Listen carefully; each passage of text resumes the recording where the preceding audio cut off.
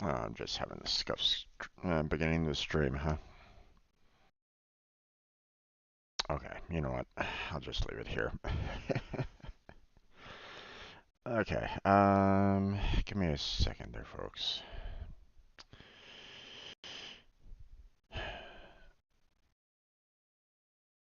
I did not get everything prepped yet, so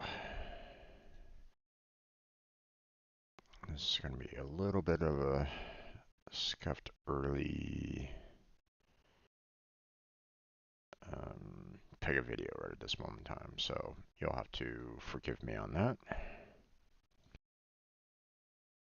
I'd forgot that I left the scene collection from yesterday's stream still active, so wanted to switch it over to my main scene collection for the Pega study session, and well, yeah. Alright, looks like everything is ready now. Let's go ahead and switch it on over to live. There we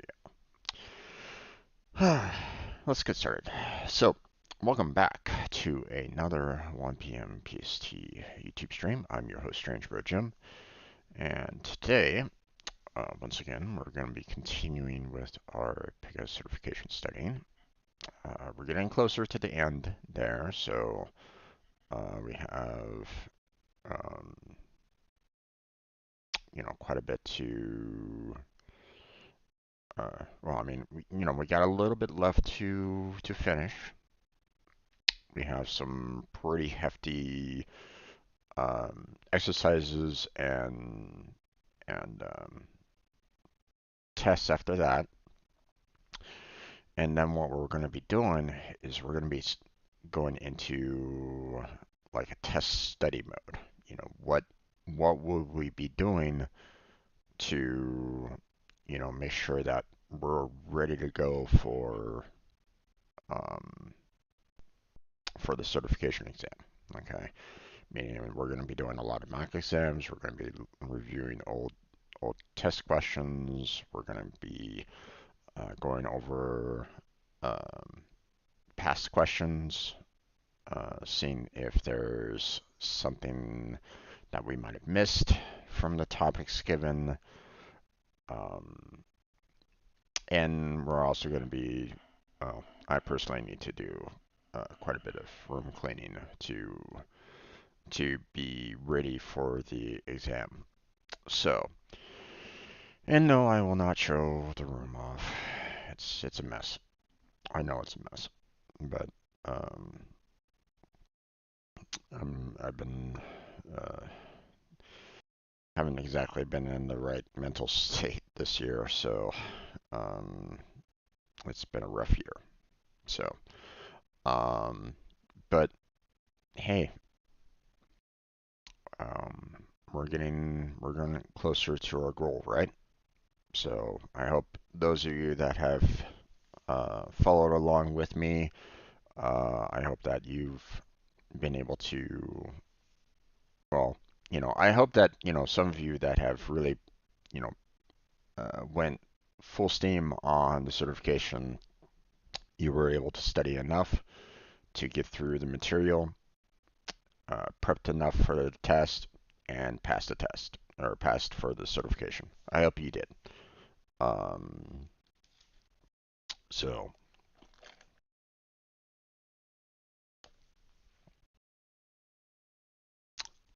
so um, that's my main goal, and probably in the next 2 weeks or so. That's what I kind of figure. In about 2 weeks, um, we'll probably get to a point where um, we should pretty much be ready to go. Pretty much. Not saying that we will be there, but you know, um, we'll see what we can do, right? Um, so,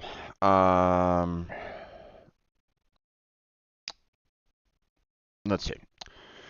let me explain who I am, what these videos are about, and you know, and we'll proceed on to the studying for the system architect certification. So, uh, if you don't know who I am, a little bit about me is that I'm currently a unemployed software developer. Um, I've been applying for all sorts of entry-level jobs, just trying to get something out there. Um, you know, this is, another, this is the second language that, the Pega environment has been pretty much the second um, process of learning a new language for the job and that I've ever had to deal with. Um,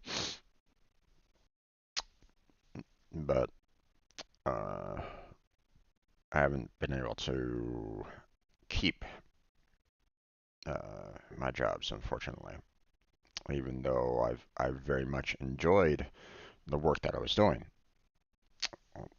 My nose is starting to run. Pardon me.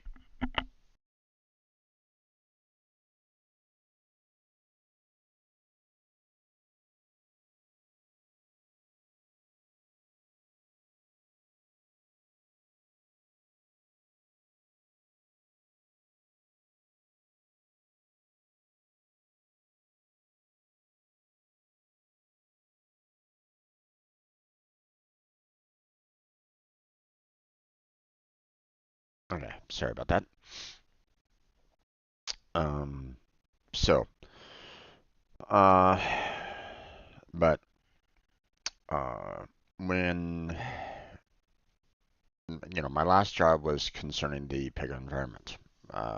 Me and about like 20 others or so, we were uh, trained by an authorized training partner that really wasn't all that great. Um, Pretty much every single last one of us went self-study to get the certification. Um, so, and even the guy's coworkers knew that, he was messing up too. So it wasn't just us. You know, you could always point fingers at us and go, "Well, you apparently were, really rambunctious kids." Blah blah blah. No, he was really messing up a lot, and his coworkers saw how he was messing up too. So, so no, it wasn't just us.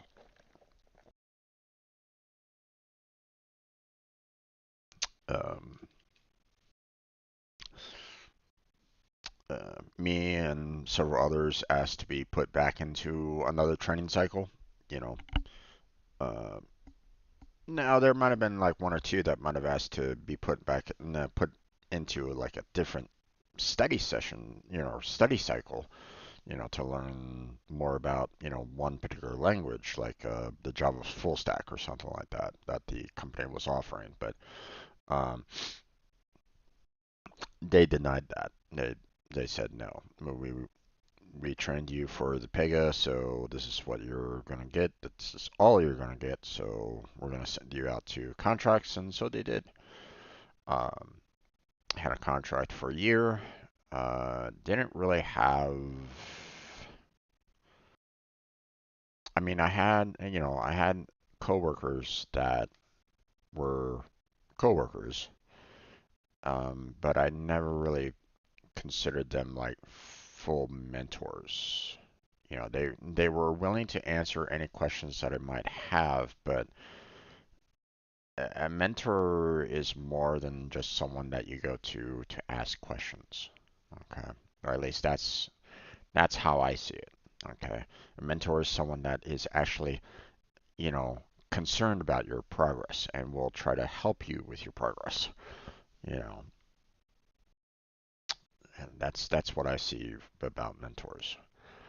Um, I mean, let's see. What is what's the definition of mentor?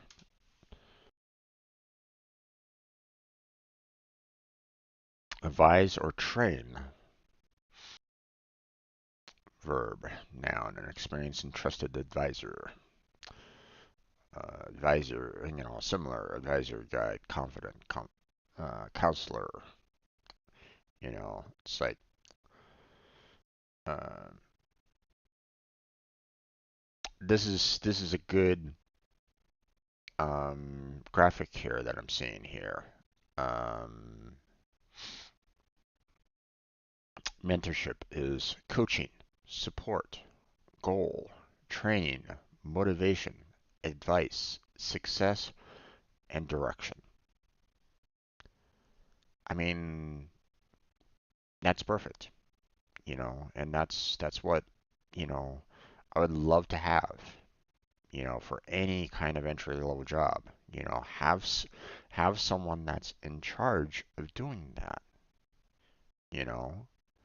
Every job should have a mentor that will handle all these kind of ideas, you know, for every single new entry level hire that they get. Okay, because you want to grow them into the senior developer.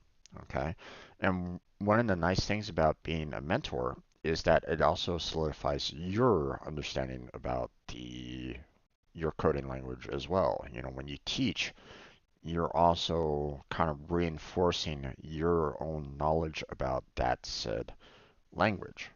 So um, I see it personally as something that both the the mentor and mentee are getting um, useful um, useful training. You know, the mentor might not see it, but I mean, when it comes right down to it, they are. But uh, but just know that I'm not an authorized training partner, and this is not meant to be an instructor-led training. Okay, I'm working towards my certification much like anybody else. Okay, so if you're looking at this as an instructor-led training, it is not. If you want to go for the instructor-led training, you're welcome to do so. It is hosted by Pega Academy, but it is a 2-week course. It is $5,000. It is not cheap, and it's going to be jam-packed. You are going to be doing a full-on sprint when you go into the instructor-led training. So if you want to go that route, if you have the money for it and you have the time for it, just know that you are going to be running hard, you know, at the very start. They'll put you on the starting podium and they will fire the gun and they will say run. So, you will need to take notes, you will need to take video recordings, and you will need to ask a lot of questions. Do so. Okay, if you're confused about a particular topic, then go ahead and ask those questions. Okay, feel free to ask those questions right now on either in my chat right now, while I'm doing these live streams, or put them in the comment section, for these videos. Please do so.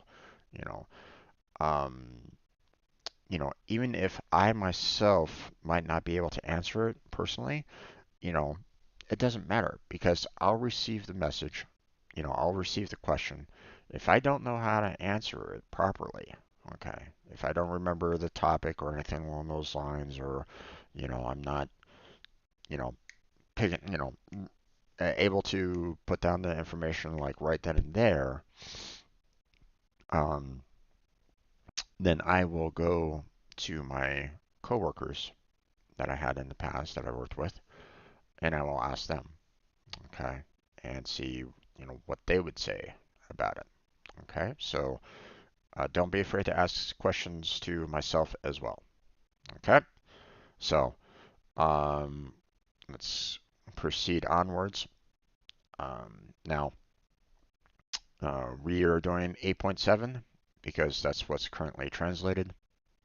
Doing it for anybody that, you know, maybe you understand the English language hearing it, but you might not have the reading, completely down, which is understandable.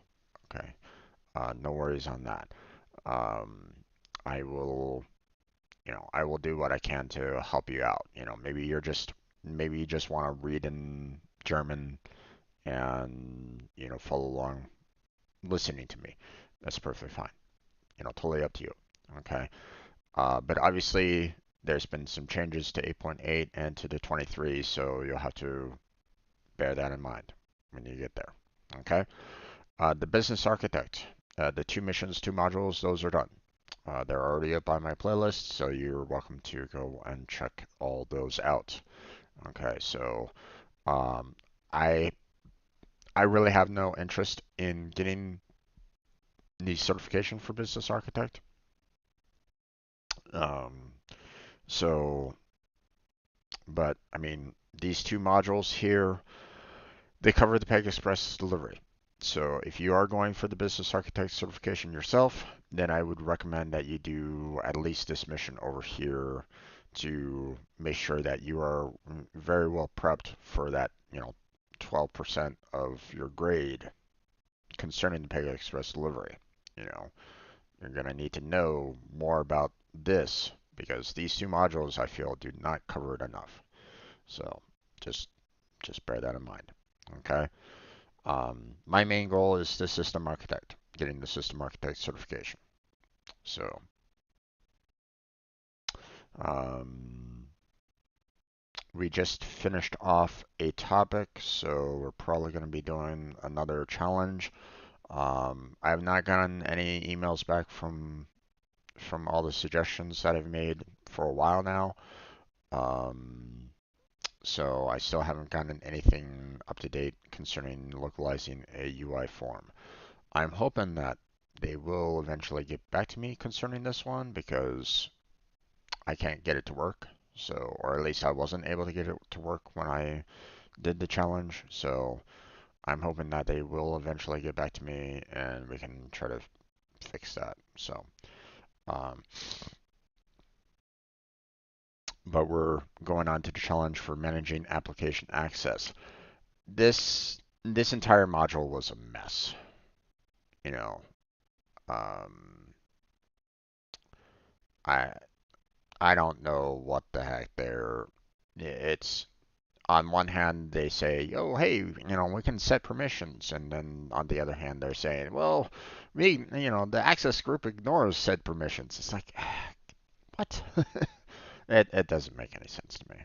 Uh, so um, so I don't know what they're going on with here. I feel like they're confusing themselves about the Pega platform. I feel like um, there's a problem with their permission set. If you're if you're saying that, anybody that gets put into an access group is automatically given all the rights in said access group, it's like, then what's the purpose of giving any specific roles permissions? It doesn't make any sense to me. So you might as well just leave it to the access groups and that's it, you know.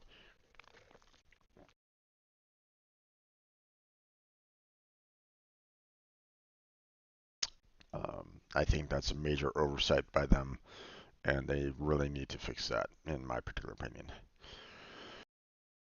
So, um, they say this is 5 minutes, and already I see three different logins. Yeah, it's not going to be 5 minutes. They're basically going to tell me to, log out and log back in. That's going to take longer than 5 minutes, there, guys. Um, all right, let's go ahead and initialize the instance there. Okay. The challenge walkthrough is meant to kind of walk you through the all the different steps in the task. But if the detail task is set up correctly, if it does A, B, and C properly, then you won't really need to worry too much about um, you won't really need to worry too much about, looking through the video. Okay. I only use it if steps A, B, and C, you know, like the ordering isn't exactly there in the detailed task. Like maybe they just go from A to C and skip B. Okay. Then I may use it. Okay, but it's not very often. And um, I think the one time that I really used it was when we had the ending exercise, and that was about it. So the scenario is Go-Go Road product managers want to restrict access to development on the new vendor case type so that only approved roles perform updates. Yeah, good luck on that. Configure permissions on the new vendor case type to prevent anyone with a user role from performing any actions on the case type. Uh-huh. Um,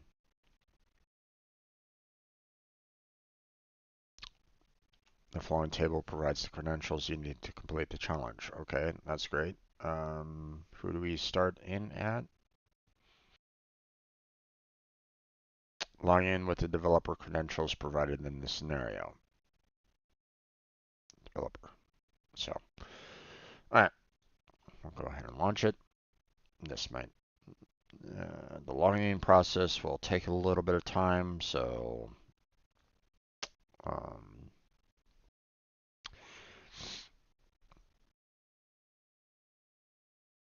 okay, so first off, we head to Dev Studio because it will load up App Studio right away.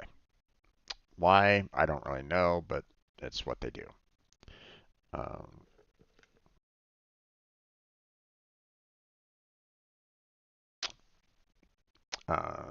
then we click Configure, Organ Security, Access Manager, and Work in Process to view role-based authorizations for each case type in your application.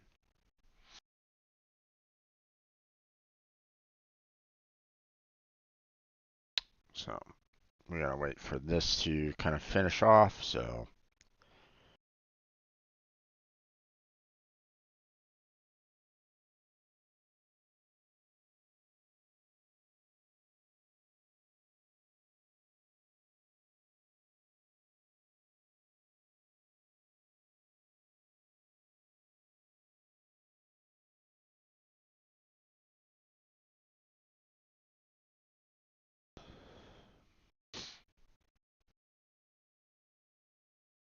okay,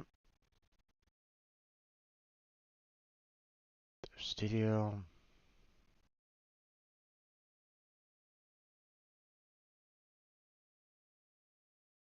Configure, Org Security. What was it? Authorization? No. It was Access Manager and Work in Progress, right? Yeah, there we go.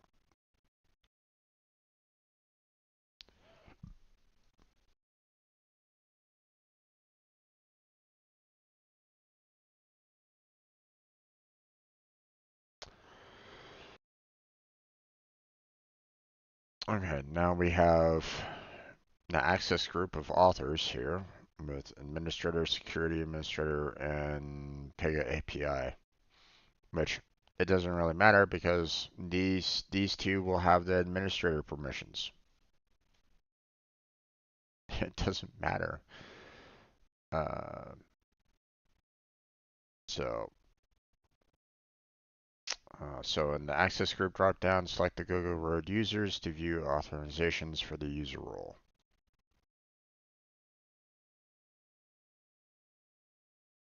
So there's that. Users managed, and then the users themselves. So under case types, expand new vendor to display the child rows. Okay.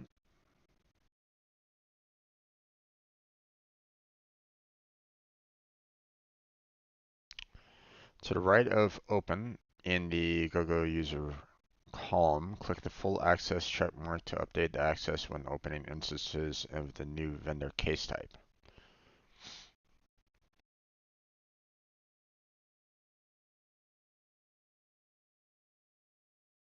And then we select no access. Okay. So we click on that, and then we give them no access.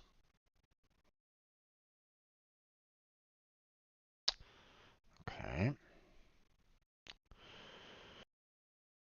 For the following rows, repeat steps 5 and 6 to set each child row to no access authorization. So for new vendors, we would do run reports, modify, and view history. So run reports, modify, and view history. Okay. Changes in the Access Manager are saved automatically. You can click refresh page icon under Access Group to verify the changes saved. I mean,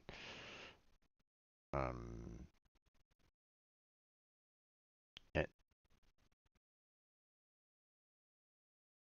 have the changes been saved?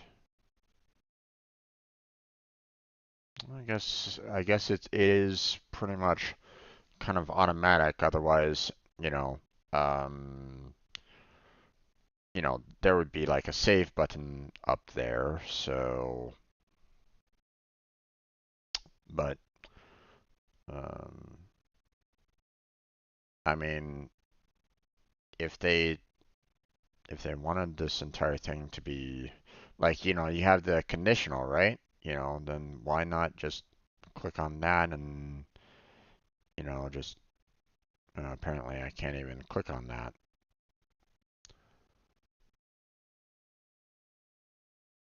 Hmm. It's only for those, huh? Okay. Apparently you can't click on this here to like affect the entire child set, which I think is an oversight on their part. Because, if I wanted to say like, hey, I want to give, users like full access control on new vendor, then, it'd be pretty nice to be able to just kind of click on that, select full access, and there you go. Everything's done automatically.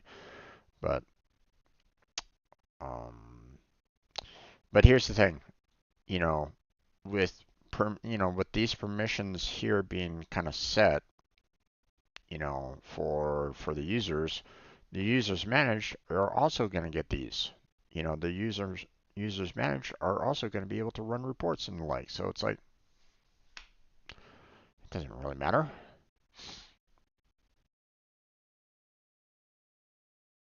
So, but apparently, it's been saved. So, okay. So in the lower left, click the profile icon and click log off to log out of Pega platform. Login screen is displayed. Right, of course. So,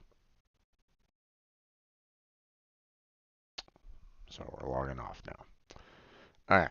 Now, log in to the customer service representative credentials provided in the scenario. The CSR user portal is displayed. Okay. So, once again, we have the same password here. And we have the CSR at GoGo Road. So,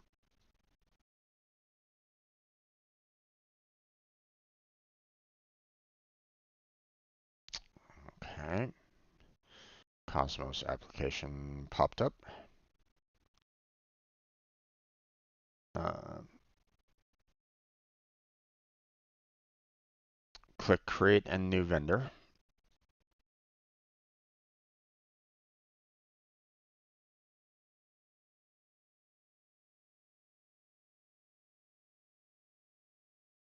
You're not authorized to create, modify, or lock instance. GoGo Road work N1001.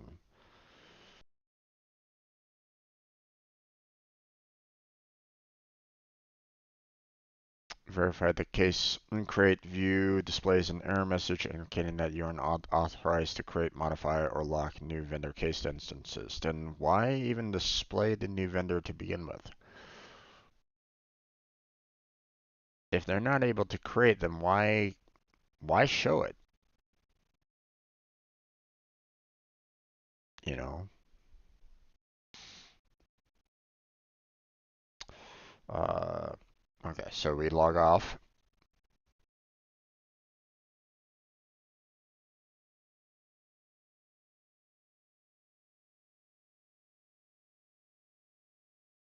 And now log in with the territory manager credentials provided in the scenario. Territory manager's portal is displayed. So I don't think I've done this one before, so this might be a little bit. Yeah, I don't see that here, so let's go ahead and grab this.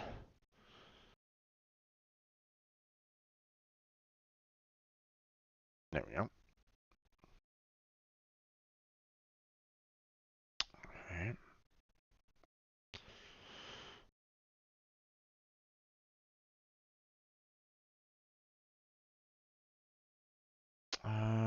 Click create a new vendor.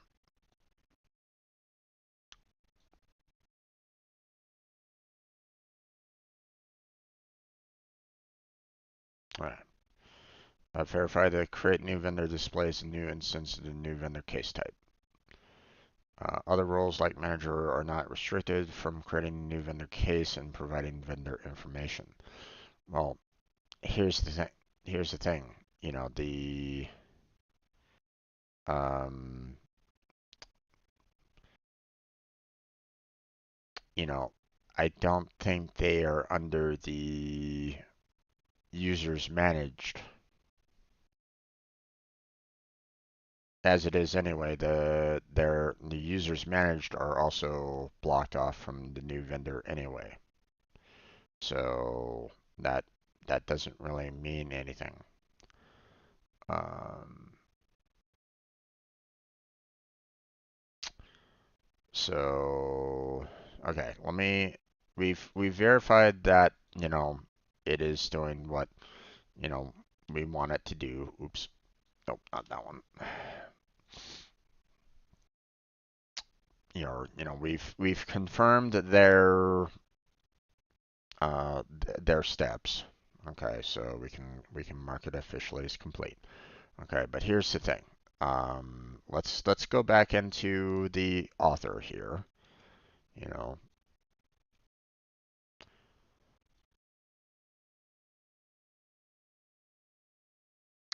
and let's go back to.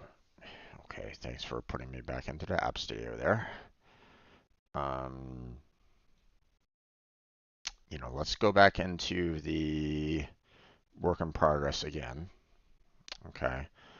Um, now, um,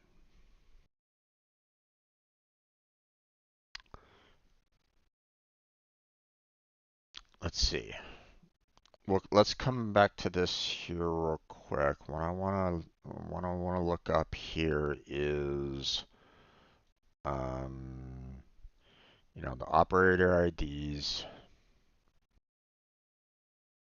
and I want to look at the um,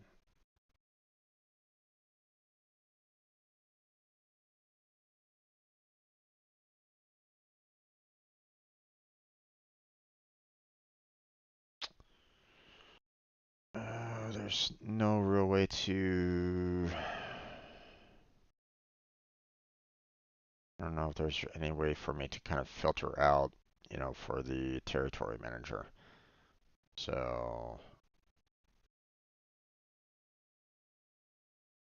or, search, do an actual search for it. So, yeah, maybe there is. Let's see. There we go. Okay.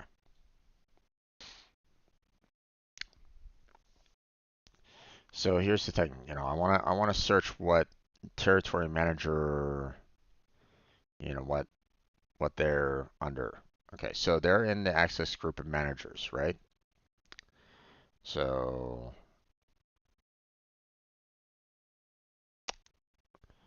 um,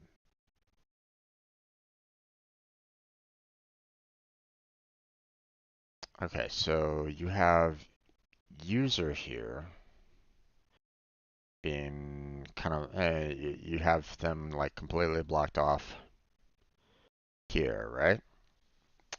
So, um, now here's another thing that I want to do. Their filter. Um, let's see, customer service rep. Let's see. Um,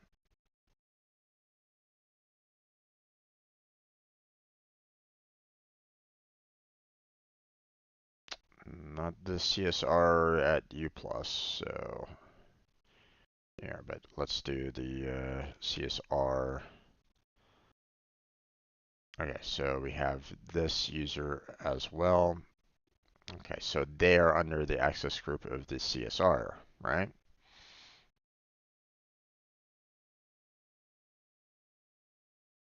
So,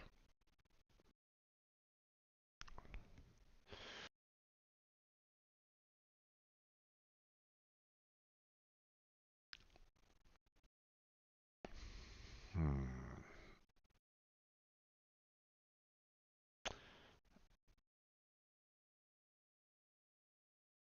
Now, what I want to try to what I want to try to do here, CSR is the ones that were like, hey, you can't. Um, I want to kind of show that, like, they showed that the CSR, you know, as a user, you can't access the new vendor because you're putting it under the, because they are under the, well, they're in the access group of the CSR. Um,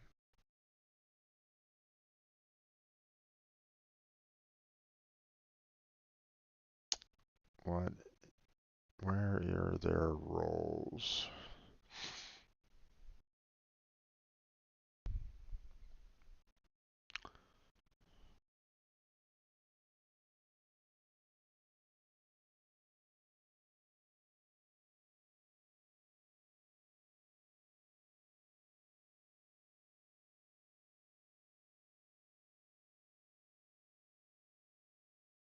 Hmm. So what I'm thinking about doing, okay, is um, we come back here and we basically say that the CSR managed, let's say that we give them full access to it, right? So then technically that should allow for us to, as a CSR, be able to open up a new vendor. Would it not? Let's verify that.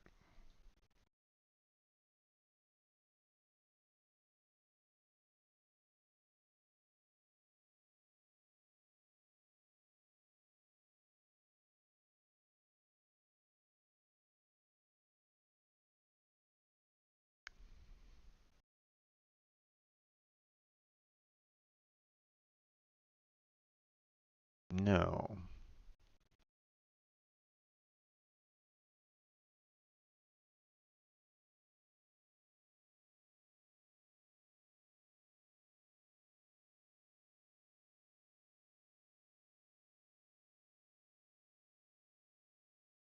Hmm.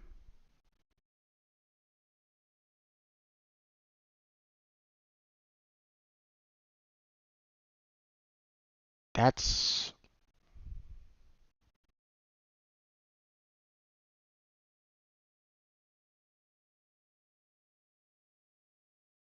Did they just kind of counter their own statement? Does it actually work the way it's meant to? Here, let me go back to the previous topic here because they didn't really give me a back button to the previous module here.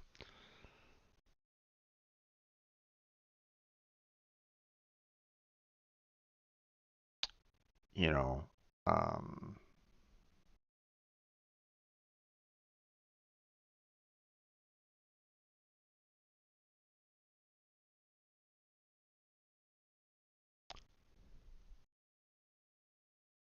um,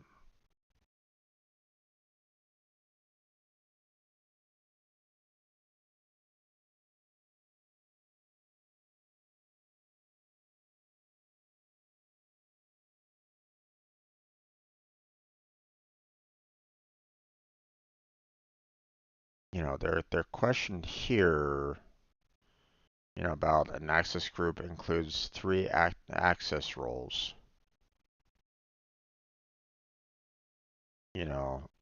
you know, this was the answer that they gave. When an access group lists more than one role, Pega platform applies the most permissive setting across all the listed roles. So, here, let's go back.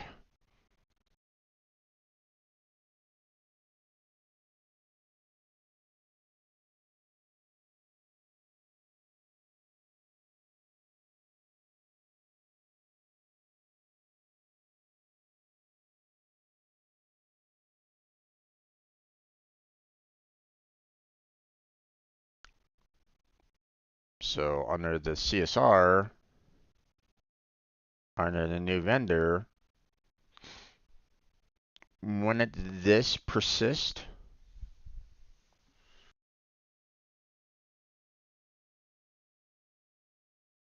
for that access group,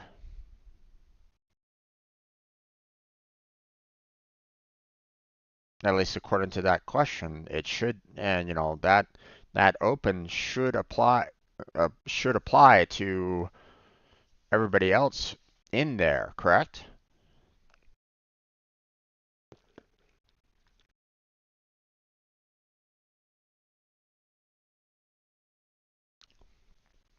It really shouldn't, you know. But according to this question, it should.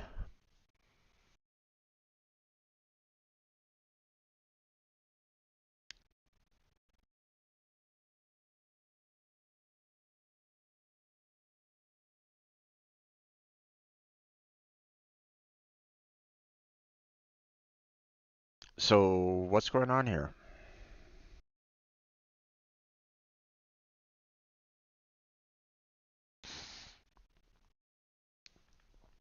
They are literally saying one thing here that is exactly being countermanded by the application itself.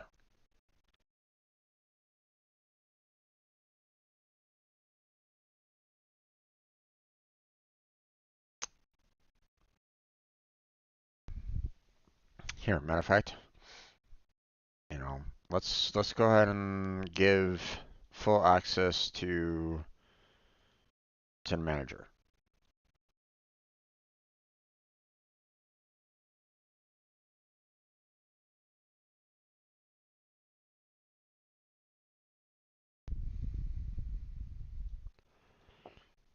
So there's no question, you know, the CSR manage has full access to this new vendor, right?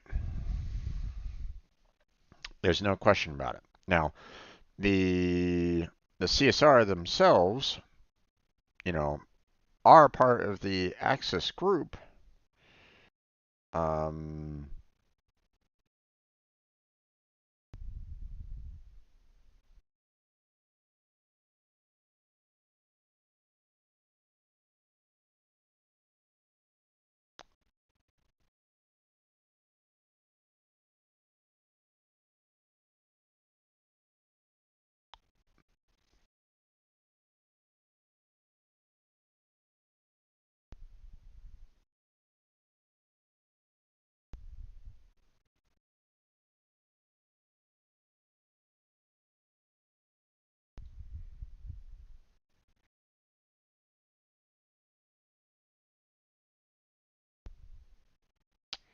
I'd like to know.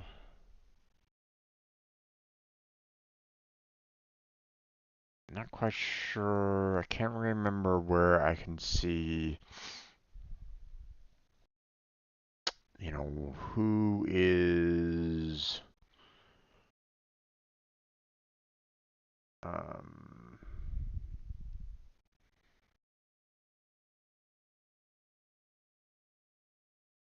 what operator IDs are on the, and with the roles themselves. Um,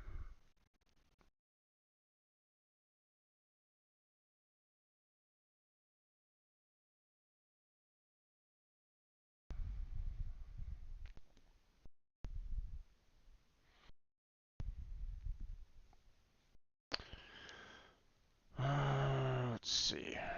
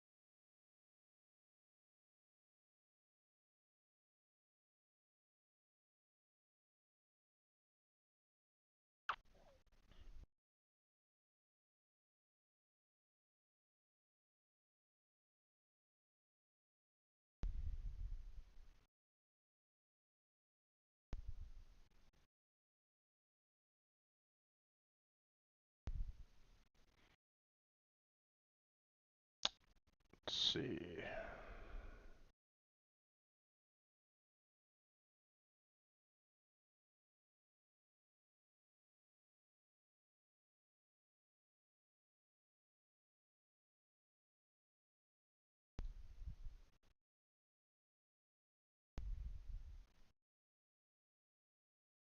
No, unfortunately I don't know exactly where it was again.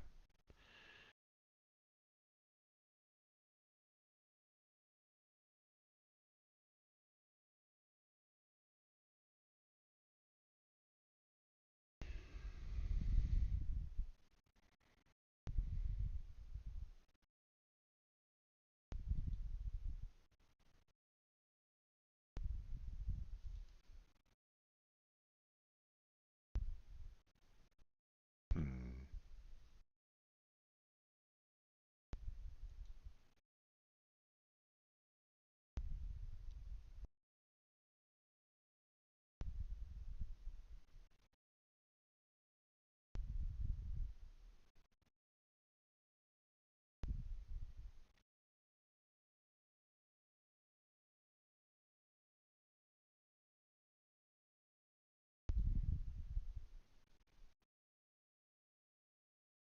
Let's see.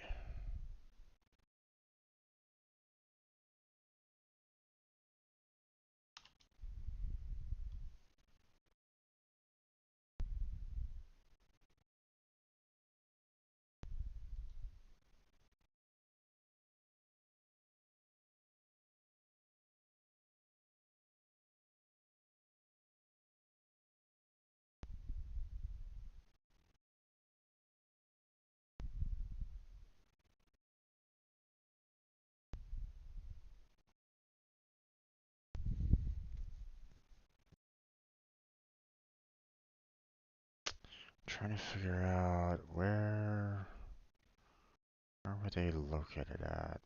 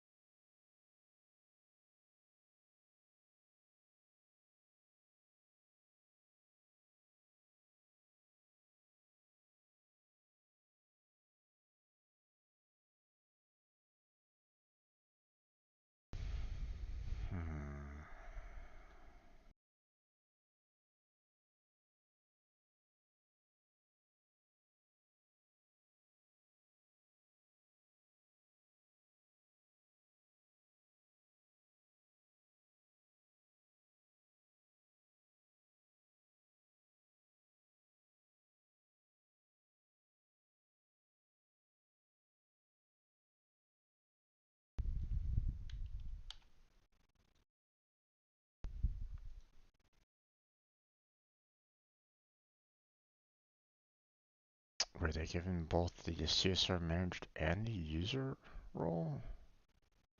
Or is this just showing the access group that they're part of? And that's it.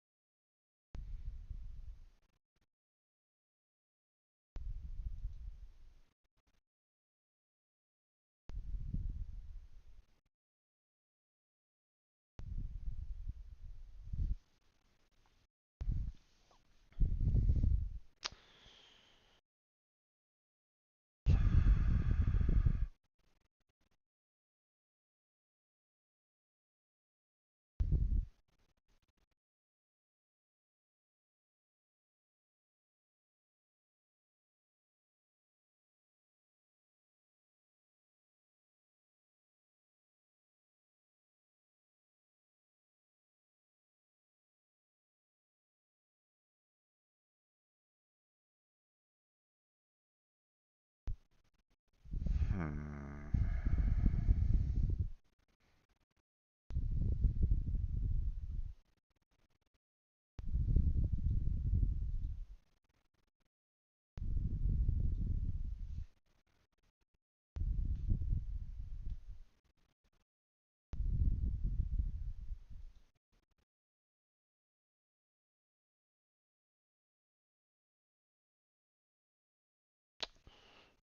Nope.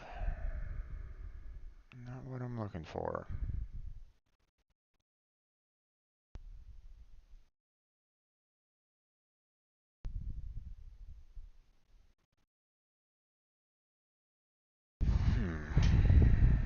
Okay, folks, I'm sorry.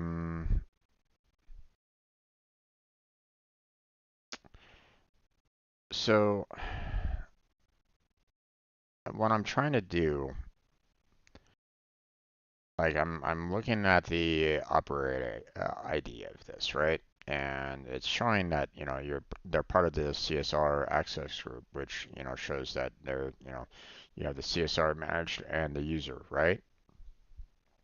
And if you look under, um, the CSR, you know, then, um, you can also see the fact that, you have the CSR managed and the user group, right? So if I switch on over to, if I switch back over to the, CSR, um,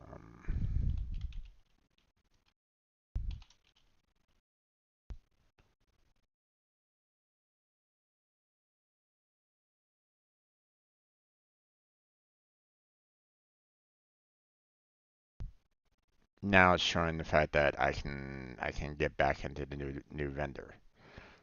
My concern right at this moment in time is, you know, what role does the CSR kind of fall into? Okay. Um, you know, because that's kind of what it's all about, you know,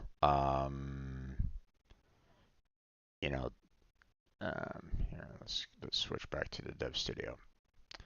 Okay. Um, when you look at the CSR here, sure they're part of the CSR, but what role do they have? Okay. Would they be considered a user? Are they actually considered the CSR managed?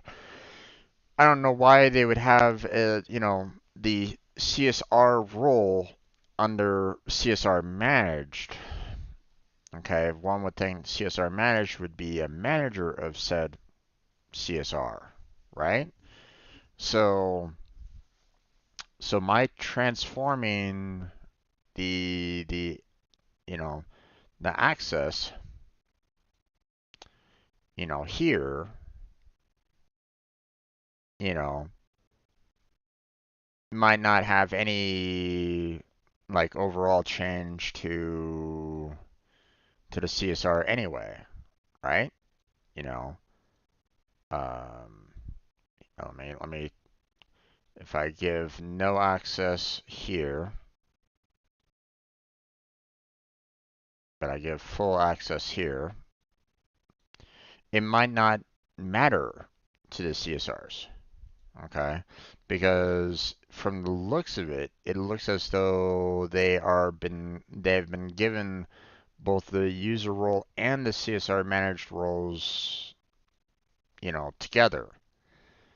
So it won't really matter, you know, if I have this kind of set to yes or no. Okay, they're both going to have the same kind of permissions. The CSR is going to have the same kind of permissions no matter what. Okay, so let me log off here and let me do this again, right? The Pega 123, and then you have the CSR, right? Okay.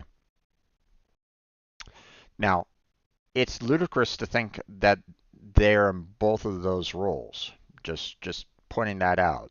Okay, so um,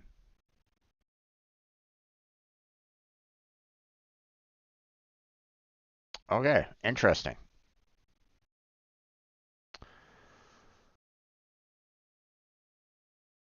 Yep. So they pretty much nullified their statement in the application access.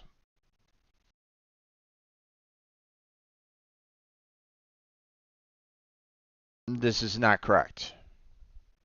There's no point that this right here is wrong. This is not correct whatsoever.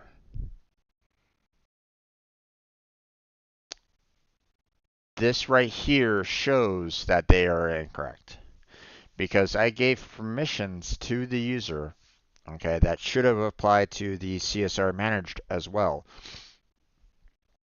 And because it's not allowing for that, means that, you know, this statement, this question here is incorrect.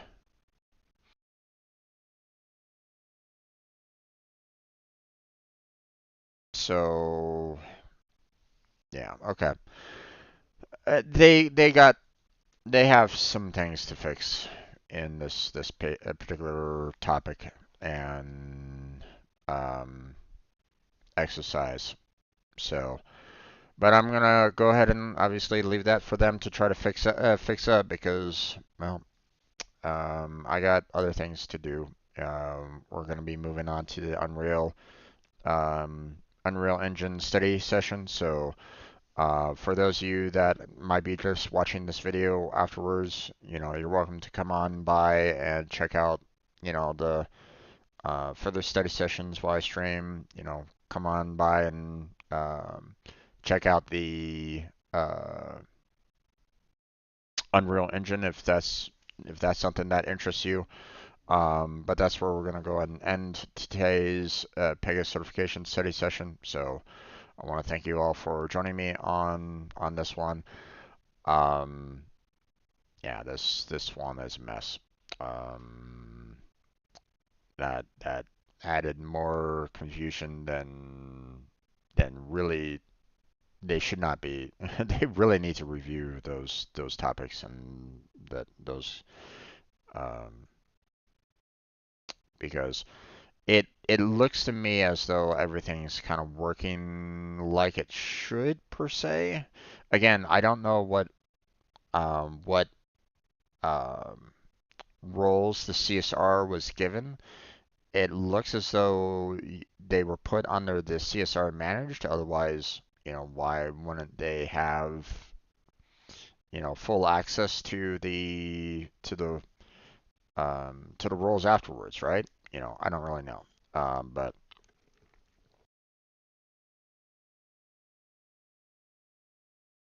But that's something for them to try to figure out and fix. But that's it.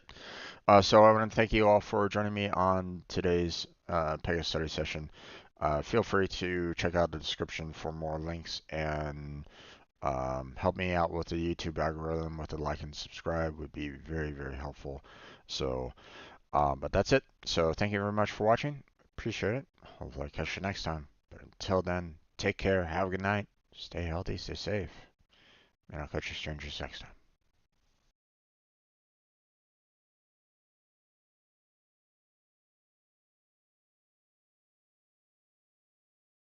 All right. Give me a second. I'm gonna switch on over to the Unreal. We're gonna start up a brand new video, and we will get started on some, uh, the next section, or continuing our Unreal study session in just a second. So, be right back. Okay.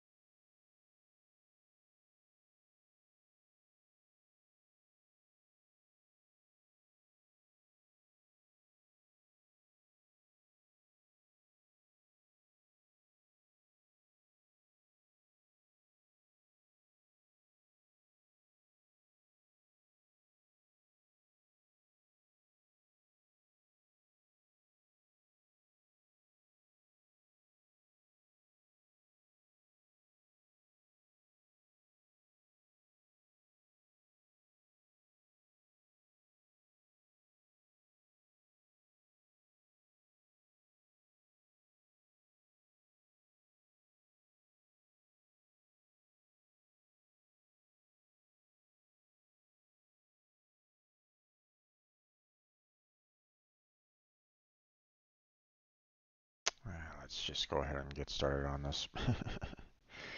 A little early on the intro, but it doesn't really matter all that much. We'll get into it. So, welcome back to another Unreal Engine study session. I'm your host, Strange Bro Jim, and today we're going to be continuing on with our submixes section study session that we started yesterday. We got, partway through. We finished off the send to submixes using send attenuation yesterday, so we're going to be starting off with the send dynamically to submixes in Blueprint. Not sure when, how much we'll get through on this, um, but we'll see. We'll see. You know what uh, what we cover and all that. Blackheart's waiting in the stage, so let me definitely invite him to speak. And there we go. Hello there, Jim. How Ha- you doing? Not bad there, bud. How about yourself? I'm doing okay. Awesome, awesome. So yeah, we're gonna be continuing on our Unreal study session today. Obviously, if anybody, we're probably gonna be making some mistakes, or we're probably gonna be like going, what's this line? So we encourage anybody that might have those answers, feel free to leave it into our chat or comment section. That would be very, very helpful for us. So, um, let's see. Anything else that I should cover? What do you think there, Mm, Blackheart? Not that I can think of right off my head. Okay. So I guess we'll just go ahead and get started then. Yeah. All right. So, send dynamically to submixes in Blueprint. So this Blueprint function provides a way for audio components to dynamically route their audio to arbitrary submixes using whatever method you choose. Okay.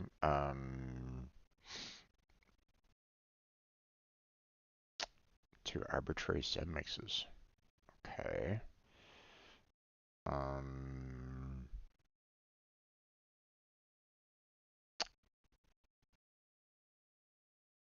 I mean, why send dynamically? So um, I guess what it is that they're just basically saying, hey, um, when you need to, when this event starts, then we need to trigger this particular audio event. Is that what I'm kind of reading into this here? The audio Yeah, and the then, audio and the submix. yeah. Although, I mean, wouldn't the audio be part of the submix anyway? So I'm kind of confused about what this I get combo how it is. treats the audio is different. Maybe. There must be some configuration that's different between one and the other. Yeah,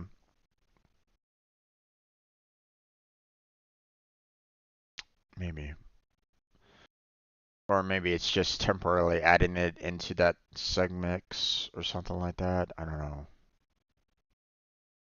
Could be just Um, another audio that doesn't need the submix. Well, the submix have probably multiple audios in there. Potentially. Um, okay, to set a submix send, you will need a target, the audio component to use for sending audio to the submix. So that's this audio, that's the target. The submix where audio will be sent. Okay, so this audio will be sent into this particular submix, okay. Okay. And the send level, the amount of audio to send, such as a percentage of total volume. Okay, so according to this, about, I guess, 50% of that audio will be sent um, into the submix. Um, so it's gonna be like, um, not as loud. Although, I I'm guessing mean, it is what we're referring to. Like when it says level, think of it how loud it's gonna be. yeah, I mean that it's saying, percentage of total volume. So, so if you'd use 100%, then it's basically, hey, you're using the max volume you know, that it's been set at, whereas if you do the 50%, then you're basically halving the volume, or you're making it half as loud as Yeah. it could be. Now, um, is it basing the percentage off of, like, you send the audio in, like, you create an audio, like a dialogue, for example, taking the volume, you're taking your mic, you're recording the line, and you're putting you know, uh, that spoken line into, the audio, or you're uploading it into the engine, right? Yeah. Is that automatic? I'm just kind of thinking out loud. I don't know if you happen to know the answer there, Blackheart, but you know, um, but I'm just thinking aloud here. Is that you know, uh, recording that we just uploaded automatically put at 100% total volume? Meaning that, like if I scream into a mic, will I consider that the 100%? Or if I put it um, into the engine, can I actually even increase that volume even more? somehow. you know, um, that's what I'm Mm, that's what I'm kind of wondering about right at this moment in time. I'm thinking like kinda like if you're recording it, depending on the settings of your mic, like if you put it to capture the 100% or to alter the volume on it as it's being recorded, that will be the one that will take us 100%.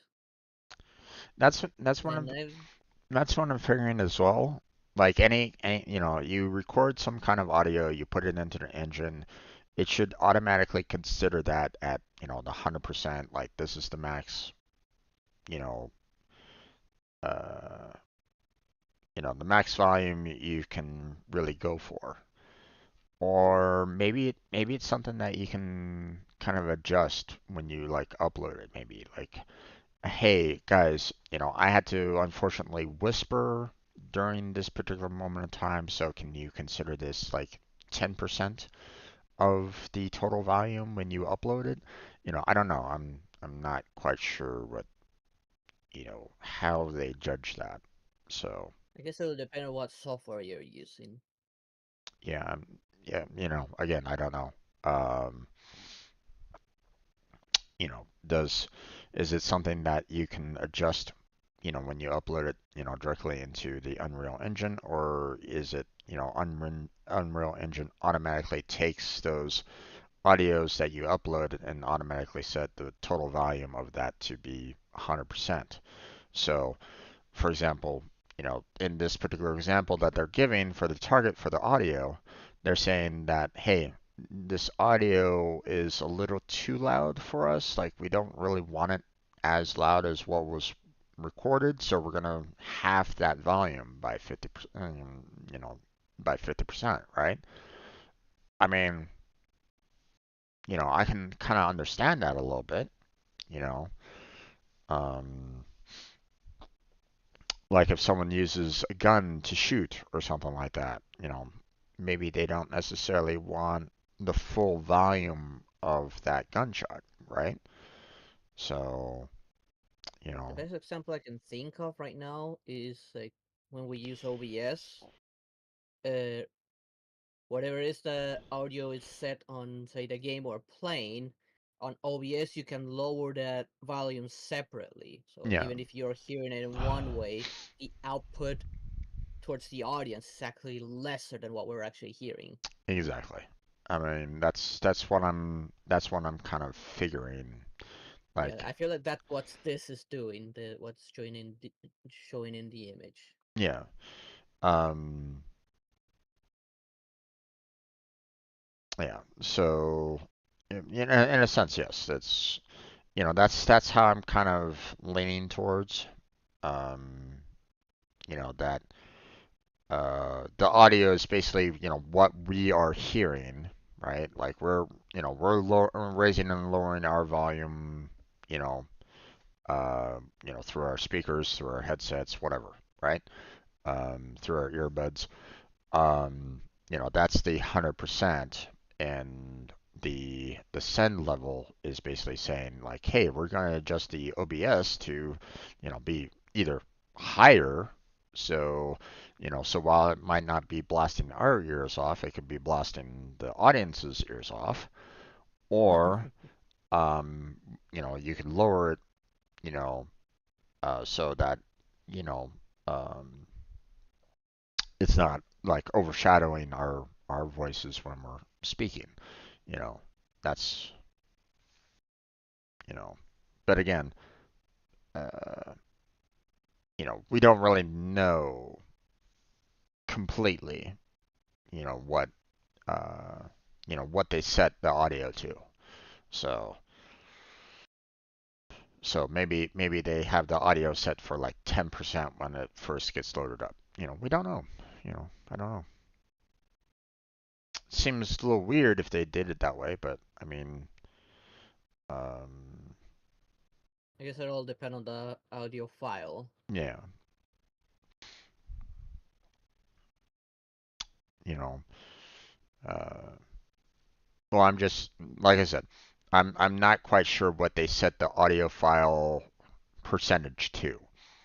You know, uh, do they have the audio file percentage set automatically to 100%, and therefore when they do the send level of 50%, they're basically having it, or is it set to like 10% when they first upload it, and with this little submix send, they're actually increasing the volume by a lot, you know, from the 10% up to 50%. I don't really know. It all depends on, how, what they're adding the audio in, what percentage. So, and I'm not really seeing where that might be right at this moment in time. So, oh well. Shall we move on or? Let's move on. Okay. Use audio volume to send to submixes. Audio volume supports sending audio to submixes in a similar way to how. Wait, hold on. Audio volume supports sending audio to submixes in a similar way to how sends are set up directly on sound sources. That's a little bit of a confusing sentence there, but um, they really should like capitalize sends if it's meant to be more of like an application, you know. But the primary difference is that the submix send is based on its location relative to the audio volume geometry. So the properties of the submix send array are identical to the properties that are directly set in the sound sources themselves. Okay.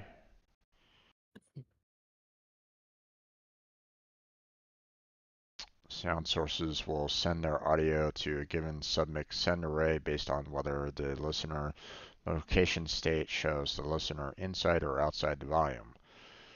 Audio volume also supports submix override depending on the listener location state. The submix is overridden by a specified effect chain depending on whether the listener is inside or outside of the volume. Hmm.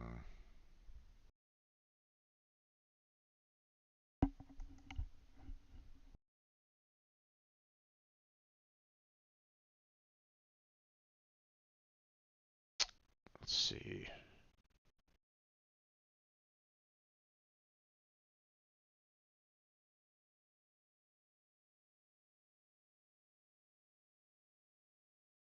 Okay. Um,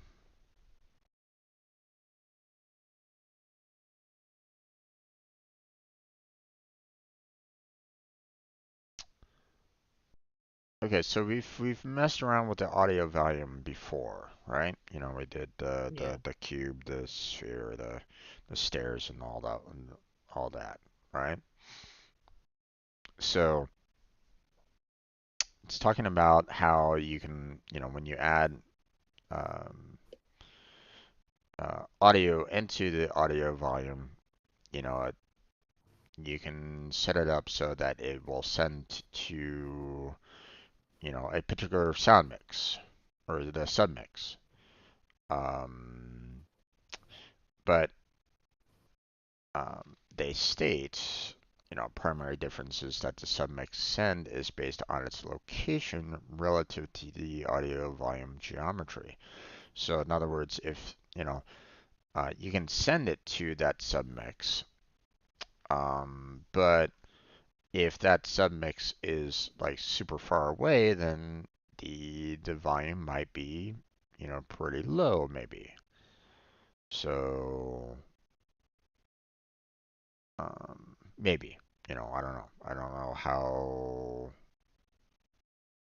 what's kind of going on there. Um, Yeah, from what I'm seeing, it's like similar to sound classes, but instead of putting the sound class on the audio, you're putting the submix to the audio volume instead, altering its behavior.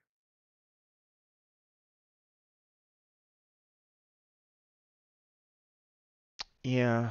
Um,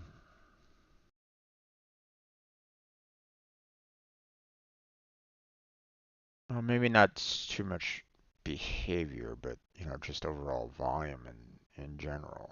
Unless of course there's a way for you to, you know, um, uh, like enable some form of like reverb or like the um, some form of echo to it, something like that. Maybe like if your audio volume is like blocks away in a city, for example, right? Like you're talking about like a manufacturing plant that might be, like really loud, really noisy right at this moment in time. And you're a couple blocks away, you're kind of like walking towards that audio volume. You are that submix send, I guess.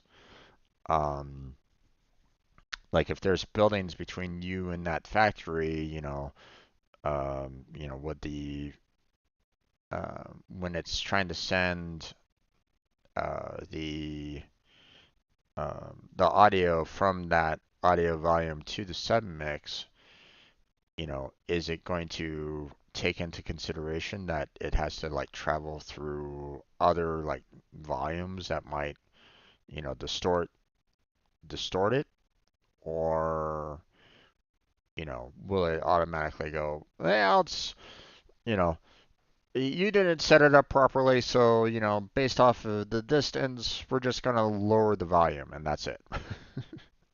you know, uh, not sure, personally. Um,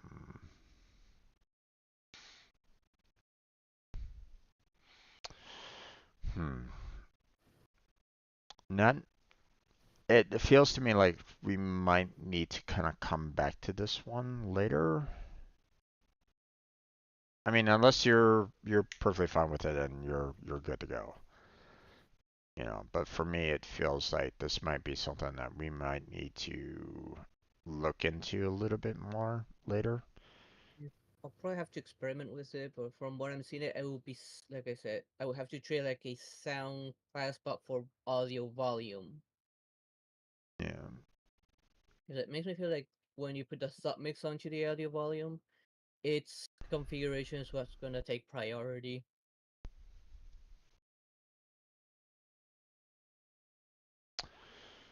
Well, I don't know if the submix itself will take kind of priority. Because Um, on the sound mix itself, you can set the minimum and maximum distance, which is the attenuation. right. You can set the level, minimum, maximum, and you can also alter the wave. Audio volume doesn't have that much, and that's why I feel like the audio volume would use the sound mix configuration instead of its own. Sort of like what sound class does to a sound whenever we put it to it. When we tell it's an ambient, it'll treat the sound like an ambient. Yeah. Hmm. And so this would take some messing around with to Yeah. fully understand it. Yeah.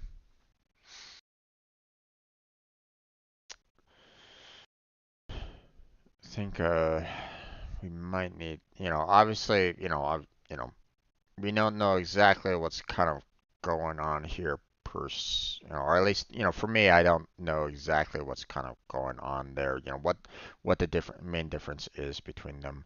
Obviously, we may need to kind of consider looking up a tutorial video for that or something like that, if there's one. Again, if anybody knows of a particular video that might explain that a little bit better, then I welcome the link. Um, but um, or if anybody wants to explain it better, then that would be fantastic. Um, but yeah. Um,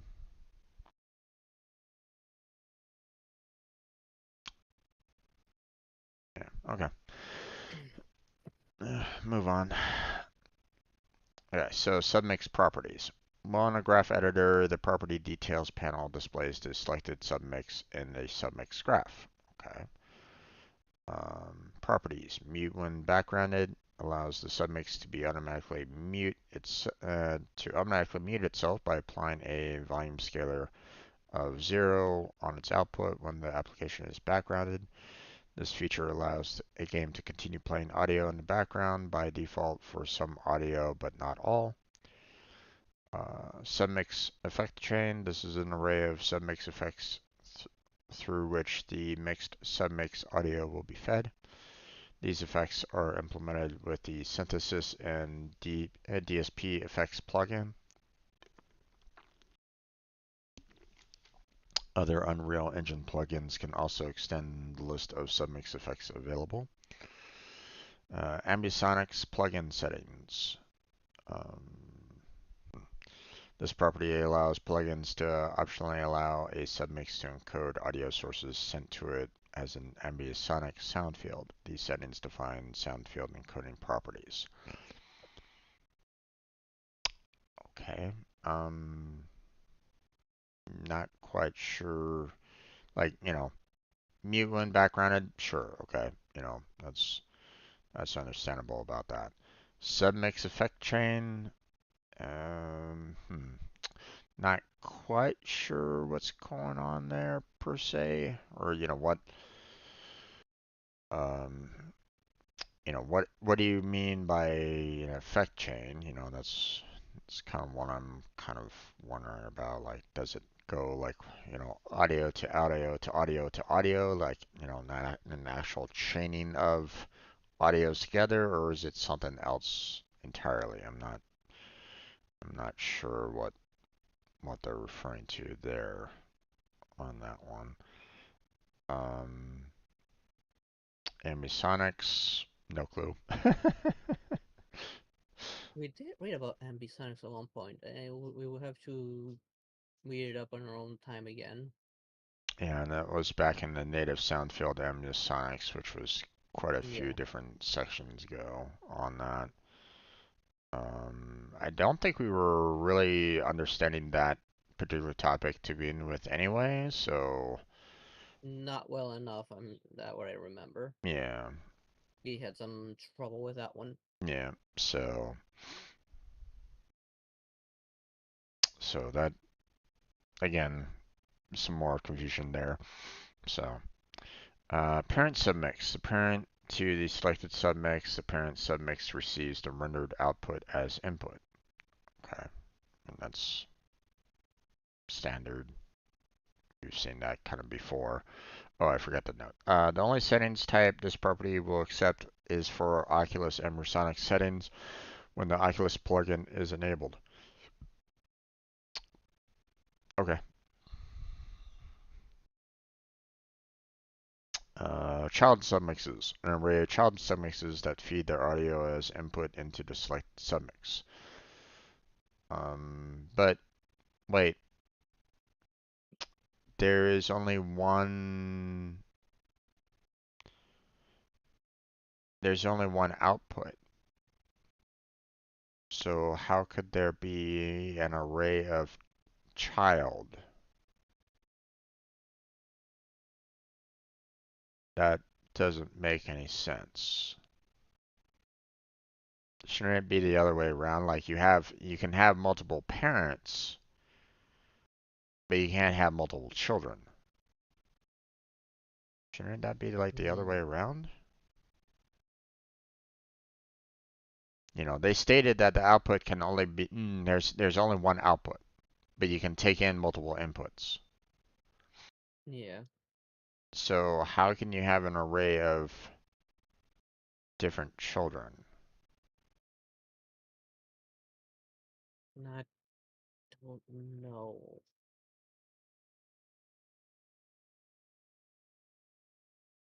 Matter of fact, wait, hold on. They're showing that the master EQ submix default and master reverb submix default are both children. But wait, shouldn't these be parents to the master submix default? Hmm. Not sure. That seems very suspect. But Very confusing there. we'll probably understand it once we get to the blueprint section of how this is actually read. Yeah, I don't Because know. it's using the blueprints configuration and maybe it's a little bit like backwards how it works. Hmm.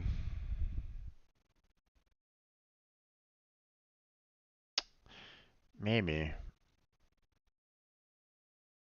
But I mean, my problem is that there was another image that showed the exact opposite of that. Um, The regular submix showed it as a parent. The master submix is a repeated image, and it doesn't say parent on the master one, only on the regular submix, which it never really tell us what the difference is between one and the other.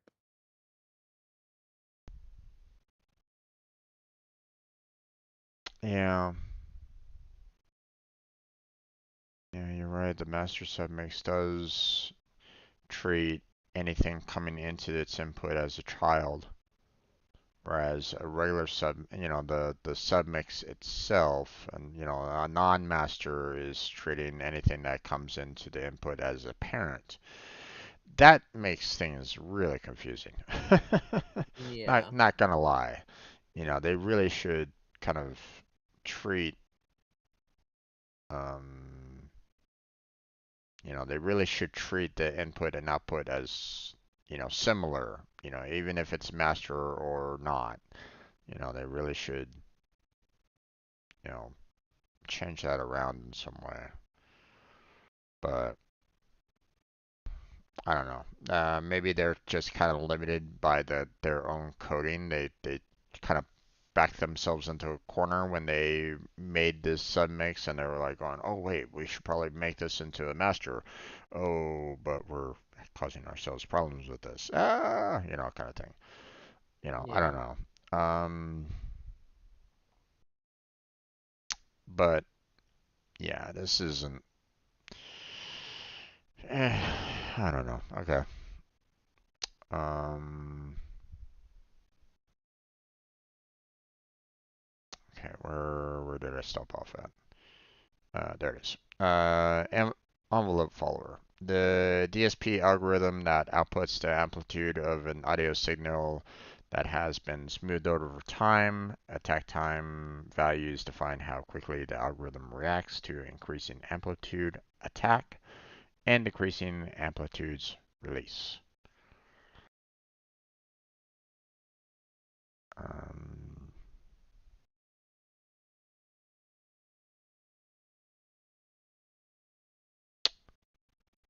yeah, I'm not quite sure what they're really talking about there. Not gonna lie. Um,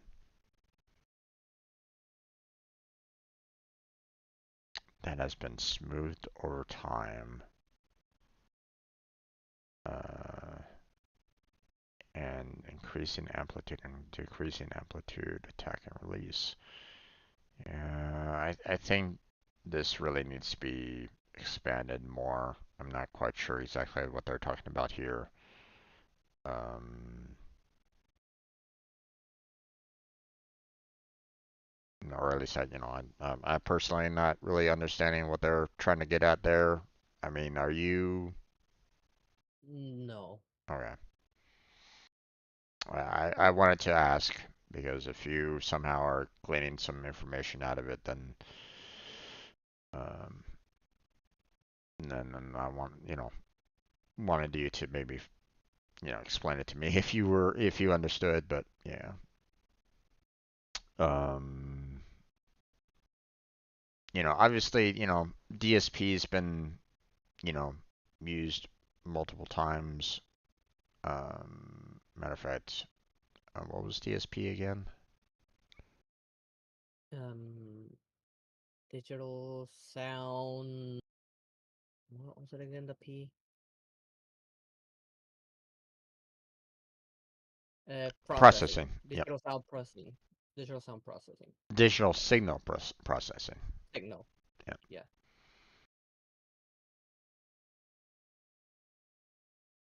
So I mean, we have that, but um, but again, even that is still kind of confusing.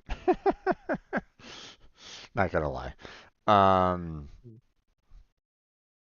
you know, like what all goes into a digital signal processing.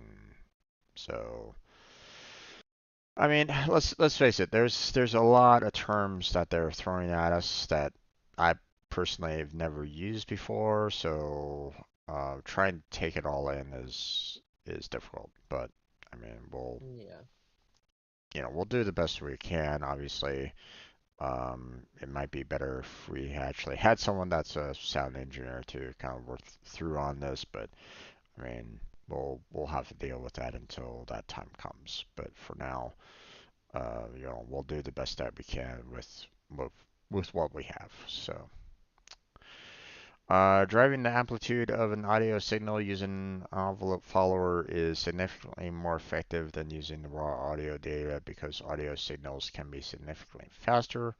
For example, 48,000 samples per second than game frames, for example, 60 frames per second. Um, Submixes also have a blueprint API that allows a blueprint to receive an amplitude envelope for audio rendered in a submix.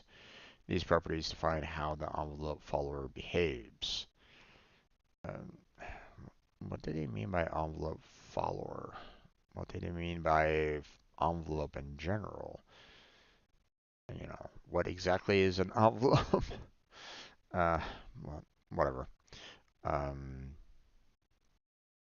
Submix level controls the overall volume levels for the submix. The values in the category can be optionally set to display linear volume gain, such as zero point 0.0 to 1.0, or decibels, negative 120 decibels to 0 decibels. The decibel is a common volume measurement that accounts for the fact that volume is perceived logarithmically.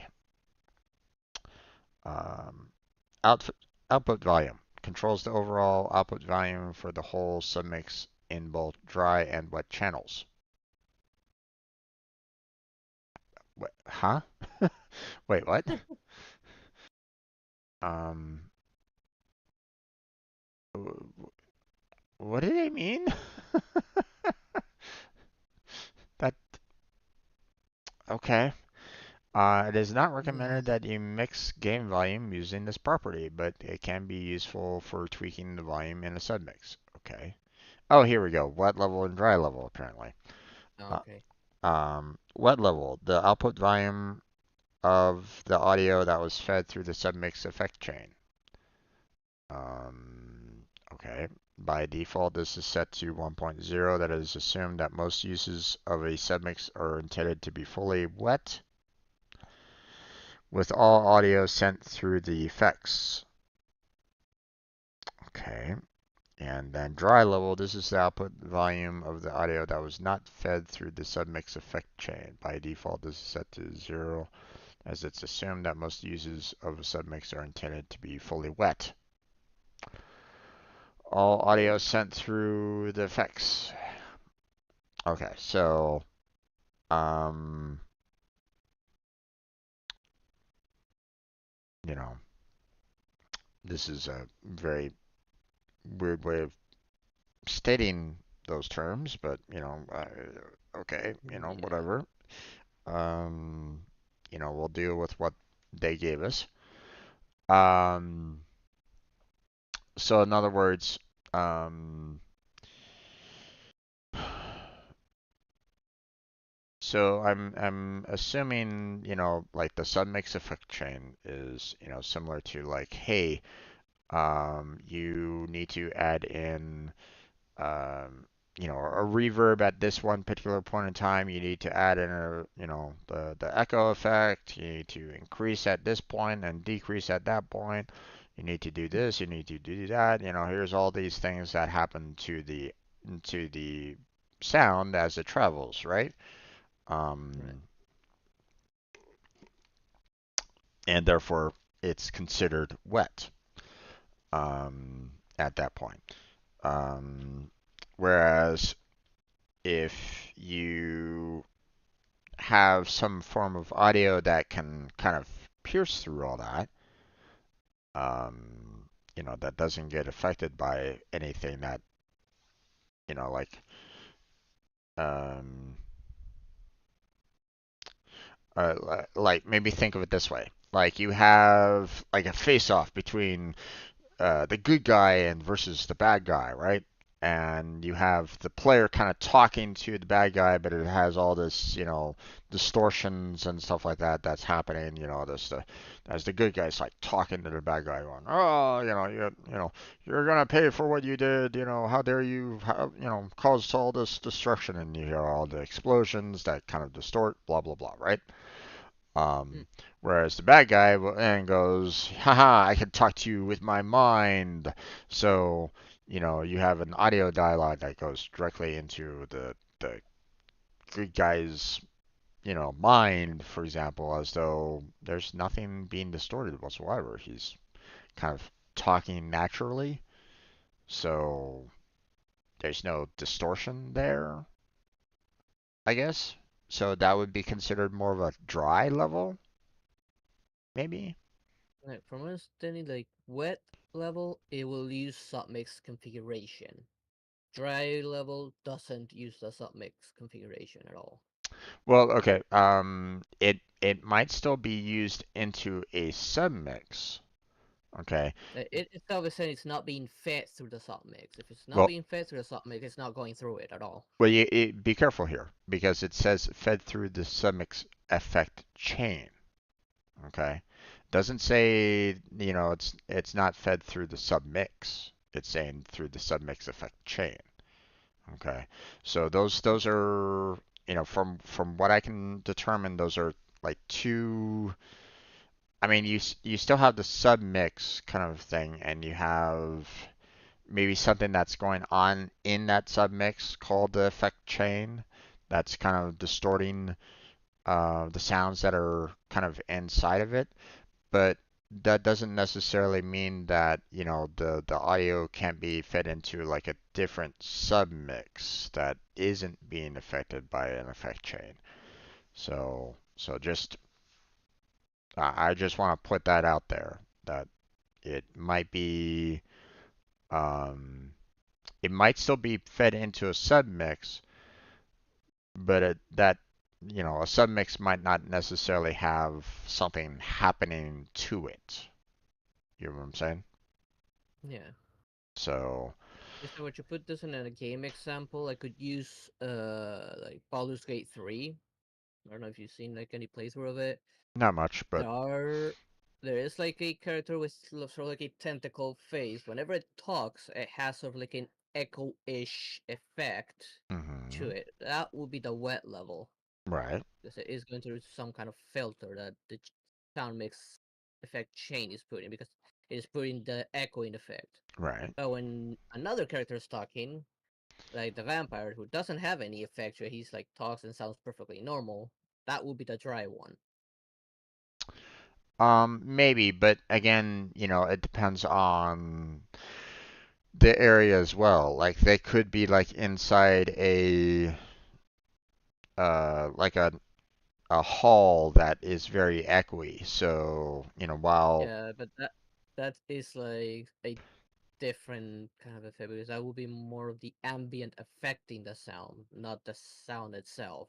but that might be still a part of that effect chain though. That's my point. It could be, the sound might be entering into that particular submix of being inside that hall, and the echo effect is like distorting that particular sound happening. Yeah, in this case, it So, wouldn't be. Like I said, I had been watching some of those streams. I heard them yeah, already.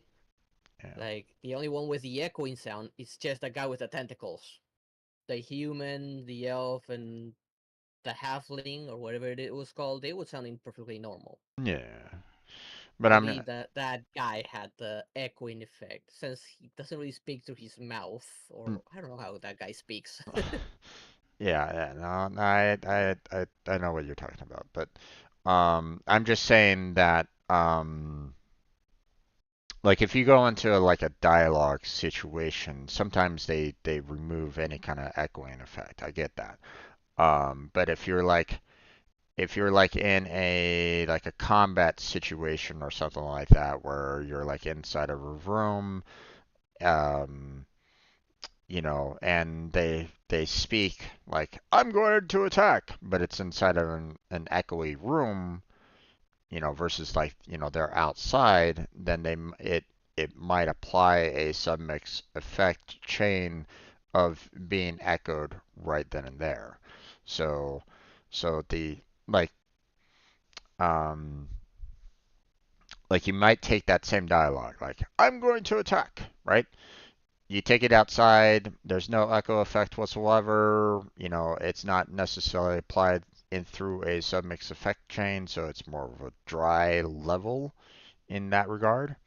Whereas if you go into, say, like an echoey hall and they're like, I'm going to attack, but, it kind of echoes, then that might be that wet level of, having that, you know, uh, echo nature to it being added into that or something.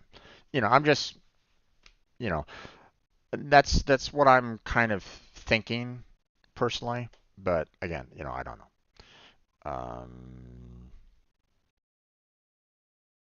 I don't know if I'm on the right track or not on that, but that's how I'm kind of thinking about that for the most part, but we'll see. Yes. Um, okay, so it's already 3 o'clock, my friend, unfortunately. Yeah. And Need we to go get some food. we still haven't gotten through the rest of this, unfortunately. So, shall we go ahead and we're there's still a lot left. Yeah. So, shall we close on down for tonight for the rest of this, and we'll try to finish this off um, tomorrow, Monday. I'm Monday. not streaming tomorrow. You're not streaming tomorrow. That's correct. So, um, well, wait. You're gonna try to stream on Monday? Well, I mean, yeah, Tomorrow, yeah, like tomorrow, no, it's not only New Year's, it's also my dad's birthday. right. So, That and that I'm in charge of the barbecue at night, and so I yeah, can't make it yeah, at no, all. no While worries. on Monday, like I am available on Monday. That Okay, works.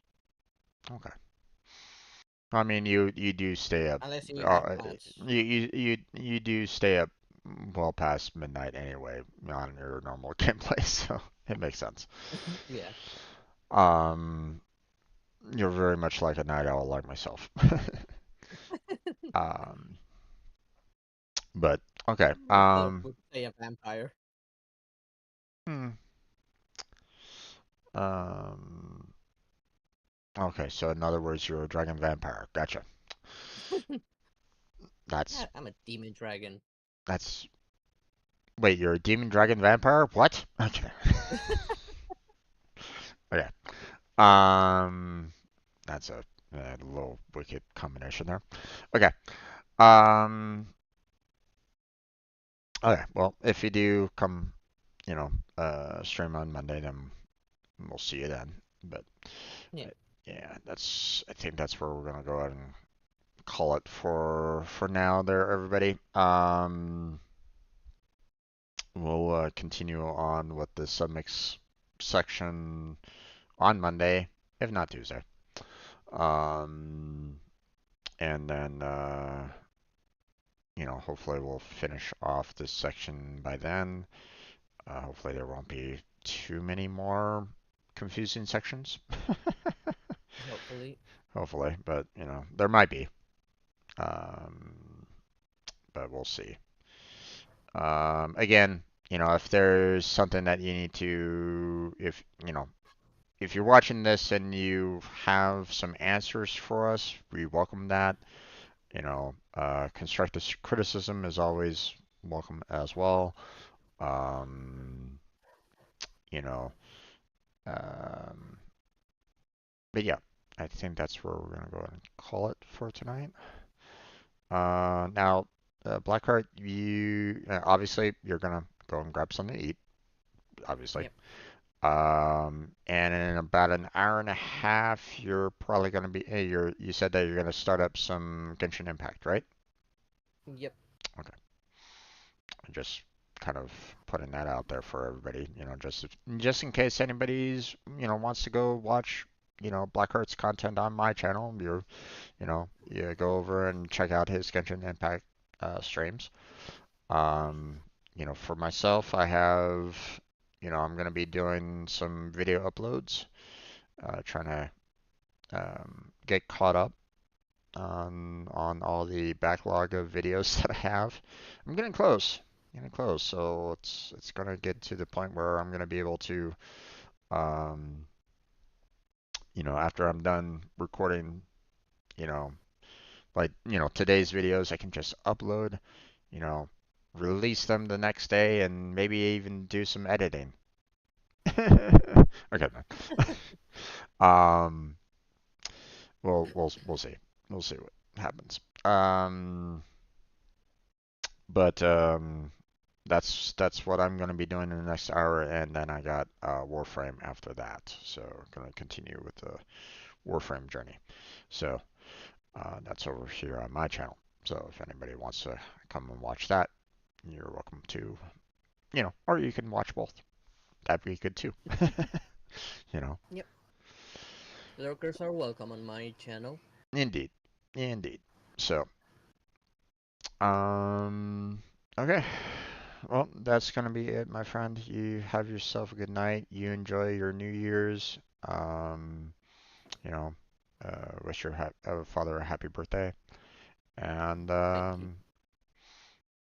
I will see you on Monday, if not Tuesday. All right? Yeah. All right. Take Alright. care. Have a good night. Okay. Catch you next time. Have a good night. Have a happy new year. Indeed. Bye. Bye.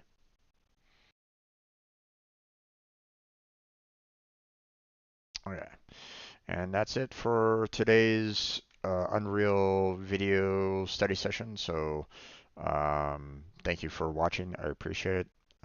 Didn't have any chatters, but that's okay. Anybody that was just kind of lurking in the background, thank you for being here. Appreciate it. Hopefully you enjoyed this study session. Maybe you learned a few additional things on it. We'll see. Feel free to say, yeah, man, you're doing good. Keep on going. You know, always looking for that positive reinforcement there, guys. So, um, also, if you're trying to study along with us, then, keep on going. Keep on pushing through. You know, make sure that you have your goals set and go working towards those goals. Okay. So, um, you know, um, the way I like to think about it is, um, you might have like a major goal that you really want to do, like um, you have like one major goal that you really want to get to, right? You want to pass that finish line and go, I succeeded on that, right? But sometimes that could be a very daunting and challenging goal. Okay. Um, say it this way. Uh, Say you want to run a marathon, right? Like, I'm gonna run a marathon. I'm gonna do that. 5 mile run. Right, right. Well, if I tried to do that right now, like I go outside and try to run 5 miles, I'd probably be collapsing. I don't have that amount of um, you know, ability, to try to start that like, you know, cold turkey. Start that up and try to run for 5 miles. Yeah, probably not gonna work out very well for me, right? So the idea is take smaller steps. You know, uh, you know, maybe it's just, hey, run up and down the street, run around the block, run around 2 blocks, run around, and just kind of, slowly increasing it over time. It's not, you're not going to be, um, you're not going to be able to hit that 5 mile marker, cold turkey without, some kind of hardship to it, right? So, um, so, smaller goals. Get yourself some smaller goals and work towards those. Okay. If you have to take a step back, take a step back. Like maybe you pushed yourself a little too hard for one particular goal. Take a step back, and recompose yourself and work back to that one goal that you had, right? So, and there's no problems with that. So, that's what that's what I'm doing with the Pega certification. That's what I'm doing with these Unreal Engine study sessions. You know, um, these are small goals. Me, doing these streams, this is a small goal. Every day I come on, I stream, you know, I do, the Pega, the Unreal, the uploads, um, and the game sessions. These are all small goals for me, and they're all leading up to a larger goal. Okay. So, um, hopefully that hopefully that motivates you. You know, um, figure out what your large goal is, but then start looking at smaller goals. Make smaller goals for yourself, manageable goals, and then keep on working towards those. Okay. Um, you know, um, think of it this way. Um, say you want to run, for example, using the example before, you want to run the 5 mile marathon, right? Well, you're not going to hit that 5 miles tomorrow, okay? I mean, unless you've been running all your life, you're not going to be hitting that 5 mile marathon tomorrow, okay? So what you want to do is you want to do, small small steps. You know, can you run, you know, perfectly with full stamina without tiring yourself out, for a quarter of a mile, half a mile, 3/4 of a mile? Can you go to the 2 miles, 3 miles, 4 miles? Then eventually you'll get to the 5 miles. But take the small steps, okay? You know, find out where those distances are and see, how much you can get there, okay? If you try to go like the 2 miles, for example, but you can't make it, like you're really struggling on it, then go back to like the, you know, 1 3/4 mile, and work on that more until you build up your ability, your endurance, and so on and so forth to, make it easier to get that 2 miles down. It's all about small goals getting to your larger goal. So, um, so don't give up on it. Okay. Um, you know, uh, maybe you know one of the main problems that a lot of people have with you know like you know like losing weight, for example, right? That's a common one that a lot of people struggle with at times, right? Um, some people think, that, hey, you know, I'm going to like cut out all this food that I'm eating, and I'm going to lose like 5 pounds tomorrow or something like that, or 10 pounds tomorrow or whatever. They come up with this wild idea that, hey, I'm going to be able to shed all these pounds that I have in just, days. It's like, well, no, not necessarily, that's not always the most achievable goal that you can do, you know. Um, think about like, what are you eating? What are you drinking? Are there, healthier solutions to what you can eat, what you can't eat, you know? Um, you know, don't give up on some of the things that you like to eat, okay? But obviously, moderation is definitely a key here. Like for example, if you absolutely love chocolate, like you can't, you love it, you absolutely need to have it. Believe me, I know, I loved chocolate way back in the day, right?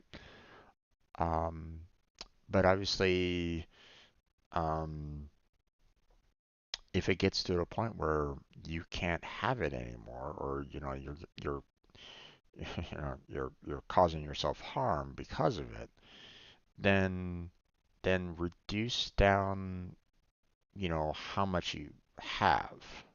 Okay, you don't have to get rid of it completely.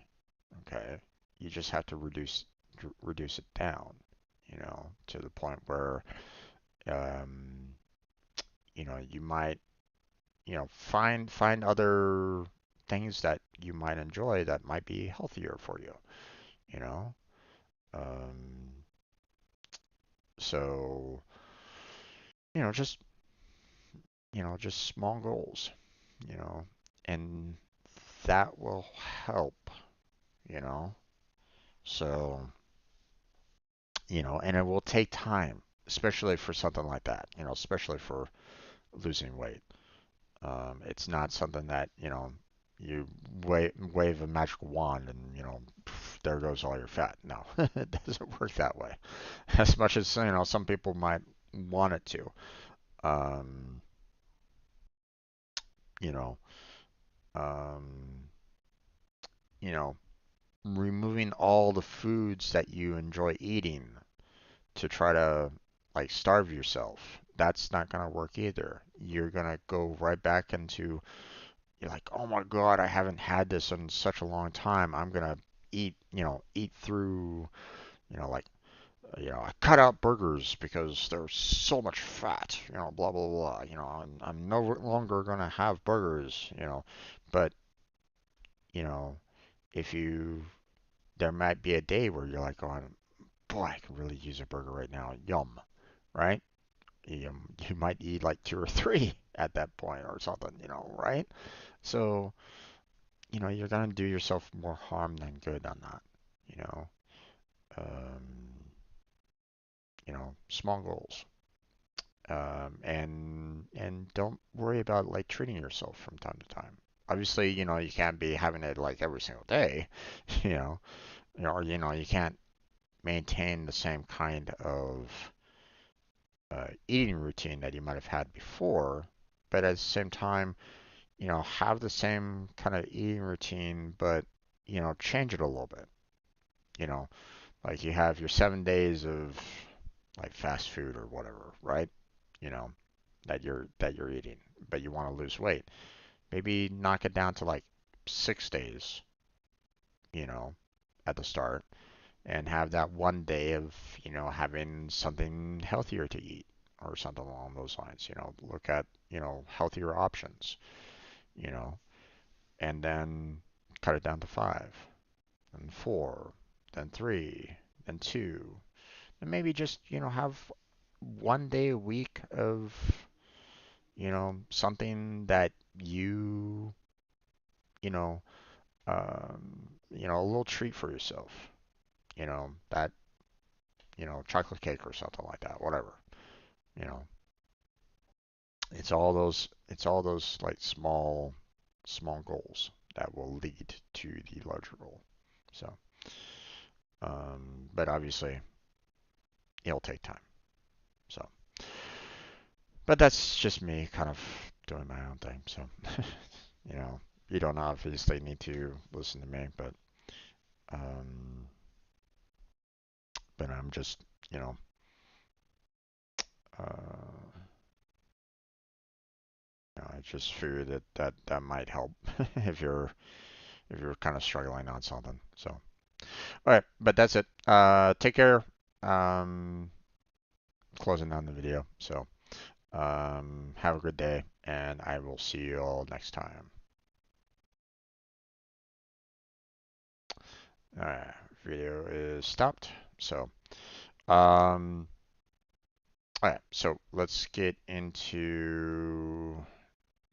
music going so my headset doesn't die on me.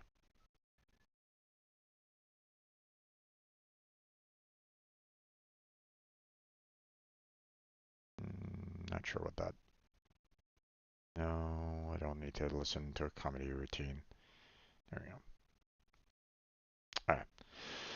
So now we're gonna go ahead and get into. I'm gonna, work on some video uploads. Try to get myself caught up on, all the videos that I have backlogged, and we'll continue working towards um, our goal here. So, let's see. So for those of you that are like, okay, Jim, what are you doing? So, um, I've had a backlog of videos that, in some cases I haven't uploaded, and in other cases, they have been uploaded. I just haven't released them to the public, right? Um, so for example, um, like I have videos from the 28th, 29th, and today's videos, right? That I haven't uploaded. So, um, so tonight I really should upload those to the channel so that I can make them public for everybody to, so that I can schedule it so everybody can enjoy that content when it comes on out, right? So, but I'm looking at my list right now and I see that I only have 9 videos left, not including the videos for the 28th, 29th, and today's videos. So I'm getting caught up here. Now again, I don't know what I'm gonna do with the Lego movie. One of my friends, crazy, he mentioned the fact that, maybe I should still try to contest the copyright claim on it.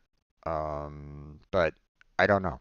You know, um, Here, let me look up right at this moment in time. The Lego Movie video game copyright. Um,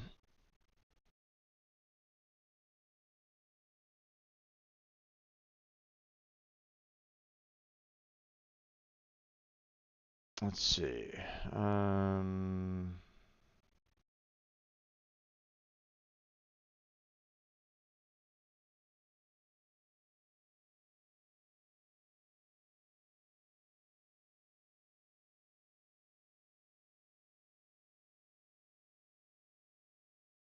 uh,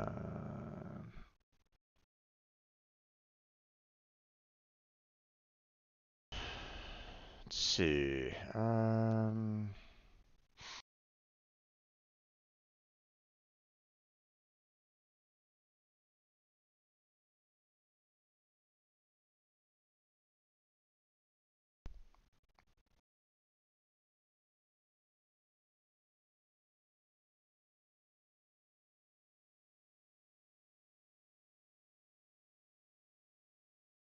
Let's see.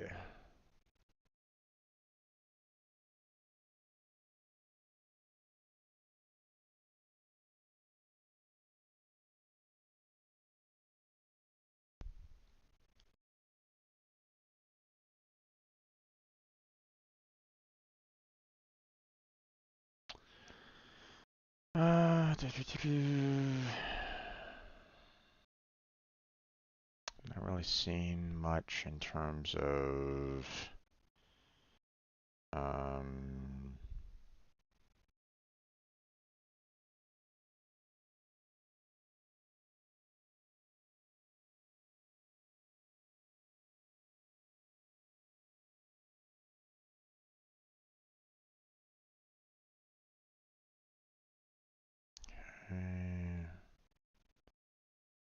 let's see.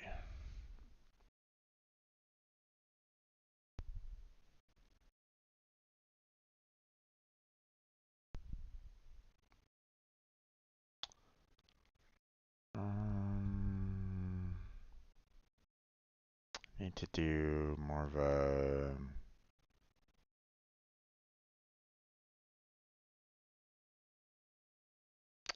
I see the Lego movie here. Hmm.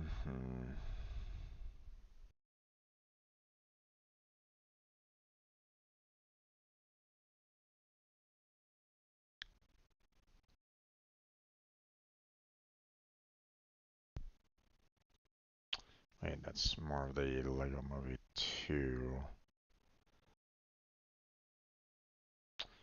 Let me go to help. Common questions.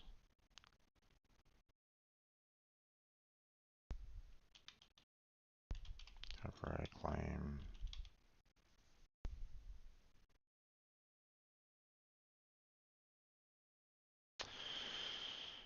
Um,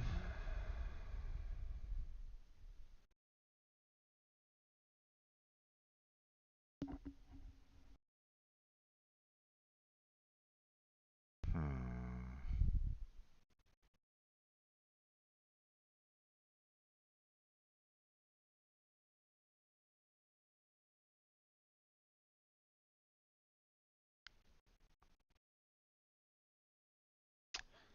Let's see.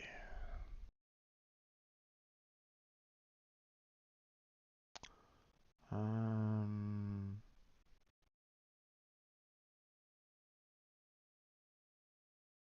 no, it's not really kind of addressing YouTube directly.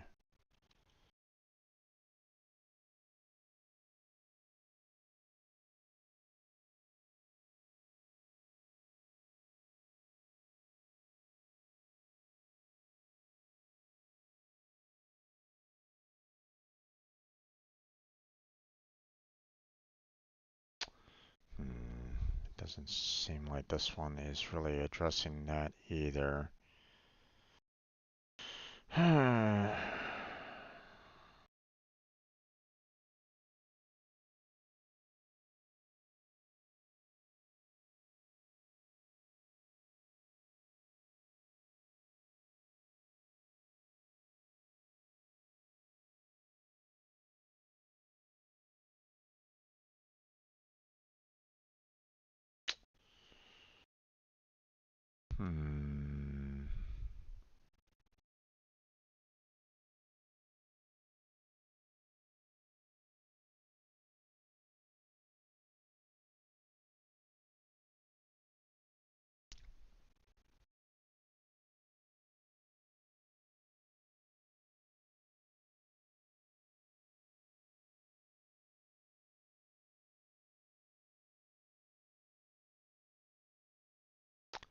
Let's see.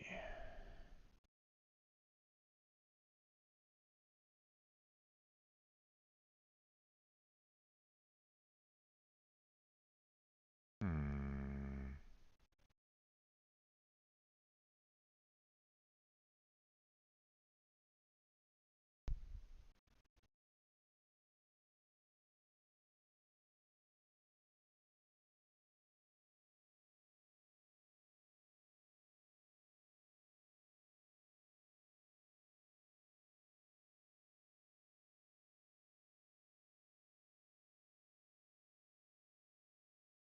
Let's see.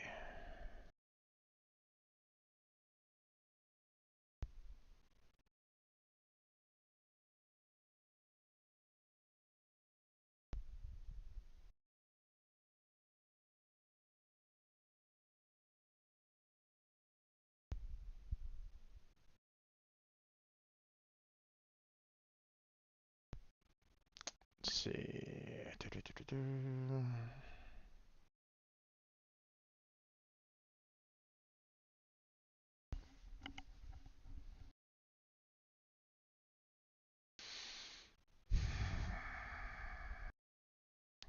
Not really seen anything here concerning that.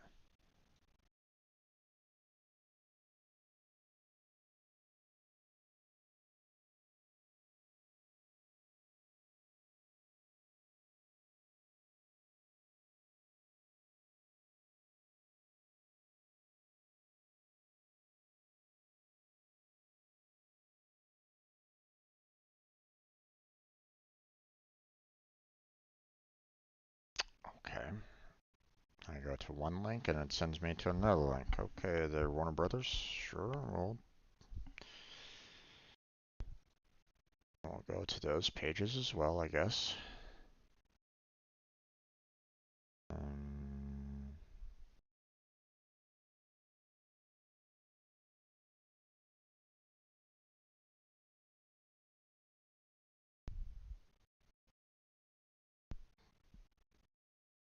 let's see.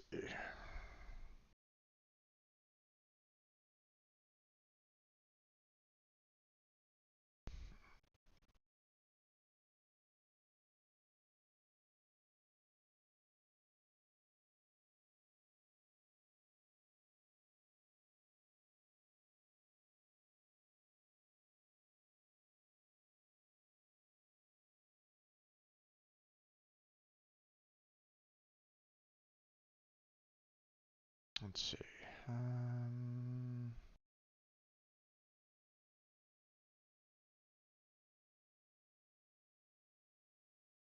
I'm trying to see right at this moment in time if there's something within Warner Brothers that will allow for um, YouTube, gameplay or not.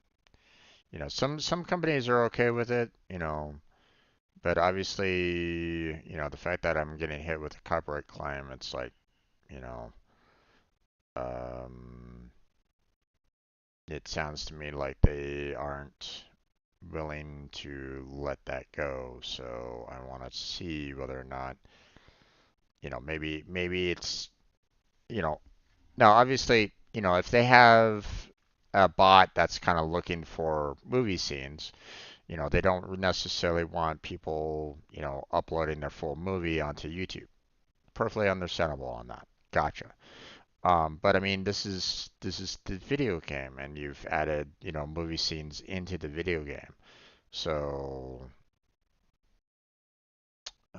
so what I want to see about is um, I want to see if they have anything here concerning, um, regarding that. You know, um,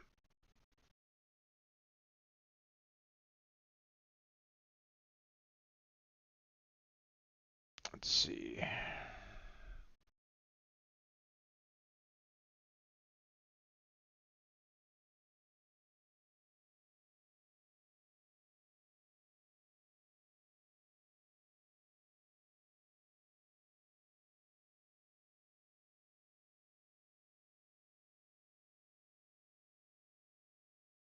Hmm,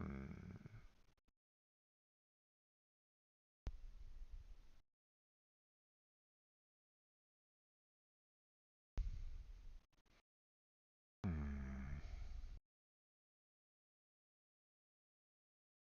Your user content remains your own unless as otherwise may be provided in additional terms. Please be aware, however, that user content is not confidential and may be accessible by other users and the public.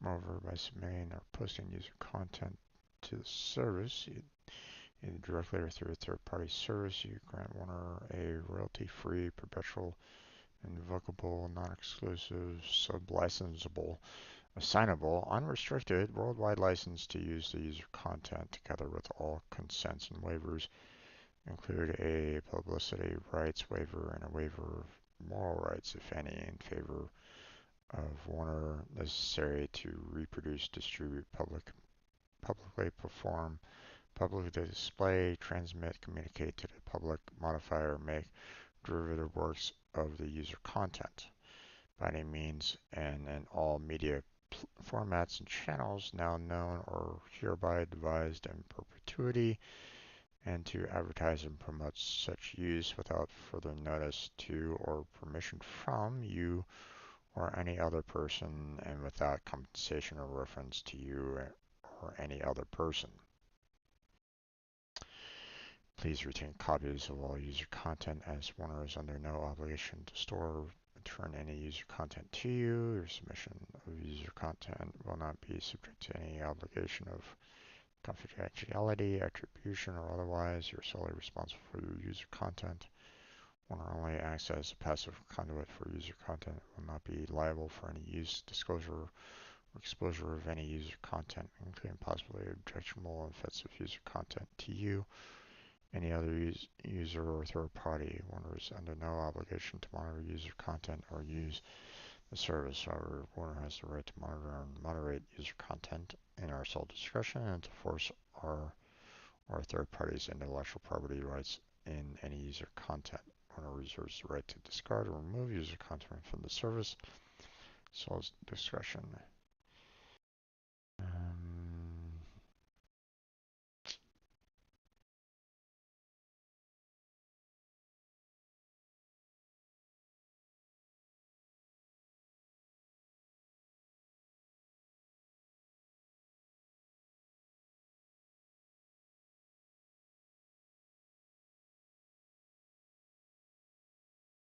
hmm.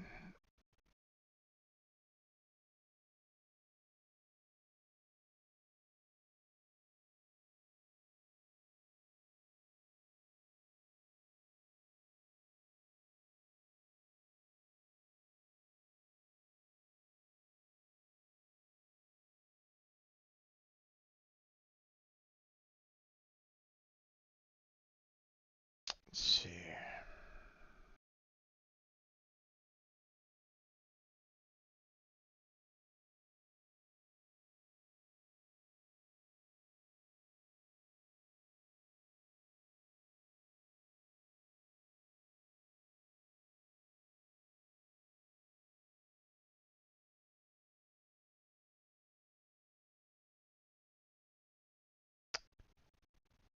I haven't really seen anything like directly associated with like YouTube right at this moment in time. At least, nothing that, stands out to me anyway.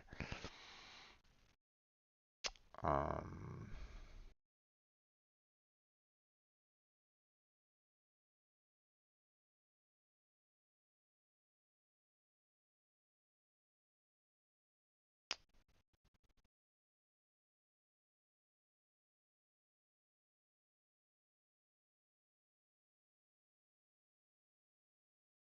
um, what is Warner Brothers' attitude towards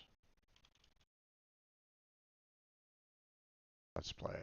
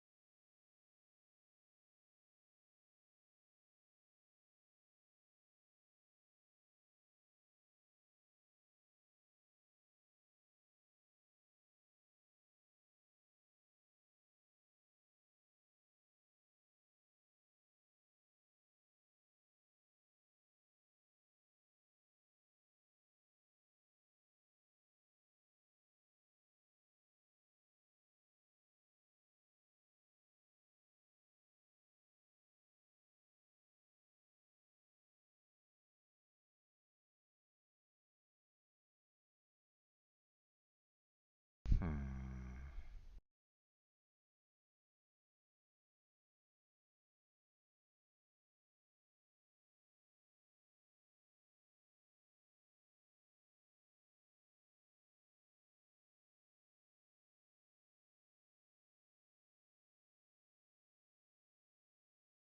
Let's see.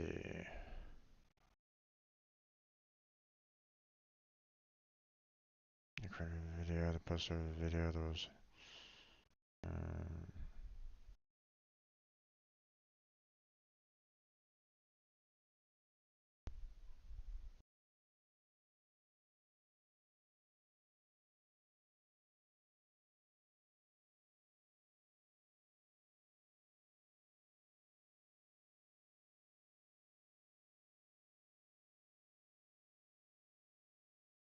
hmm. Interesting.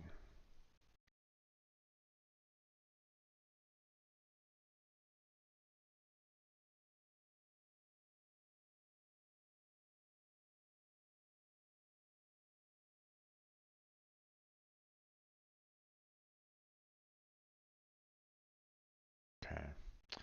Let's get into actual law that I'm not really that interested in going too far into. Um,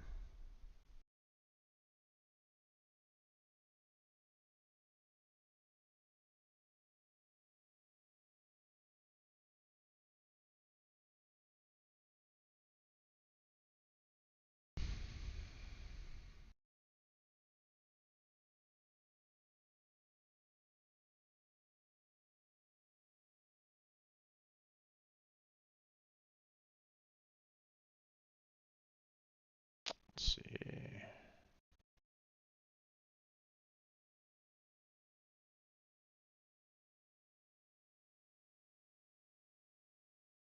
Hmm.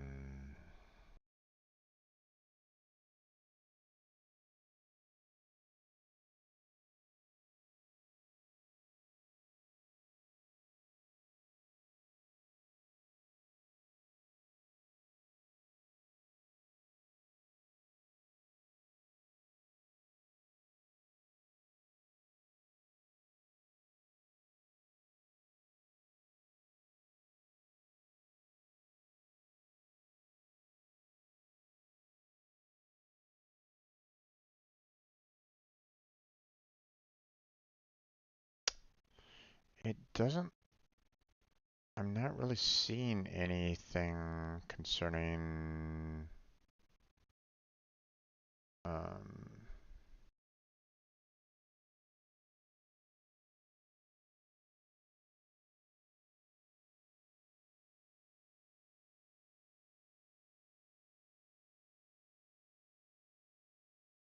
hmm.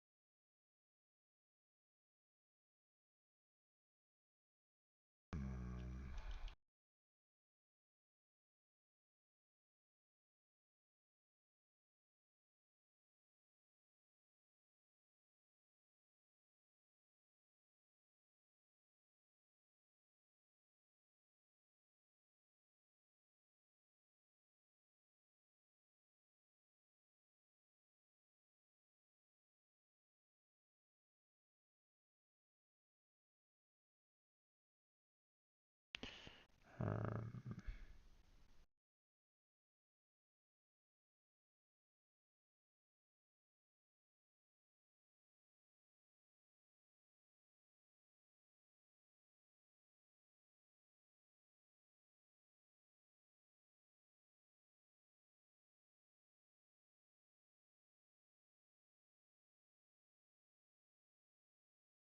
okay, you know what?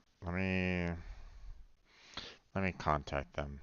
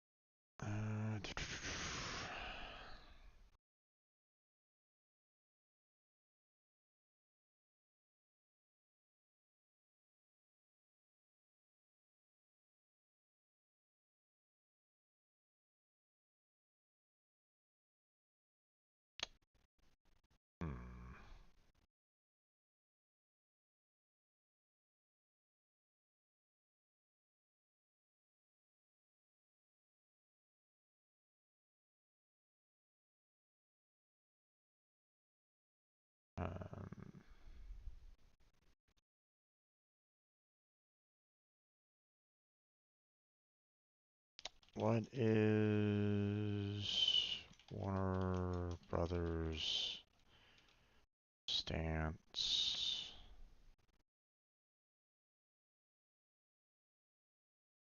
on YouTube gameplay videos?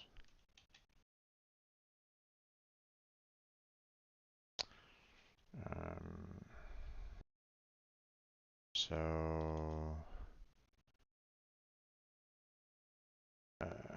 I just started up streaming the Lego movie video game and uploading those gameplay videos to YouTube. However,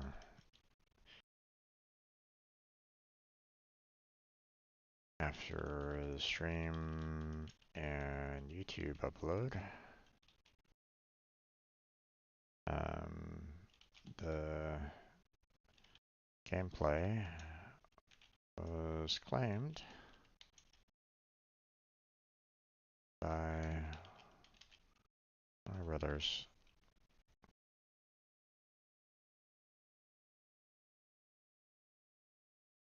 for the movie scenes that were added to the game.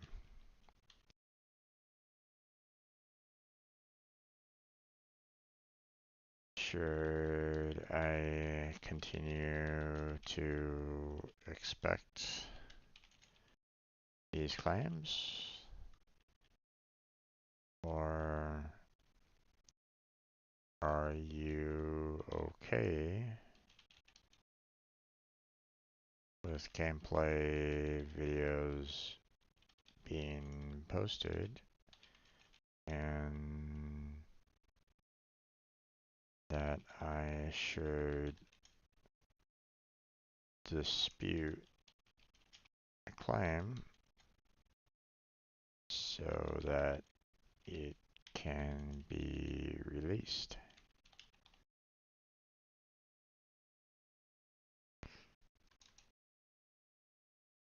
Could I please get a clear answer?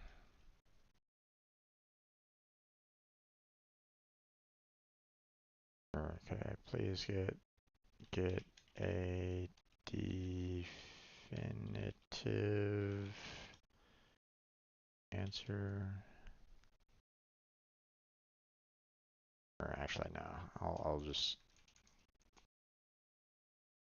I'm looking forward to a definitive answer to this.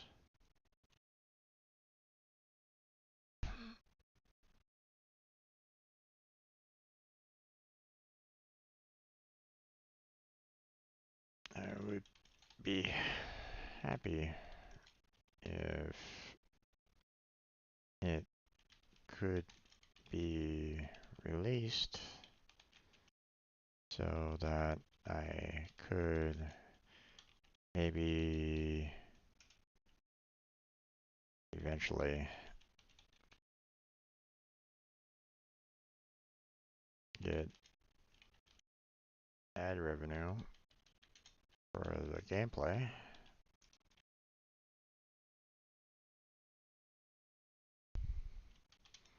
But I'll understand if you say no,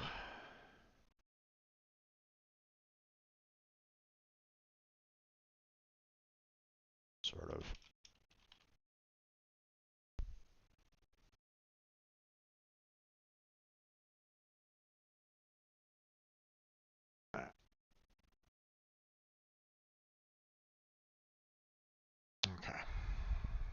We'll see if they reply back.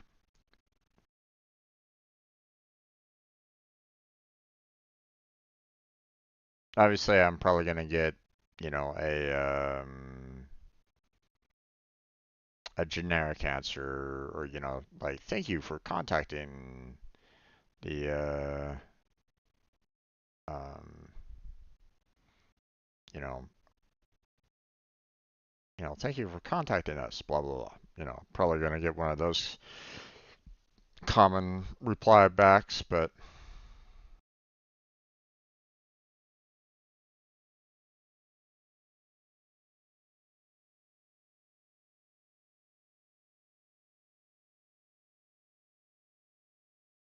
okay.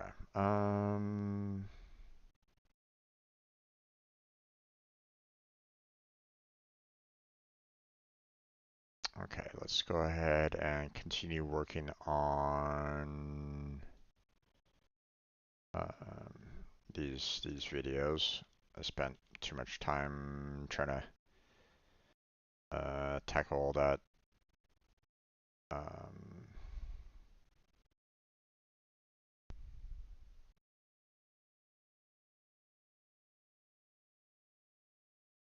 tackle that issue that I'm kind of getting a little behind on video uploads sort of this moment in time. Okay, let's see. Um,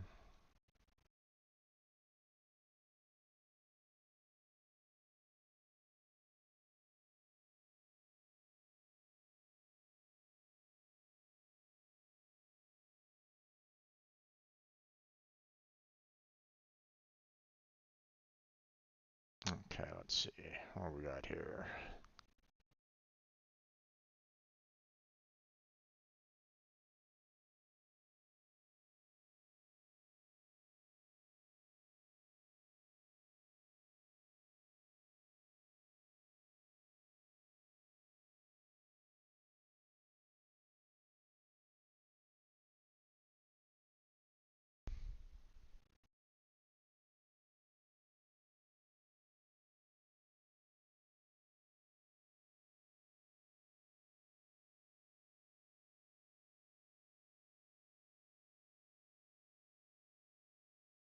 Okay.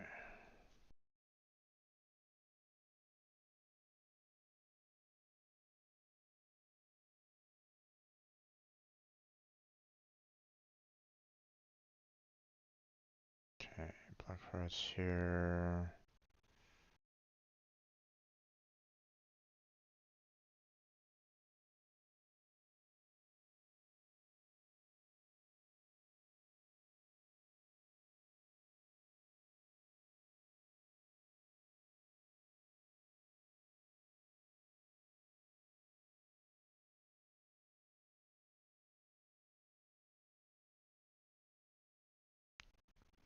Hmm.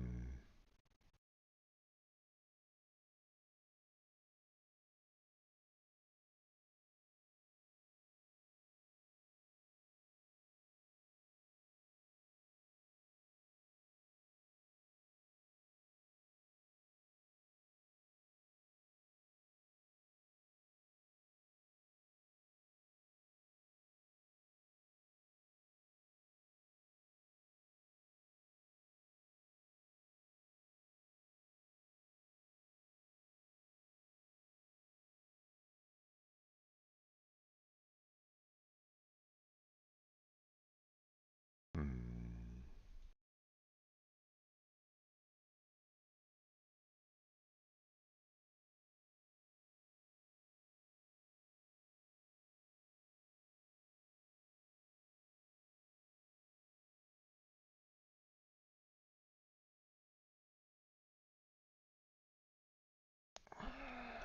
Flying around Tiana Pass.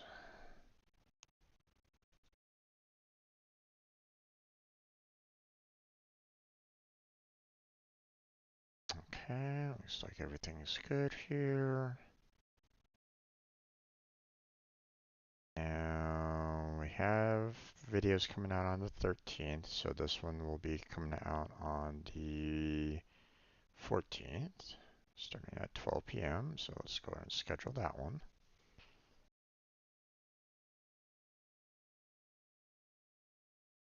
I need to get like 4 videos out because I'm kind of been taking a lot of time on this. I was thinking about like doing like, hey, we're gonna do like a second season or something like that. I was half inclined on doing something like, like the sheer amount of videos that I have in my Warframe playlist is a lot now. Um, I'm almost thinking about doing like, some kind of like second season or something like that. Um, like, just kind of starting out with like this one, you know, but I don't know.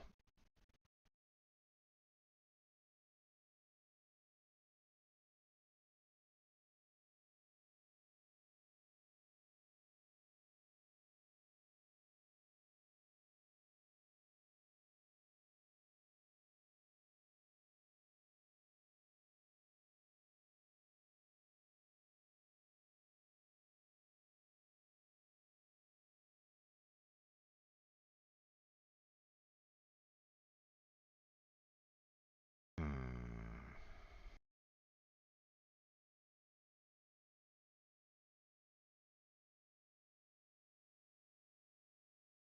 Okay.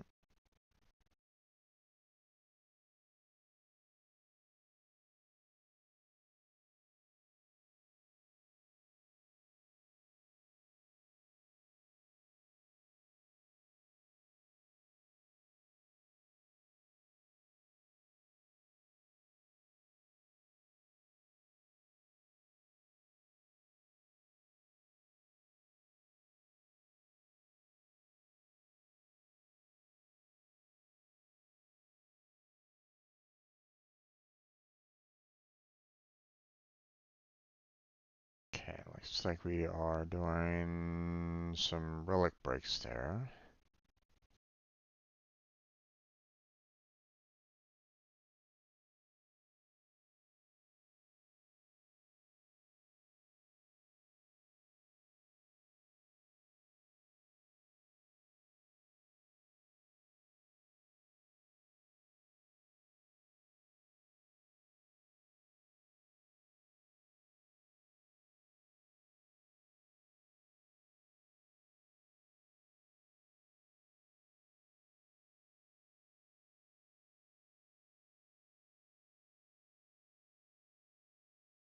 Hmm.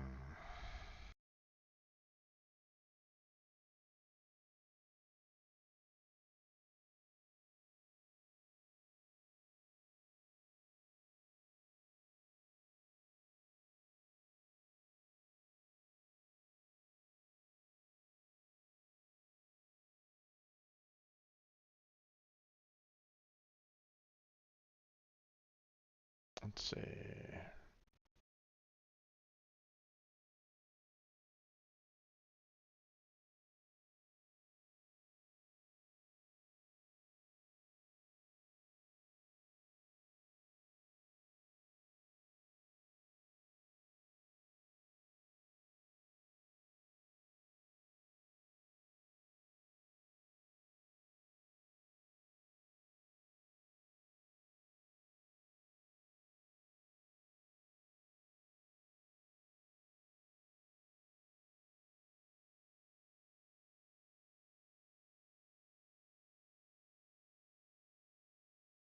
Hmm.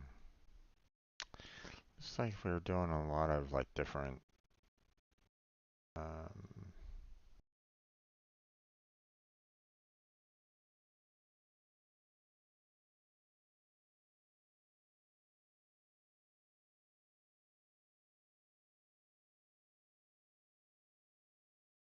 doing some relic breaks and then maybe some railjack missions.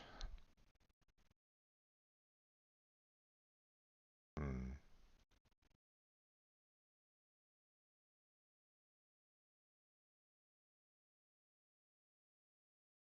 Railjack. And breaks.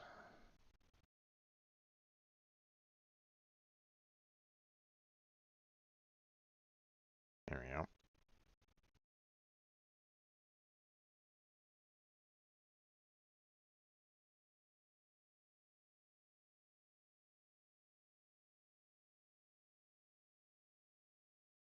Okay, that was on the 17th of November.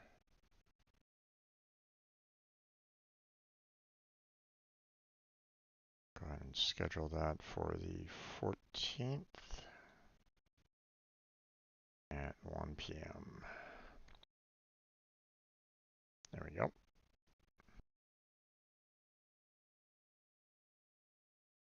Now, normally I would want to like get started on, um, um, you know, into Warframe right now, but like I said, I want to try to get at least 3 videos, well, 4 videos out. This will be my 4th video that I'm working on right now, so, or this is my 3rd out of the 4, so give me a second while I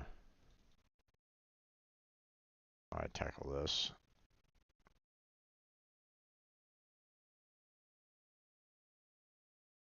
So,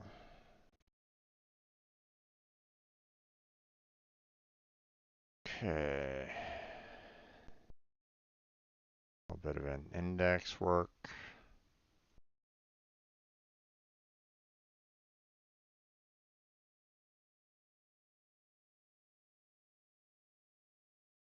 And then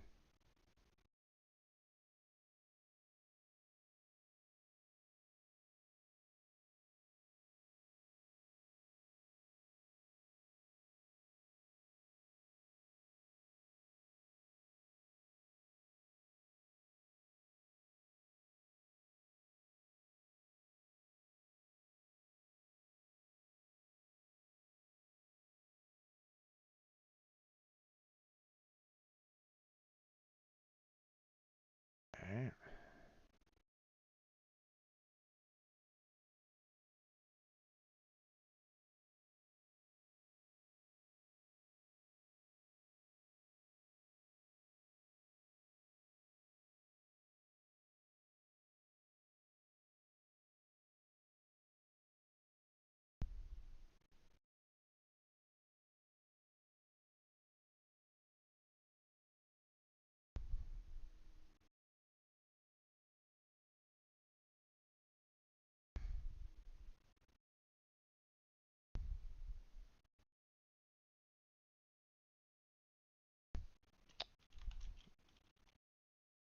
Showing the dangerous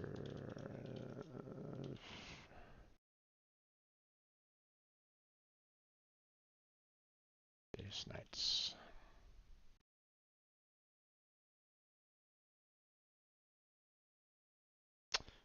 Black Heart was not in this particular video, so we'll go ahead and remove that.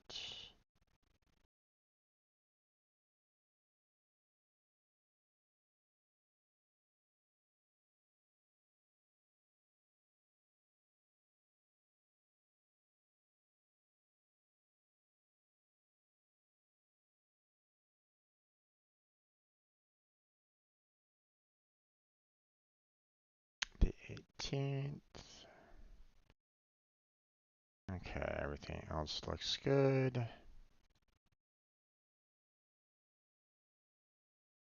Let's see.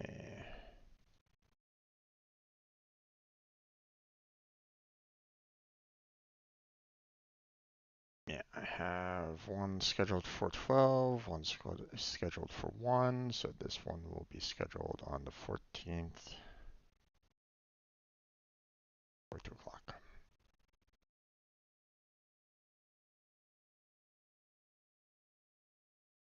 There we go.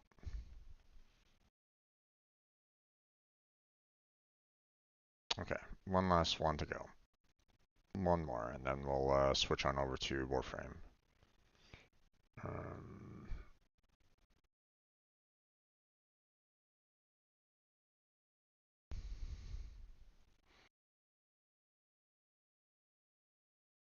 Let's see.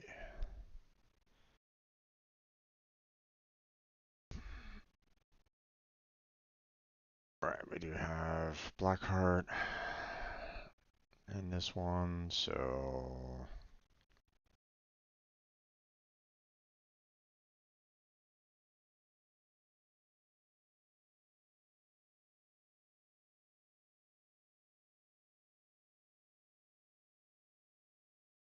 okay, now let's see.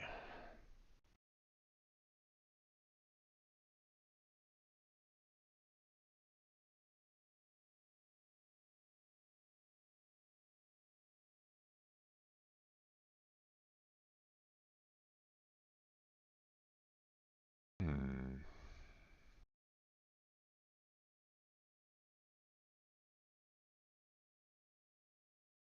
Disruption for relics, maybe?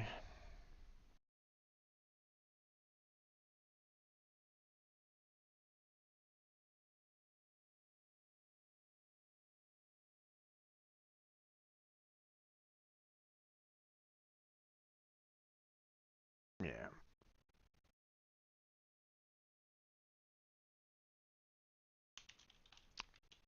Disruption for relics.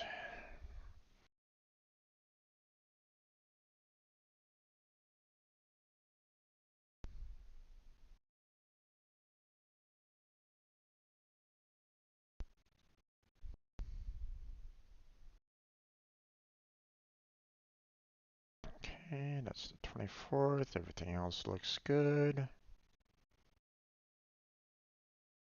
And now we already have 3 videos set up for the 14th, so this one will be set up for the 15th at 12.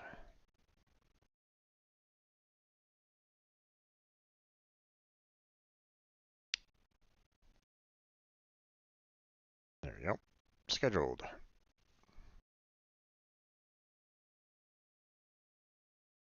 Okay.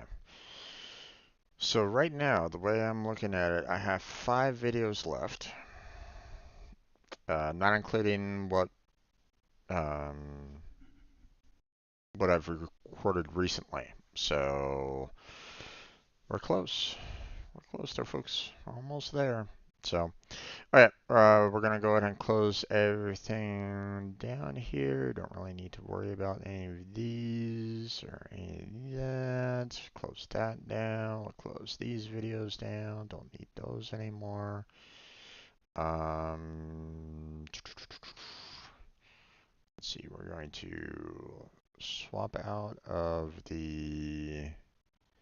um, the coding stage here, and we will switch on over to the Warframe stage. Um,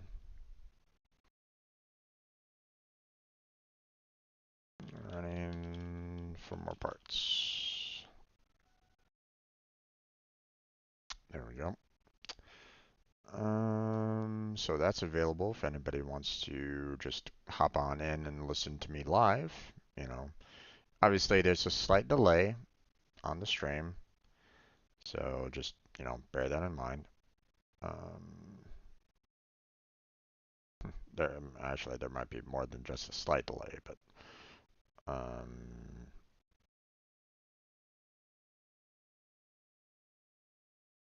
okay, let me move those into there. Okay. Yeah, everything else is looking good. So, let's go ahead and get Warframe up, and then we'll switch on over, okay? So be patient.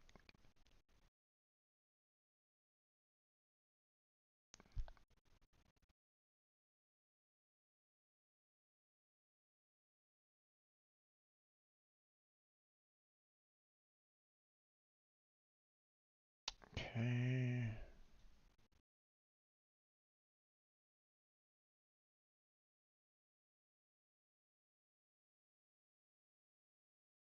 Okay, there's that.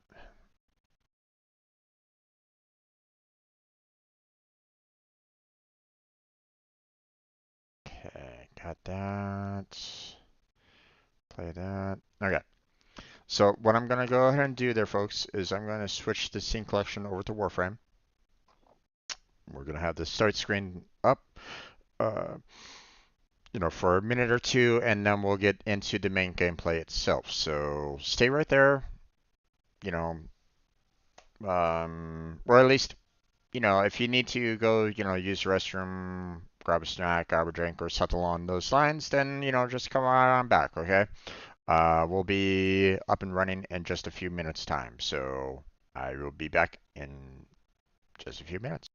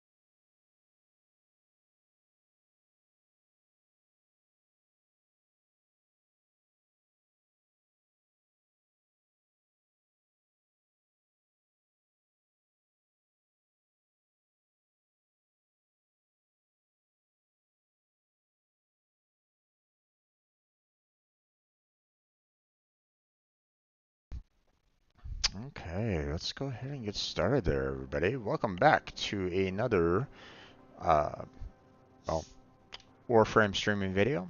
I'm your host, Strange Red Jim, and today, probably just going to be looking at trying to expand upon, um, maybe I'll do some lich hunting. Maybe I will do, um, there's still more for me to do in terms of leveling up. Um, still need to like level up my bots. Still need to like get all the necessary materials for the MOAs. That kind of stuff. So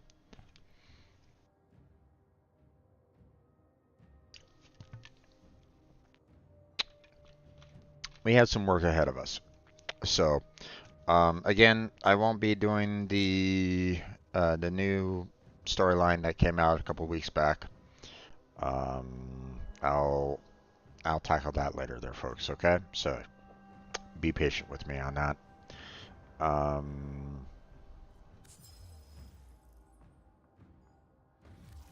you Your know, reactions fall within expected parameters. Outcomes have been mapped. Continue as you are. I shall be waiting. the fact that they only give one Those mutagen are some mass, messages for the operator. No, I have not read them. it's like, come on, guys. Help us out here.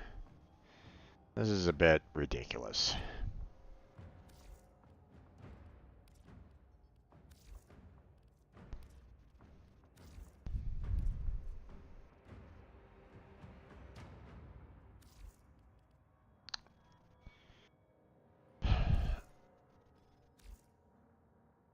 You know.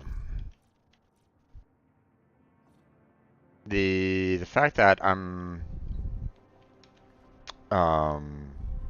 Witness. My control expands to a new sector. Except, you lack the capacity to stop me. Resolve to surrender or die.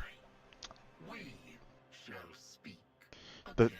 the fact that, you know, you see the fact that the Operator? field runs Pun? and the detonite injectors are you're given 3 per, and the fact that once again they're not showing any kind of mutagen mass here for the invasions, which is again another thing where it's like, why? You know, why do they not have detonite injectors? Why do they not have, you know, invasion for mutagen mass? They should always have one of those there for the player no matter what. You know, every single time. They should have one. You know, when one finishes, they should bring up they should bring up another one. You know, um, it should just be something that should be, you know, automatically given. The fact that they're not doing that is what's kind of irritating in my opinion. Because you're not helping out the players along those lines. Um, you're making a very irritating bottleneck that could be easily fixed. Easily fixed. I mean, back in the day, it used to be that mutagen masses were 3. They gave out 3 mutagen masses. So why are they reducing down the amount of mutagen masses given to the players? It makes no sense to me. Okay, I don't understand why they're doing it this way. There's no other area that you can get mutagen masses from other than from bounties. And let's face it, those bounties aren't always um, guaranteed. You know, you're at the mercy of RNG. You know, again for those bounties. So this is clearly something that a player can definitively get resources that they need. Whereas, bounties, no, there's no definitive, a guarantee about that. So, you know, we are pretty much forced, as a player, um, to get our mutagen mass, you know, um, here in our foundry. You know, we have to use these blueprints. And well, guess what? You use these mutagen samples, which, I'm thankful that, I was helped out on the fact that, um, Vinny helped me get the HEMA because of all the mutagen samples. If it wasn't for her, I'd probably still be working on the HEMA. The fact that the HEMA required 30,000 mutagen masses or mutagen samples. It's like, you know, so, and the fact that this takes 12 hours to build too. It's like it, you know, as you can see from this list here, the fact that I have 4 weapons here that require mutagen masses. So, you know, I have the 5th one there that requires mutagen masses. 10, 10, 10. It's 30 mutagen masses just in this set alone. 7 and 5, that's 12. So I mean, you have that added onto the 10 there. So you're looking at, I'm already looking at 42 mutagen masses just from these 5 weapons alone. It's like, and then, let's look at these. Here's another 10 to here, and here's another 10 there.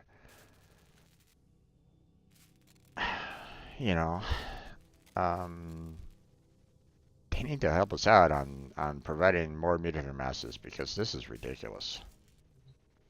You know, um, I don't know whether or not they got back to me on, um, they kind of blocked my one thread.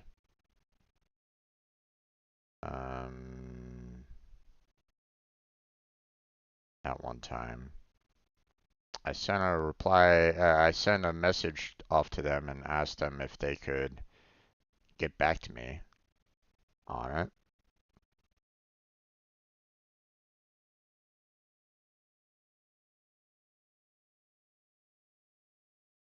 Here, let me sign in again and see.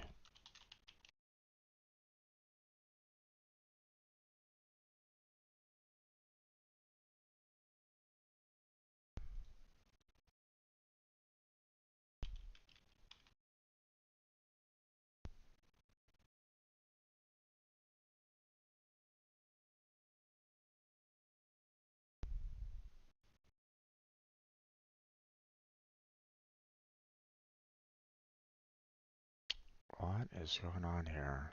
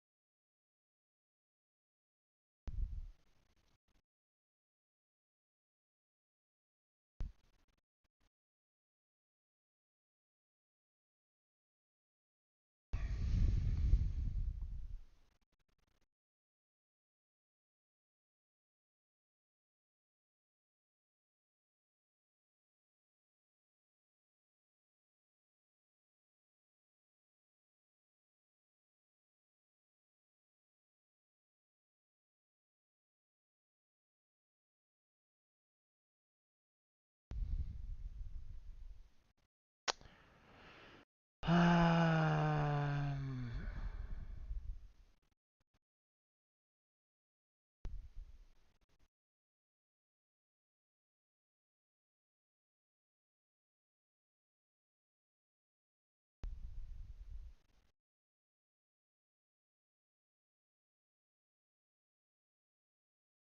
okay, generic reply back to my question, of course.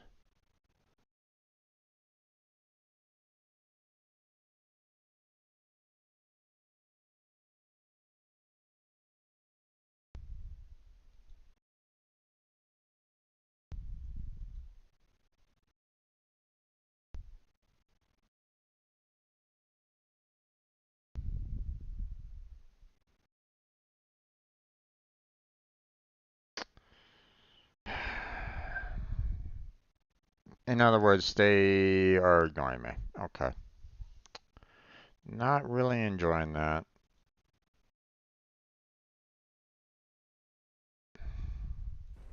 Inbox messages await the operator.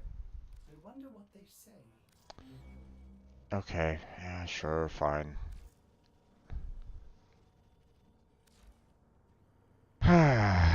Okay. I still don't have access to viewing that one topic that I posted. They haven't replied back to me why, my that one topic is blocked from my viewing it. I can't even, I don't see it. I can't access it. So they're pretty much blocking me on the mutagen mass, and it's quite irritating, to be fair. Um, so, um, yeah, that's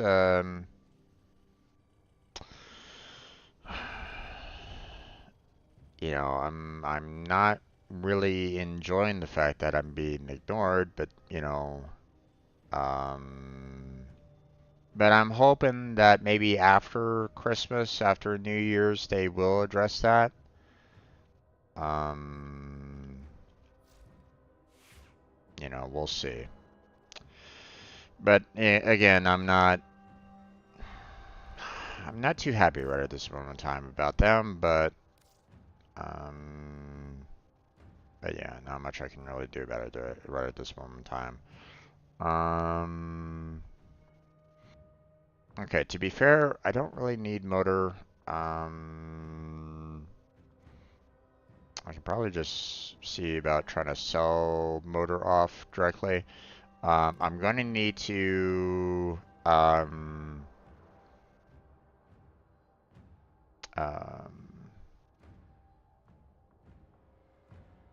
MOA's currently, or this particular MOA is set to max right at this moment in time. So let's go down to Fortuna and get it gilded, so that I can actually start getting, um,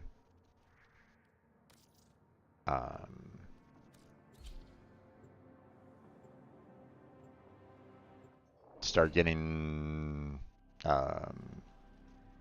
XP for it.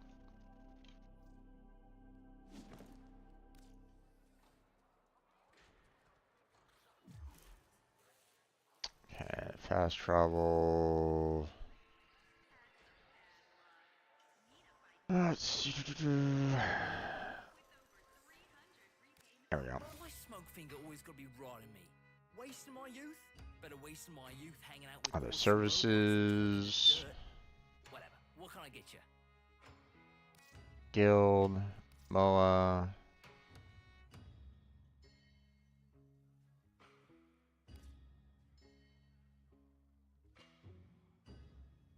Alright. So, she got a name? Um, Tin can. Sure. Why not?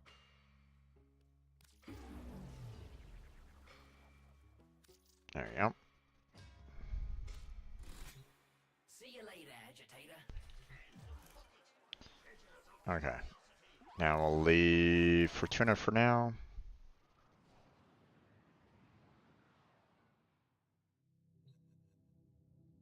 Alright. So now we look here and we'll notice that, hey, we now have tin can here. It is gilded. It is ready to go. It changed its color. But whatever. Okay. But it is currently unranked right at this moment in time. As ready as you will ever be. Okay, well that's not exactly great. um,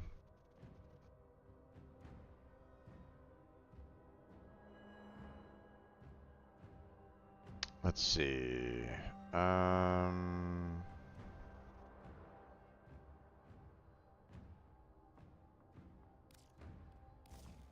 I'll do that. I did the wrong polarity, but oh well.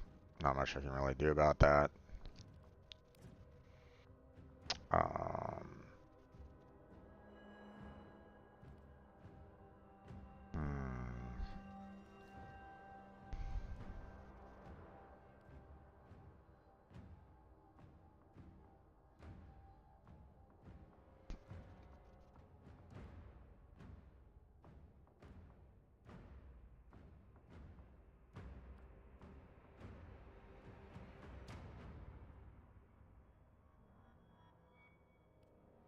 Okay, don't really need vacuum, obviously. Got that already taken care of.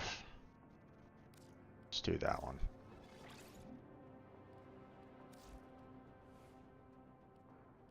Okay, now let's pick the weapon there.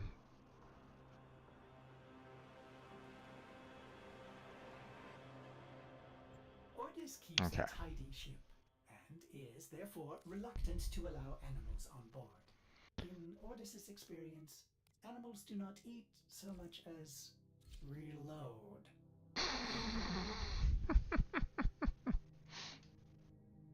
Okay, let's see. Yeah, we're still working on this particular MOA, so still got that one to kind of work through. But that one's still kind of loaded up for us. Let's see. Now,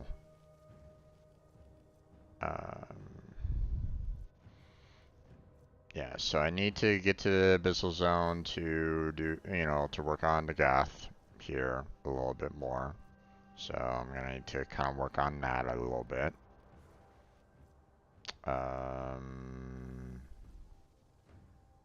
Agruda Prime. Pull Agruda Prime out.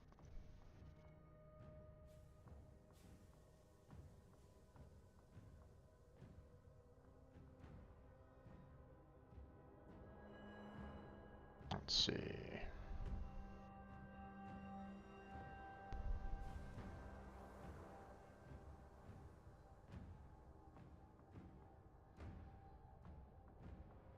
Still have to see whether or not Protea is going to be on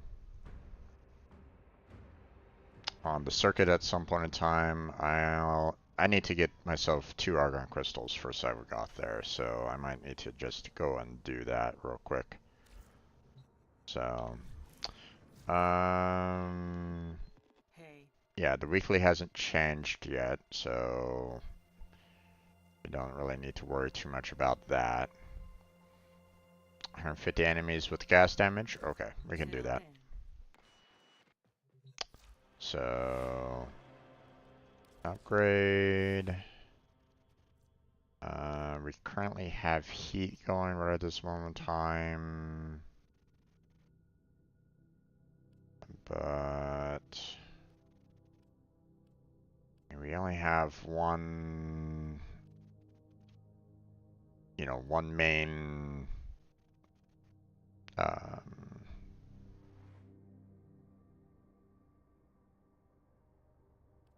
polarity there, so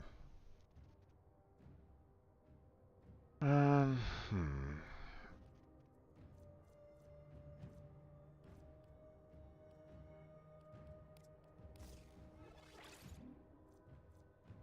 mean, that's blast, not.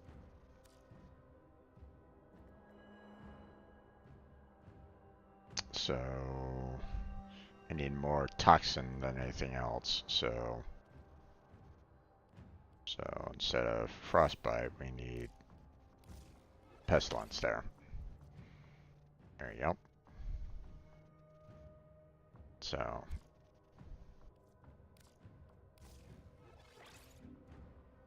and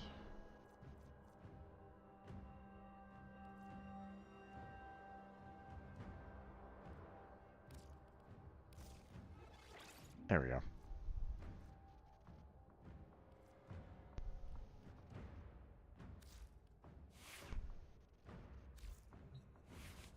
Okay, now what we're gonna do is we're gonna head off to the Void. We're gonna set ourselves up for friends only. We're just gonna go through Habit and look for some Argon crystals. So.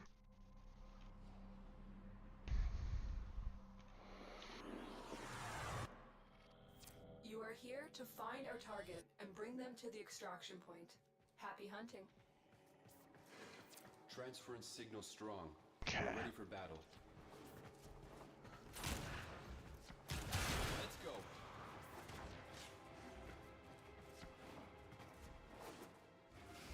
Target located. Bring them in.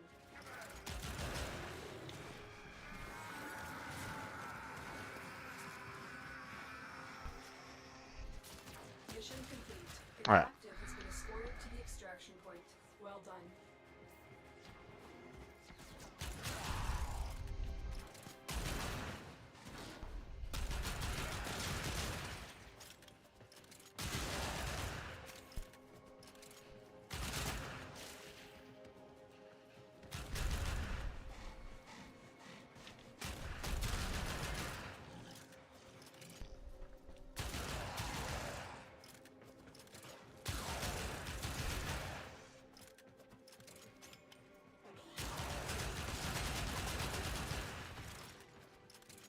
Okay.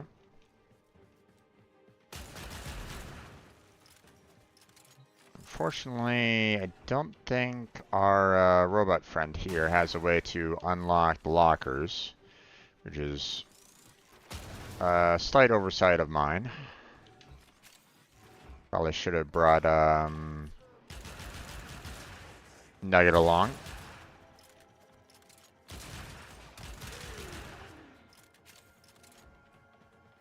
Stay focused. There's a heavy unit approaching.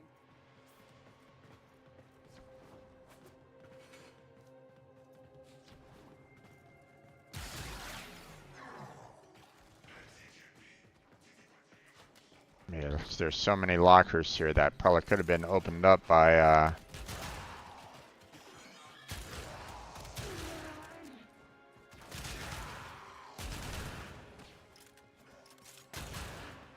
that could have been opened up by Nugget.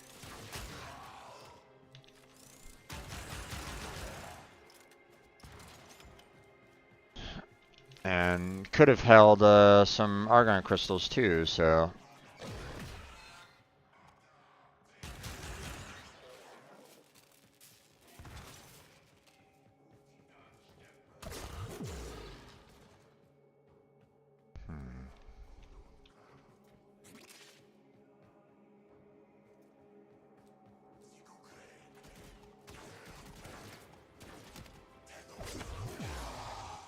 Mm-hmm.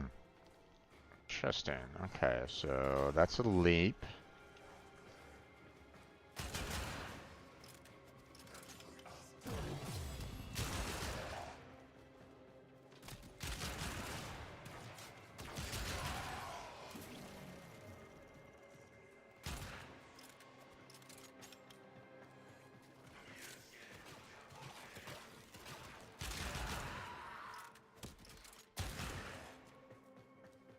Alright. We're pretty much done in this particular room. So.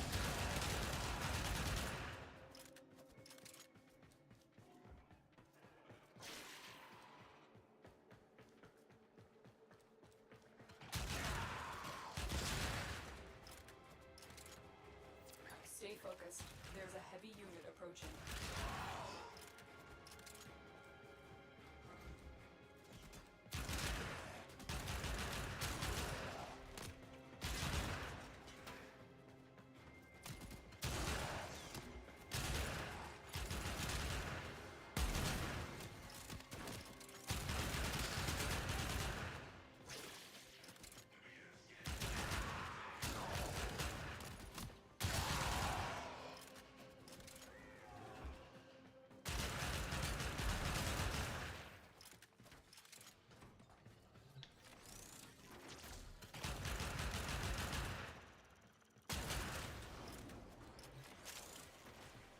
Okay.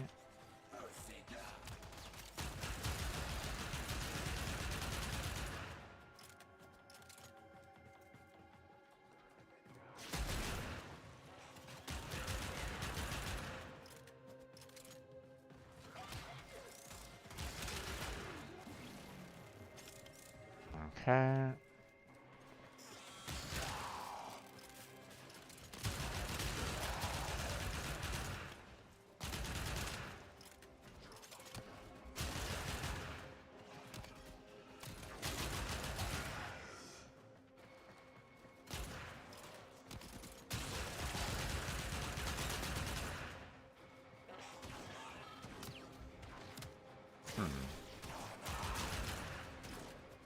Okay. Looks like we're pretty much done here.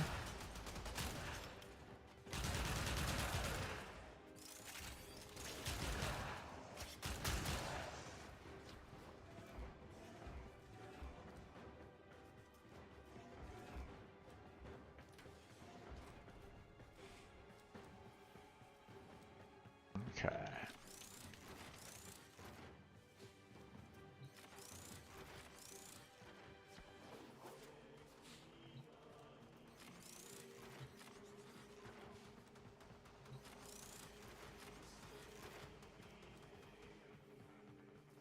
Alright.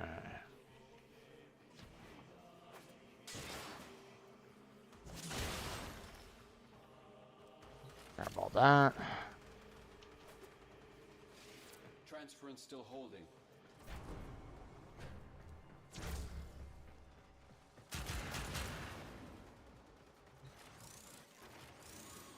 Nope.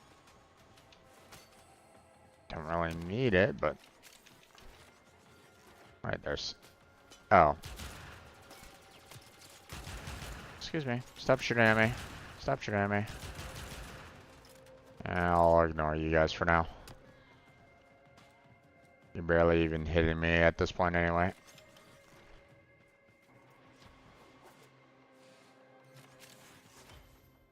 There's one argon crystal. Nice. Okay, let's see what we got here. Ah, one of these rooms, huh? Okay.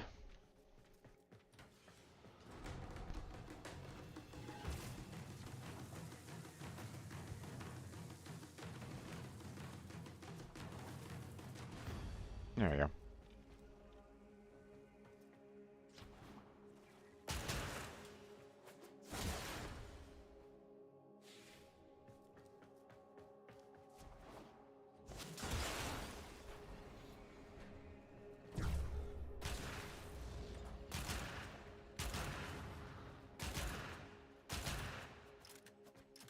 Alright.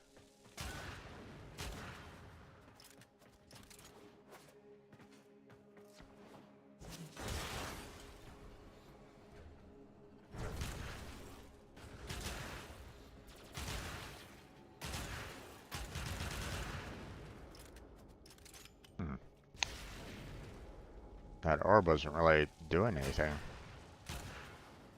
Alright. Looks like we are pretty much done here for the most part.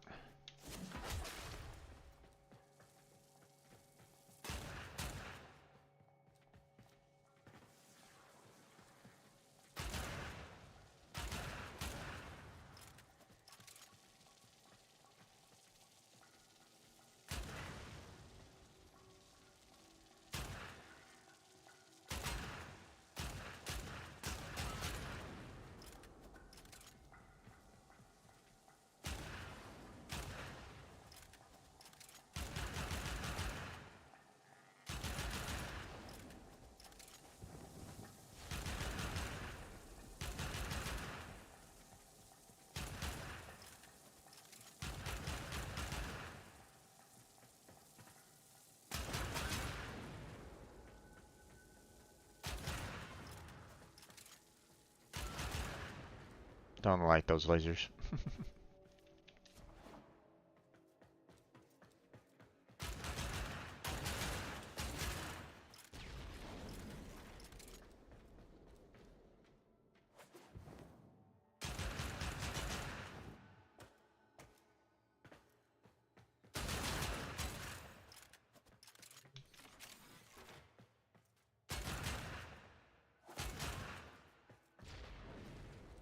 Okay, looks like we are pretty much all clear here for the most part.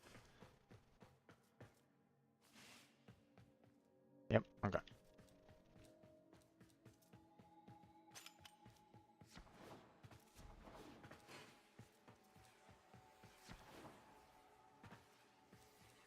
Oh, alright.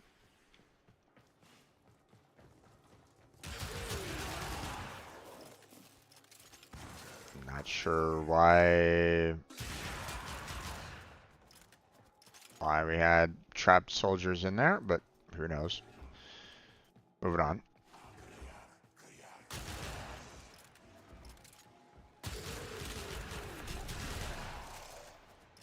Okay. Oh, this is where we kind of need to go. Don't really want to go that way yet. Okay. Well.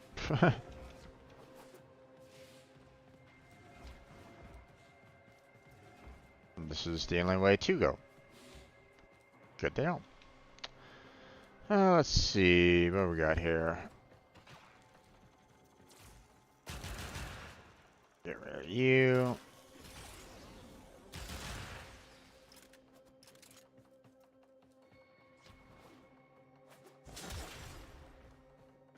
Okay, open up you.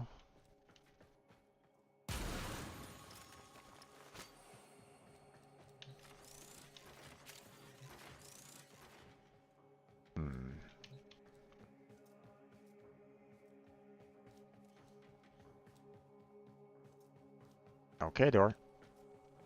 Open sesame. Thank you.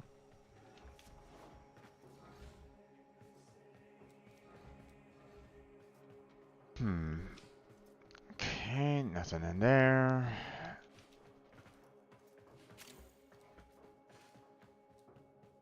There's a passageway over here.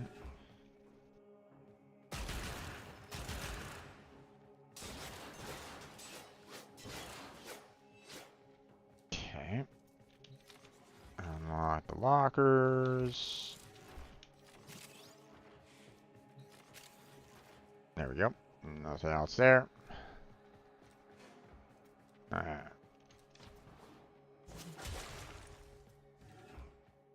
Okay.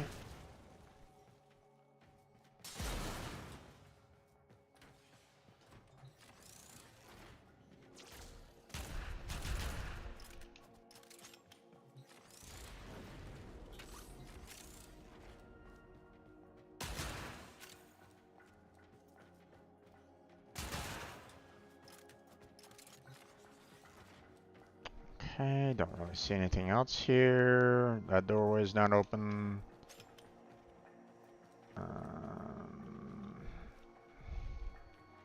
That doorway's blocked up there, so up here.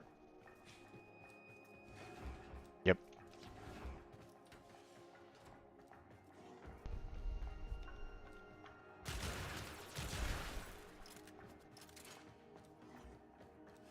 Nothing over there.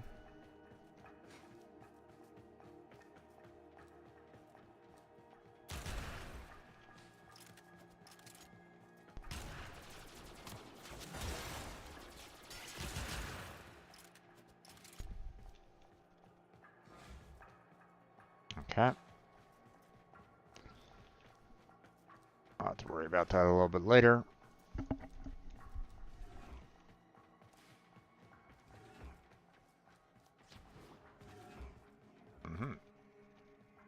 Okay. Oh, there's another argon crystal. Exactly what I need. So.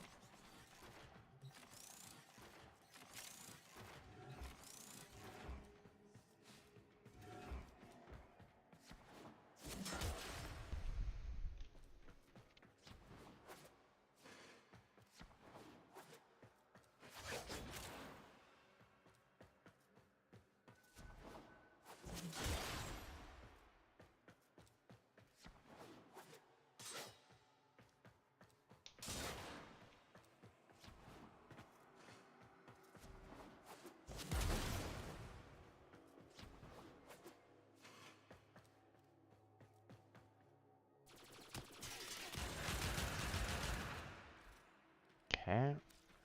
Just in case. Yep, already completed. Okay.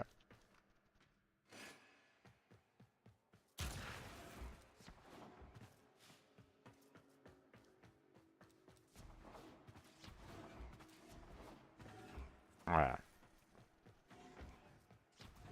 Let's see. We still got that up there to kind of contend with as well. So.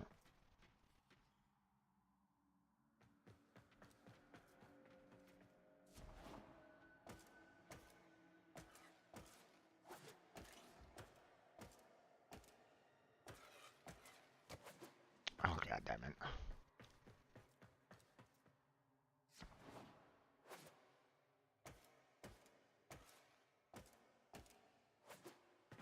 Ah. Yeah, that's a lot easier.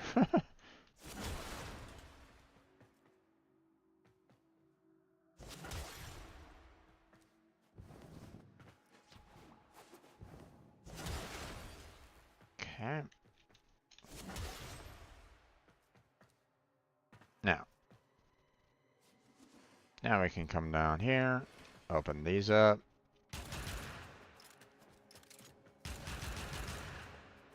Just in case.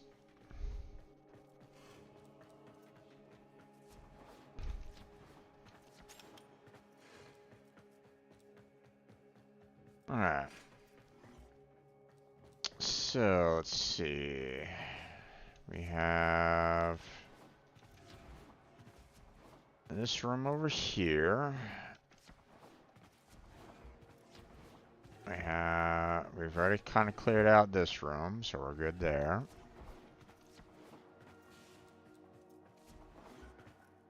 And we have this path here, which might be the path to the waypoint. I don't really know. They're not really giving me... The waypoint isn't really showing me the right direction at the moment, so... but we'll go to this path over here, just in case.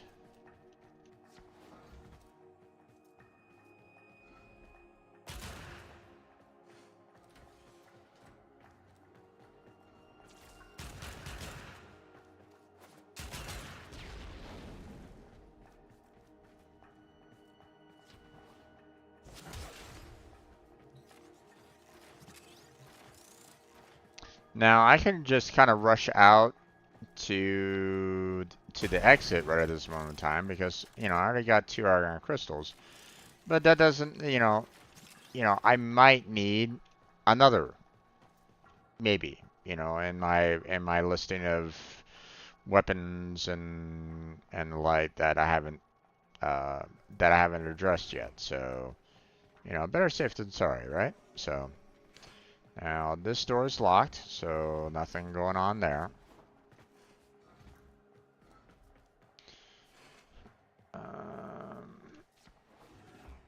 Okay, we have a room full of lots of explosives.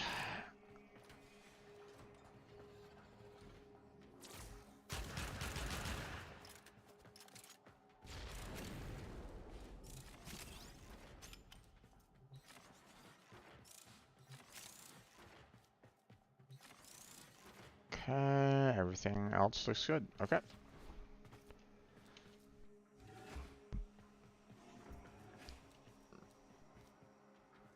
Okay, and then we have down here to check.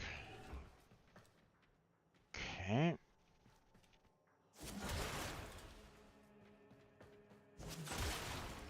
There we go.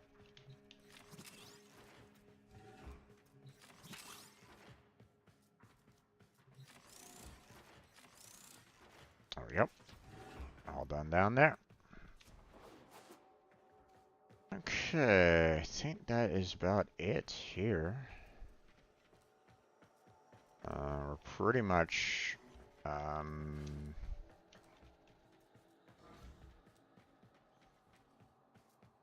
pretty much cleared out this place, completely. There's no other, room paths to take or anything along those lines, so,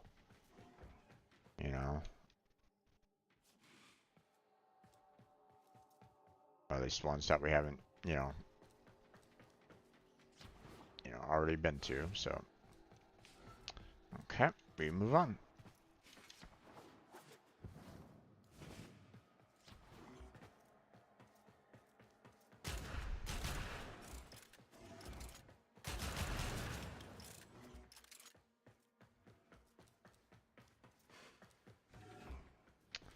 Oh yeah, this one. Always quite weirded out by the, this one always feels like, it's always hiding, something else in here.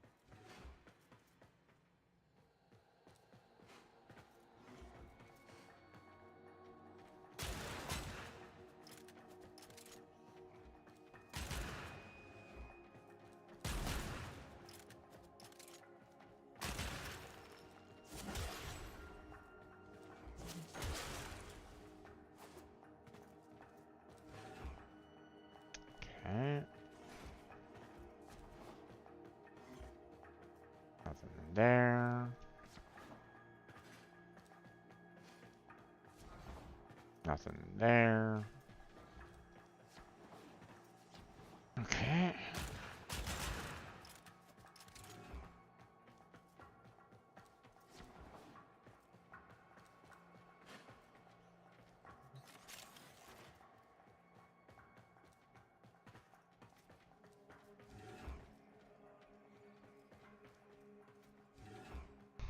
Okay. Nothing down below, but obviously something up above. Okay. Blockers. Only one. Okay.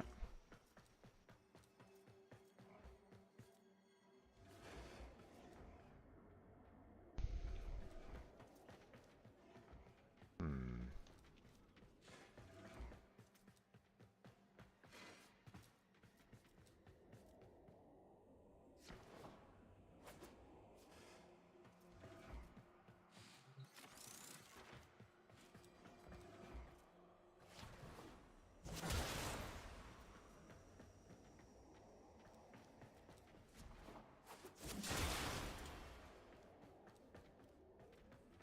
Alright. Well, that's it for that.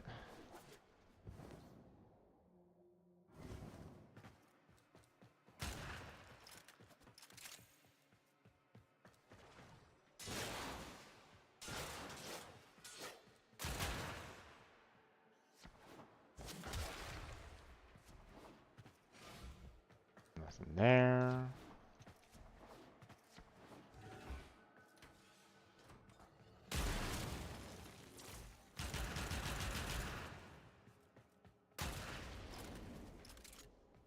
Alright. Those. Grab that.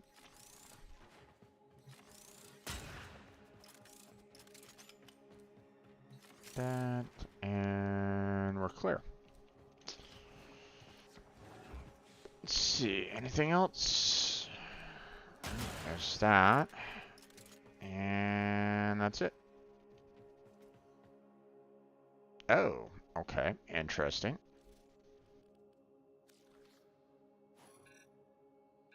Now, entry level completed. Okay.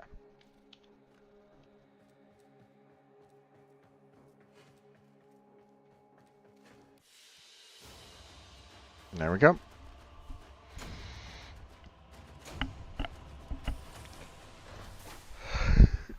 Didn't find any more, but oh well.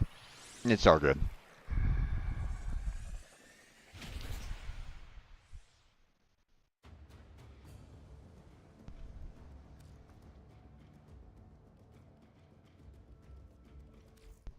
Alright. I'm going to switch this back to public just in case.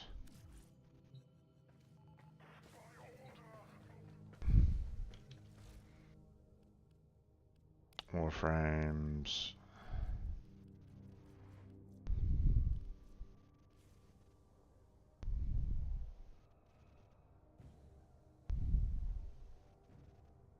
Sephiroth. There we go.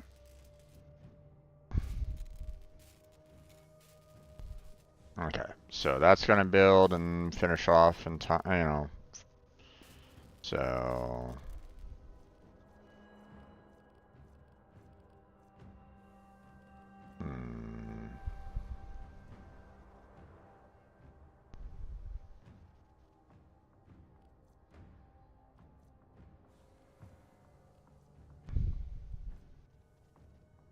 now what I'd like to do is go through my inventory right at this moment in time and sell off all the non-prime systems, at least ones that, you know, for Warframes that I haven't built yet anyway.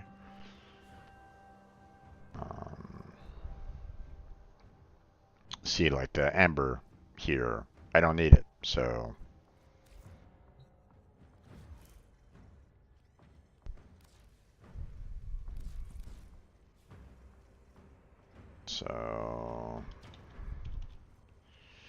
ooh, but the problem is that if I, you know, search for just, you know, chassis, then it's not gonna really work very well on that. What are you thinking about? Well, right, can't do Warframes. About miscellaneous. We can do that. Okay. So, we've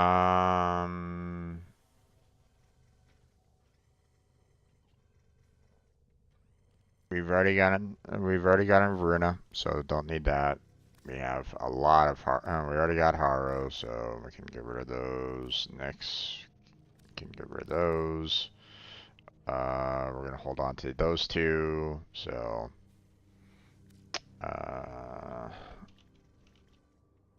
systems. Next, we can get rid of those. Caliban, Daga, Calervo, Nautilus. We'll hold on to those. And then Air Optics. Next. Caliban, Dagath, Amber, Frost.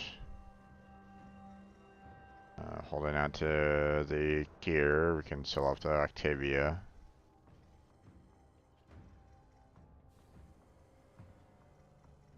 There we go. Alright.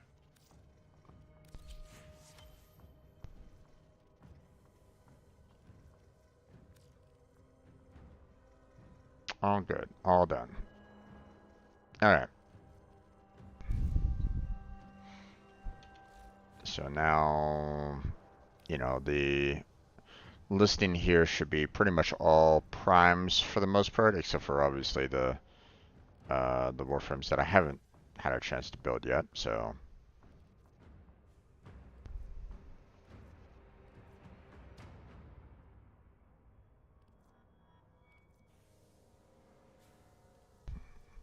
Let's see.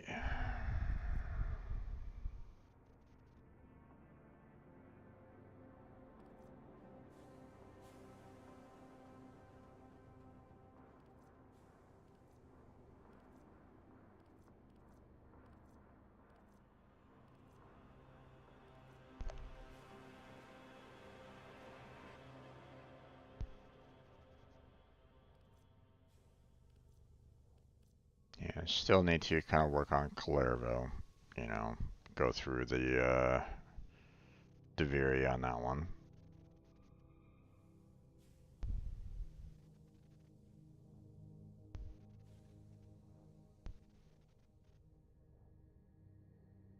Let's see.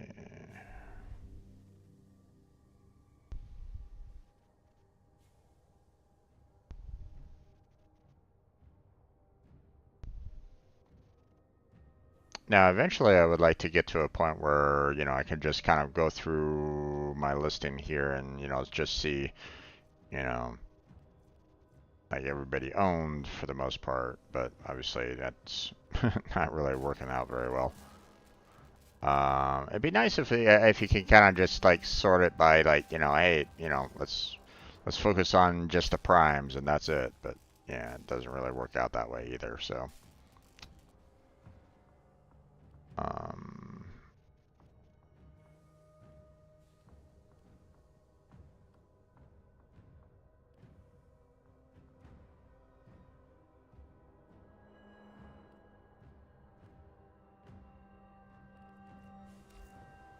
okay.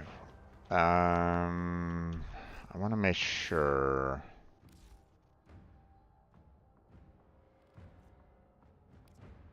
Right.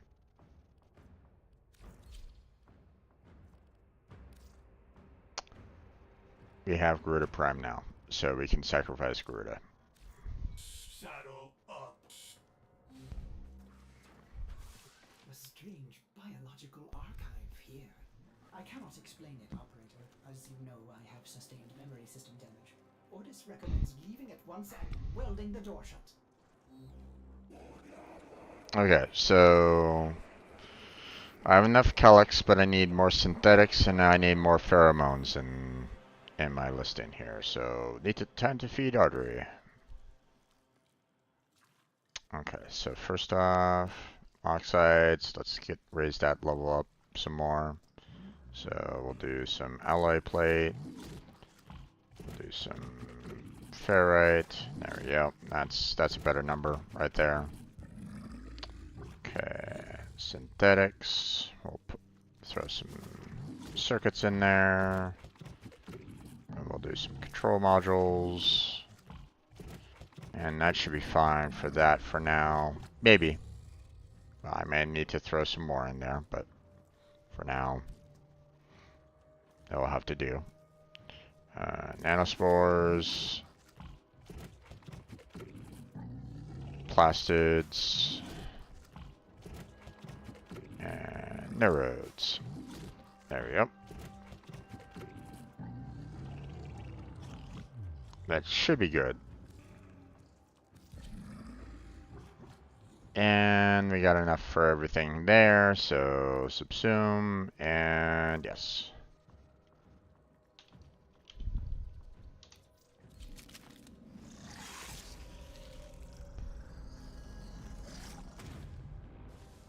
Goodbye, Gruta.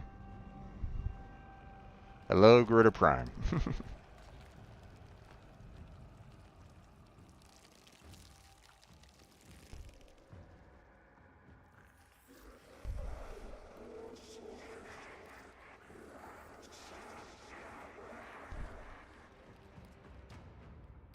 There we go. Okay. Or, let's see. We'll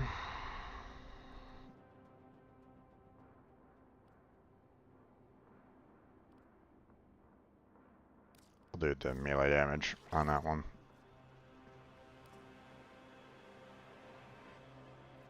Okay, now I'm gonna need to do some vitality. Get some more health going. And then let's see. Range, duration. Pretty much gonna be needing pluses on all of these, I guess.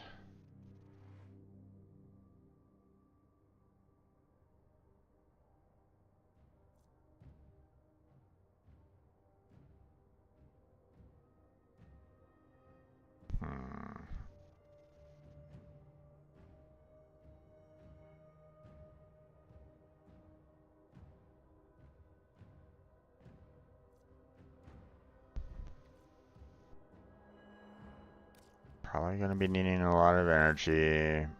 Probably gonna be needing a lot of duration.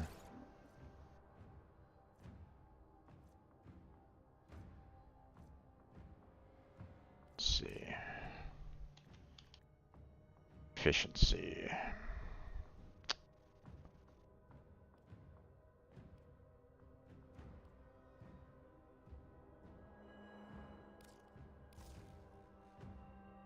Add that one in.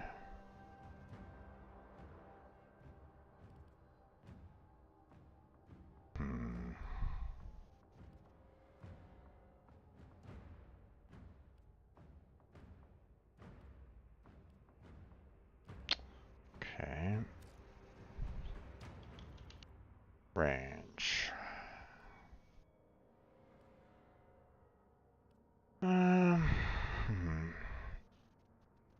I'll wait till I can unlock that before I put in the cunning drift in there. So, we can at least put stretch in there. And we could probably put in some auger reach in there as well, although maybe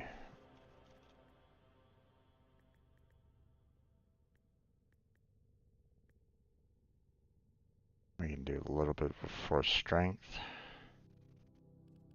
Not much. There we go.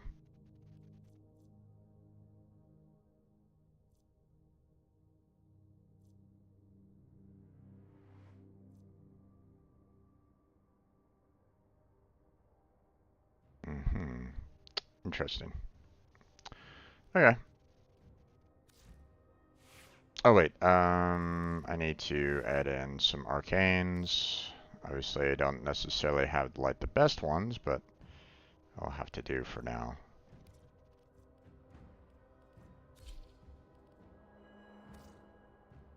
Health regeneration.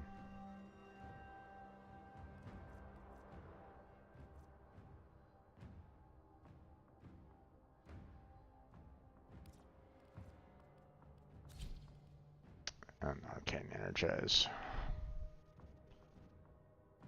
That'll do.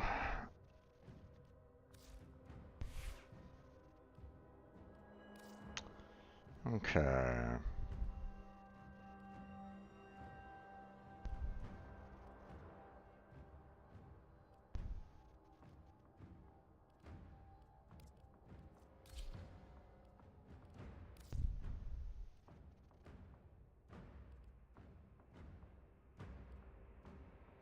And we'll do the cleavers there. That should do.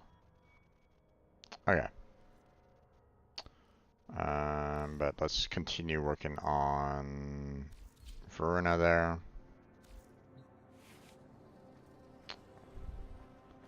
Let's see. What else? Can't really do anything more on the Warframes. We're pretty much clear on the Warframes for right now. What about guns? What about our weapons here? Okay, need more mutagen masses. Don't have enough, so can't really do anything there. Still need repeller systems there to get that one done. Okay, so I still I need some organ cells to finish off that one. Need a forma to finish off that one, which, I mean, I should have a forma already built, or like ready to go. Yeah. Let's just go ahead and create another one there so that we can at least put it into our weapon here. There we go. Okay, so I have 2 weapons right at this moment in time that need organ cells. So that's probably going to be one of my major focuses today, is trying to work on getting organ cells done. Could probably use some more cryotics, so excavator runs might be in order. So I have 3 that needs organ cells. Okay, so I'm probably going to be needing a lot of organ cell grinding for the most part. So there's another one. My gosh. I am in desperate need of organ cells. Gotcha. Okay. So that's definitely on my list of things that I need to acquire. I think the Axolotl Prime Link is still vaulted, so I don't think I can build this yet. Let me confirm. Stiletto Prime Link. Vault, vault, vault, vault, and vault. Yep. That's surprising.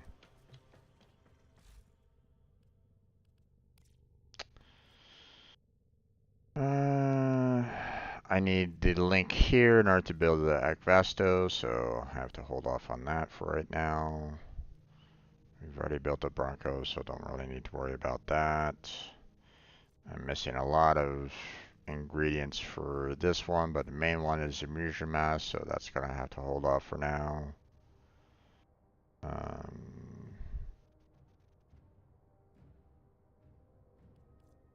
Need some geomatic systems there to build that one. Sear barrel there.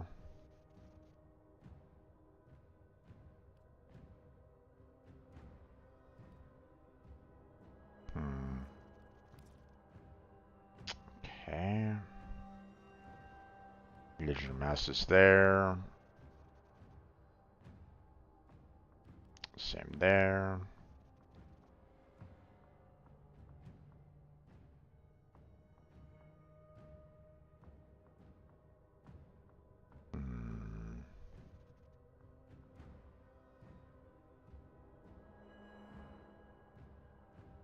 Okay, I need some more organ cells there. to build that one, so yeah, I'm in desperate need of organ cells. Okay, so we're gonna be kind of working on that today. Just doing a whole lot of organ cell grinding. If anybody wants to join me, you're welcome to. Again, we're gonna hold off on this until we can get ourselves another broken war. So, you know, which means that I still need a war hilt to build a second one that I can just basically sacrifice into regular war. So,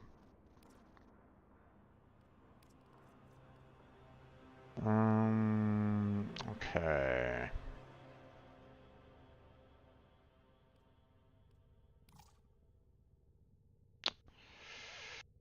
Running out of slots here, but not much I can really do about that.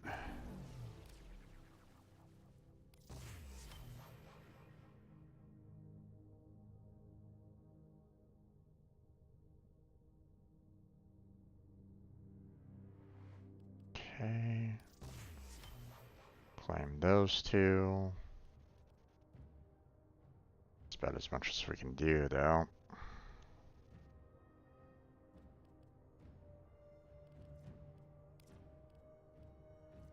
Okay.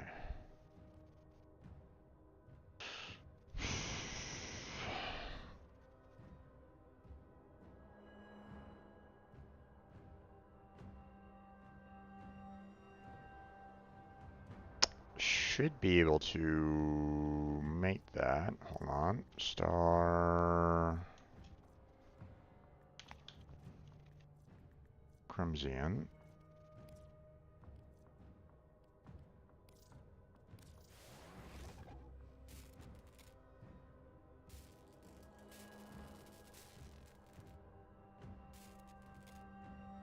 I know, I knew that I had the blueprints, so I'm like going, am I just missing resources, or is it something like, you know, oh, I just don't have enough right at this moment in time? And that was the case. I didn't have enough at that time.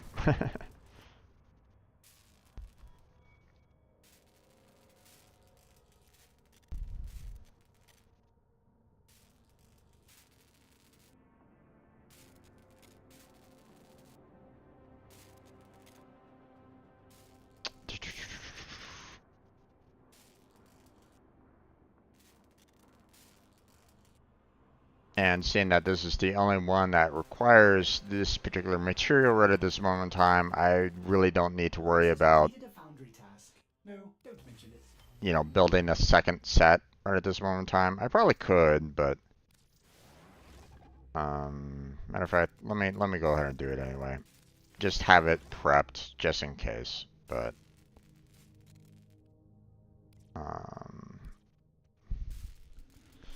okay. I have enough to build this Shade Prime here. You know, I got enough organ cells and all the parts, so might as well go ahead and build that. So let's get that going. Let's see. Tizacore, need more recasters and the long-winded, so more fishing needed there. But that's about it on that one. Haven't really worked on anything here in terms of the landing craft, so don't really care too much about the appearance, so let's see, 6 owned, okay.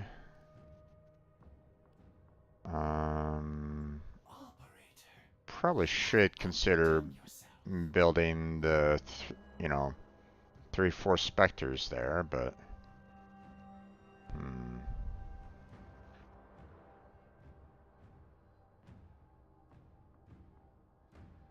not quite sure what I really want to use for that, you know.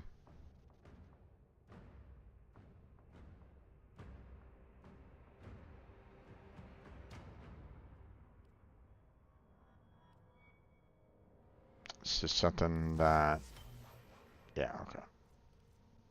Oh wow, I only got 1 owned of that. Okay.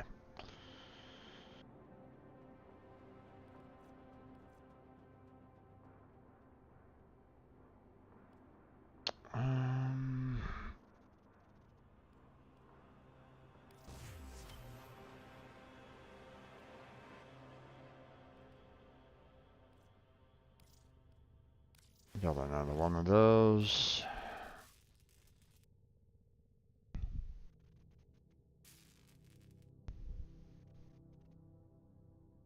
Alright. Don't need to worry about the keys. We're good with the keys. Right, modular. Okay, we got one haymaker already done and ready to go, but obviously we need more there. Uh,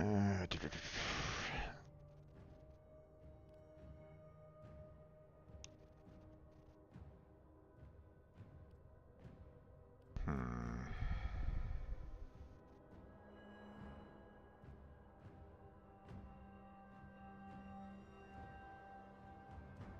Really gonna need to kind of work more on the modular a little bit more, because I know that I'm gonna be needing, you know, some more um,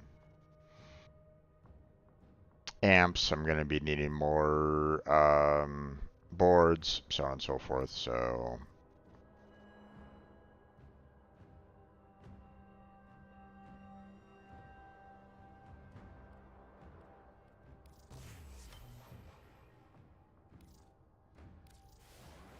I know I need more of that. So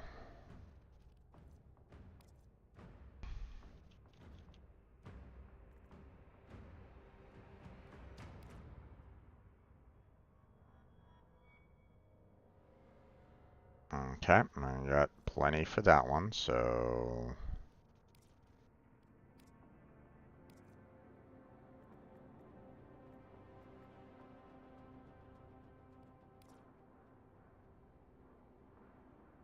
ooh, okay. If I want either one of these two parts built, then I'm going to be needing some more of these, which means I'm going to need to do some more mining on demos. Okay, so here, let's see.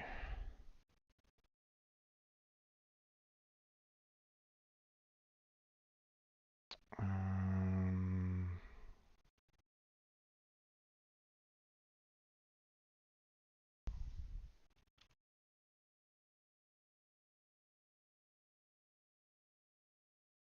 Let me rearrange my notes here a little bit more, because I've kind of let myself kind of get disorganized here on my notes for the most part. So okay, don't really need anything more concerning the um,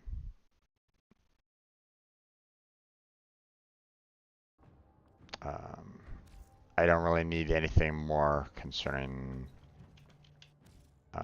the resurgence. You know, I got everything that I really need here for the most part. I mean, obviously, you know, if I wanted to have more cosmetics, then I can try to see about trying to get some more cosmetics, but well, personally, I can't really purchase these for, you know, because you need to actually do the purchase Regal Aya for those cosmetics, so, you know, I can't really do that right at this time, so that will have to wait until such a time where I actually have a disposable income, but that might be a while. um, so, well, we'll have to wait, but that's okay. Um, The circling hawk may choose its prey at leisure. okay. So, let's see. What are we going to be needing? We're going to be needing organ cells. That's a major one. We need demos mining. That's another thing that might be helpful for us. All right. Let's see. Godblight Tears. Okay, I got enough godlike tears to handle these 3 parts here, so we're good on that one. We don't really need to worry about any more godlike tears there. So here I'm gonna kind of write down what I need for the most part, you know, concerning the mining. So which was the faceted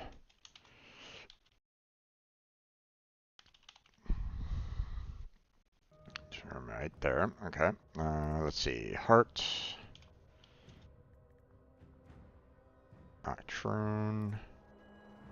Okay, don't need anything there. That's fine.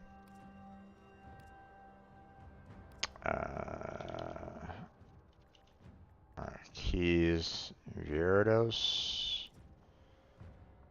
Don't need any more of those, so we're good on that one. Purged. Ironic. Ooh, okay. So we're gonna be needing some more of that because, you know, we need 20, 20, and then 5. So total of 45, but we're at 28 right at this moment in time. So yeah. Okay, so here's another one that needs some more Deimos mining, which is the Purged Dranic. Okay, good to know.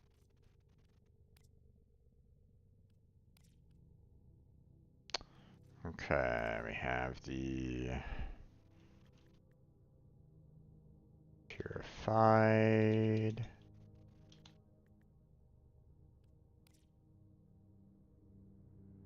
Got enough. So we're good there. Just barely, but we're good. So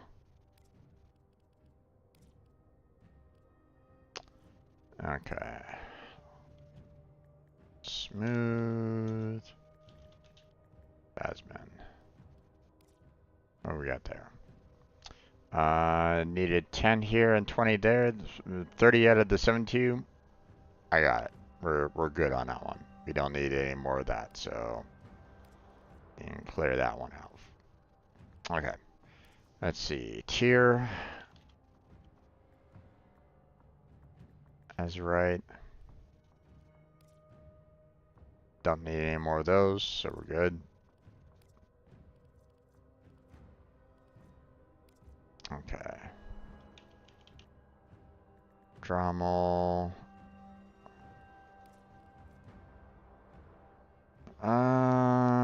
Okay, I need a total of 40 there, but I need some loosened Terraglobes on that, so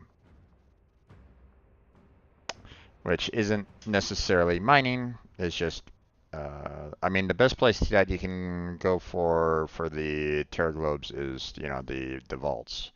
So,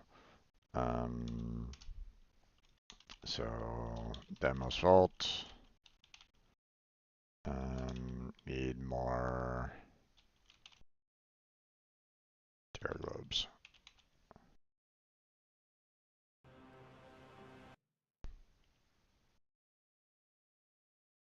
Terror globes. Terror, not terror globes. Terror globes. So.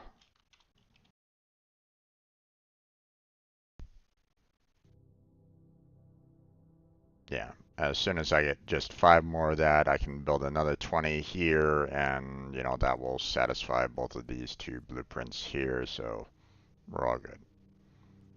So. But no real mining necessary for this one. We already have enough of the main ore there to kind of take care of it, so. Okay, so here, Erixium alloy. Oh yeah, we're gonna be needing a lot of you, but let's see. We have 3 blueprints left. That's 120 alloy needed. But I mean, we already have 120 alloy, so we don't need to mine anymore. But we're going to be needing some more oxium. So, so I mean, that's always been kind of a necessary need, unfortunately. Um, so not much I can really do about that.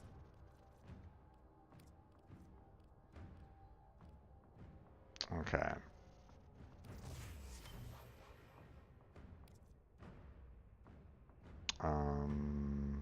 I mean, I might as well just go ahead and build that another set there.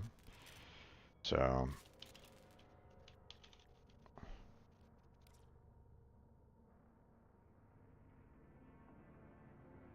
okay, I have enough there. I just need to build another set, and we're pretty much good for that one. So, we don't need to worry too much more about that.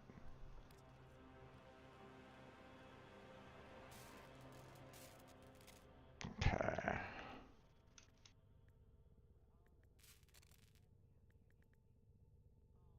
Incorporate.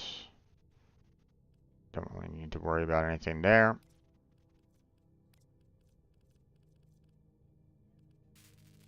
Okay. Default. We're good there. Operator, you have foundry items ready. Claim them now. At your earliest convenience. For steel. Don't really need anything more there. Integrity is good. Functionality at 100%. The process is a success. Excellent. Some. Okay, so I'm gonna be needing a lot more here for the Caliban chassis when I eventually get enough, you know, in terms of the anomaly shards and an armor not isoplast. So,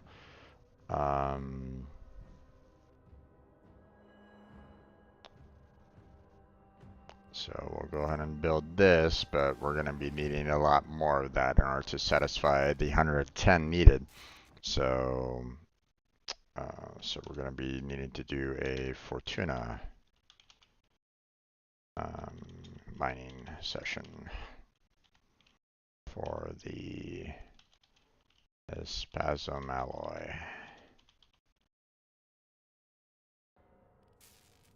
Okay.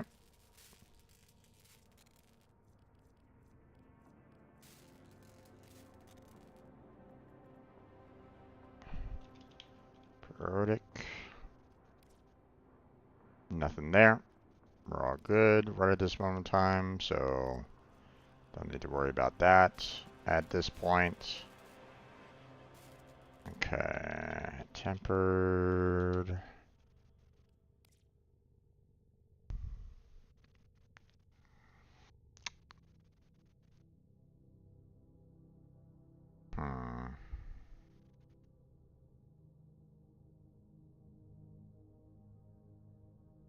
Okay. I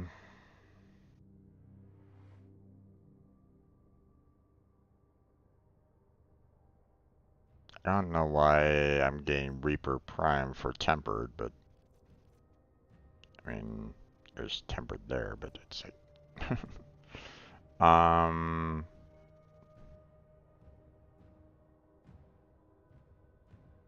don't think I really need.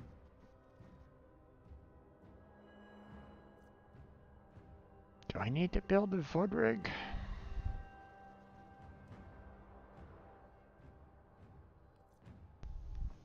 Well, one thing's for sure. I'm gonna be needing some more Terra Globes for the tempered as well, which is unfortunate because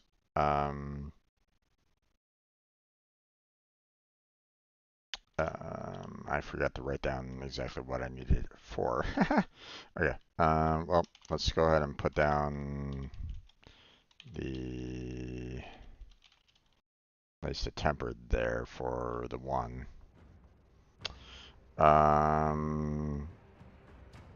Make a note of it. Let's see, void rig.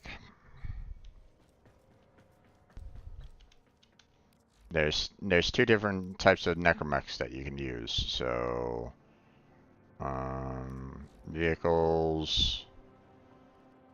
Let's see.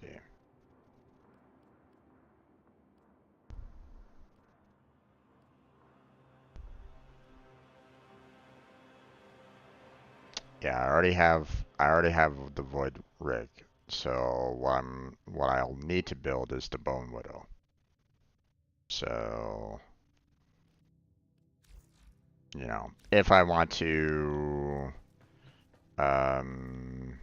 level up that. So to be honest, you know, anything that has the void rig, I should probably just go ahead and get rid of, because it's not gonna help me at all. You know, I already have one owned, so I don't need to worry about anything else here. So,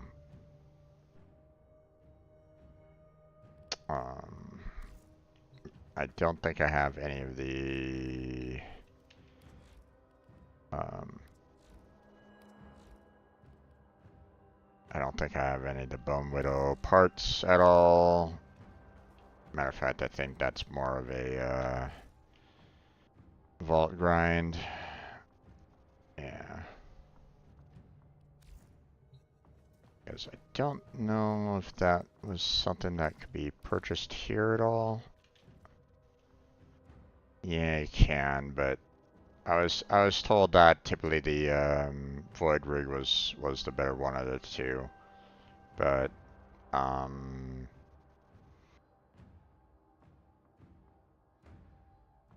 so I'll need to eventually grind for the Bone Whittle, you know, need Bone Widow parts.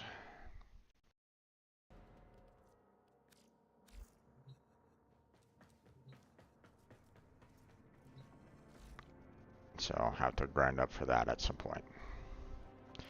Now let's see. Let's see. Tarot Globe.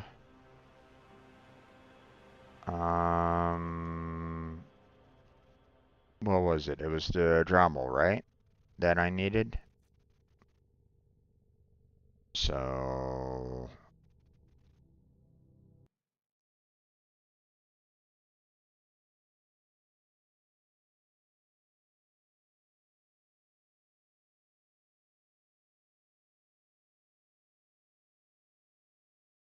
okay. And because I think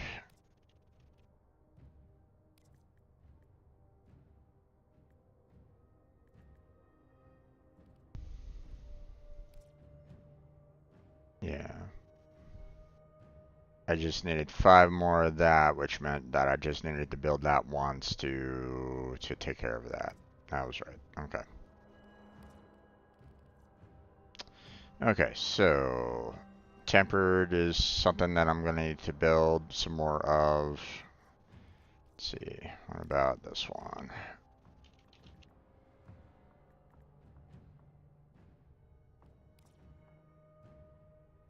No, don't need to. So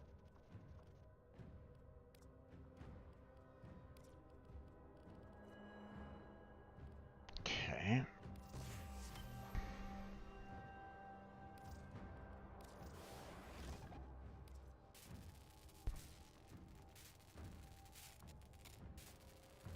Okay, and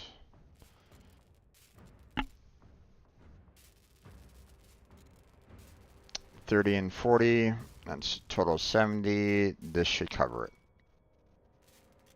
We'll have enough. So we don't really need to mine up any more for that one.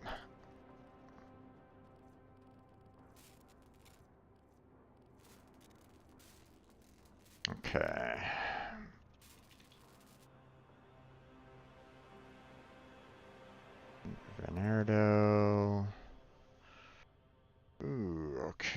Okay, so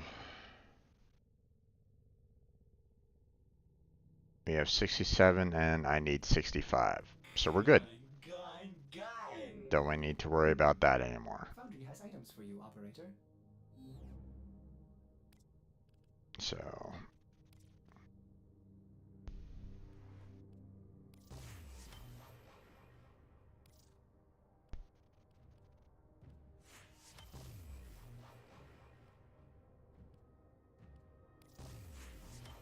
okay, there we go. Let's see.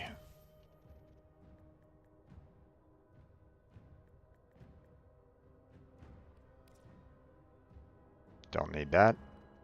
We're good there. Okay. Art. Don't need any more there. So we're good. Let's see. Keys. Thirst. Don't need anything more there. We're good. Okay. Radiant. Nope, we're good. Don't need any more there.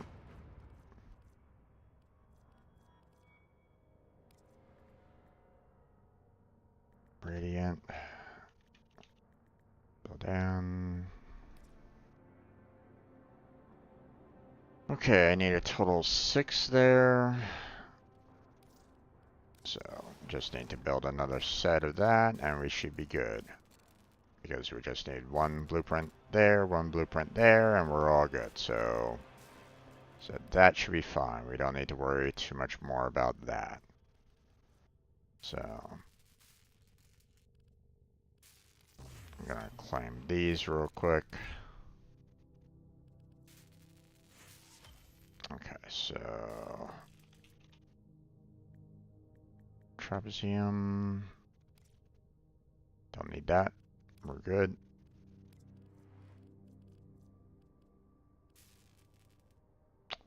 Okay, star. Emerest.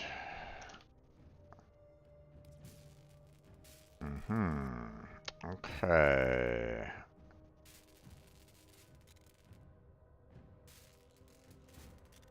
Okay, so I need a total of 30 here for the splats. I need a total of 25 for this part here, so that's a total of 55. And I need 5 more there, so grand total of 60. Unfortunately, I only have 15 owned, but I have enough materials there to cover all these parts. So I just need to keep on building this up. So that's good. That's fine. We don't need to worry too much more about that. So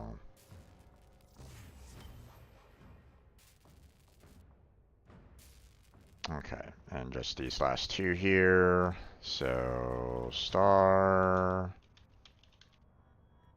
Crimson, and we're good there. And then it's deleted.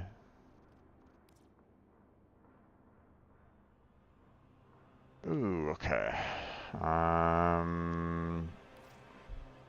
Just need to build this once, and we're good. You don't need to worry about anything more there. So Items can be claimed. Operator, are you pleased?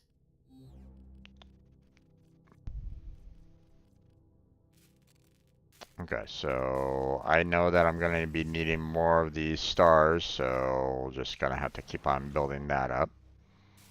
So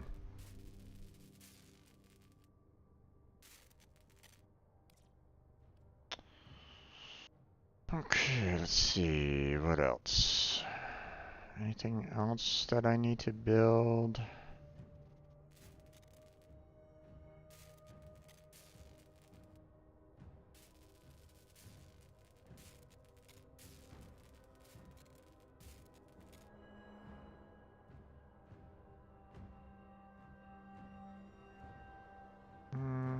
Looks like that's about it for the most part. Migration complete. Okay. And we're good. And we're good there. Okay. So, in terms of materials right at this moment in time, it Ready to looks aim, operator. okay. You know, obviously I still need to, you know, I'm gonna need to keep on building that up for a while there. I need, you know, more of the Haspasm alloy. So I'm gonna be needing more of that. We're gonna be needing some more of the Purge Dranic, which, you know, I don't have any more of those, so I can't really do anything more about that.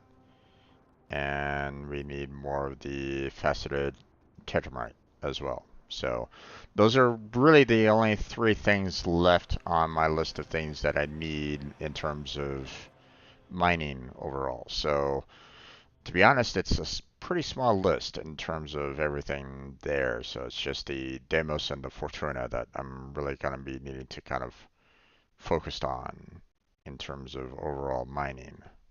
So, Hmm. Foundry has items for you, operator.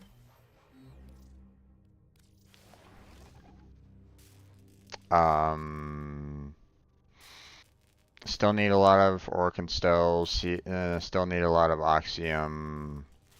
I'm gonna need to do a little bit of the Demos Falls for the Terraglobes.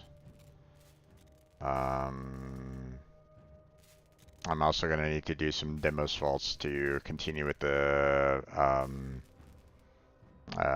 Necromech grind. It's so annoying. But, you know, not much I can really do about that. And I think that's about it for the most part. So, as much as I would love to, like, continue grinding out my, my main, you know, grind out and work on leveling up my Warframes. Now, Project complete. bear in mind, okay, I can take each one of these, you know, that I need to level up, um, and you know, send them to the, um, you know, I can send them to the what's the name? The Sanctuary Onslaughts and level them up like that. I can definitely do that, but I won't necessarily learn too much about what the capabilities of the Warframes are going to be able to do anyway. So it's kind of a mixed bag on doing something super quick like that. So um, yeah. Um, let's see. We still have some fishing to do.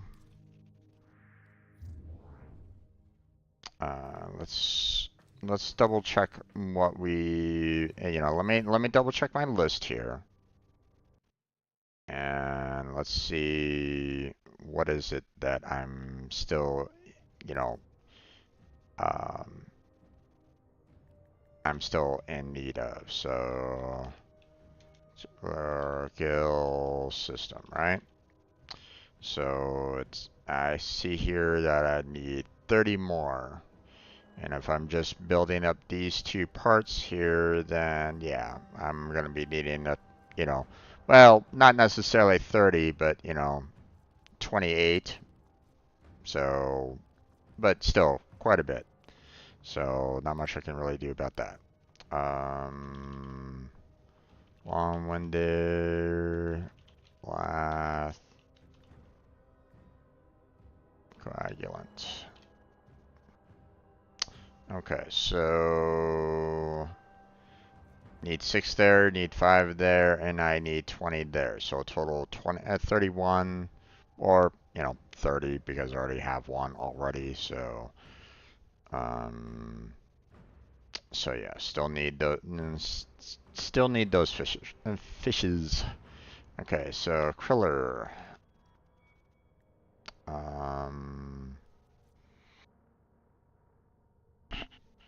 Need 25. Which is weird because I put down 26 for some reason, but yeah, no. Just need 25 more for that one. And that's it. So, recaster. No relay. So we need 10 there and 10 there. So grand total 20 overall. I have 21 in my notes, but yeah, just 20 needed, so we're good. Let's see. Aye. Okay, so 10 there, 10 there, and 10 there, huh? So grand total 30, minus the 1, so 29. Yeah, I haven't really changed much there. Okay. Synthid. Okay. So we need 5, but per blueprint, that's a total of 15 minus the 3, so a grand total of 12. I was able to get, reduce that number down a little bit. It was at 16, so that's good. And let's see, Echo Winder. I still need 15 more on that one. So not much I can really do about that. So, okay, now,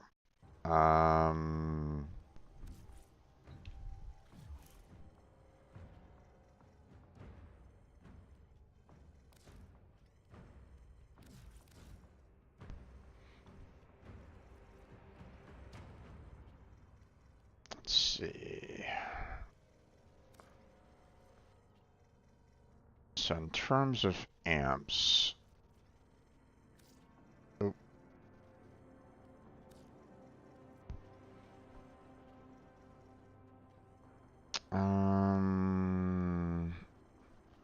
have the wrap lock here that I'm gonna need to level up.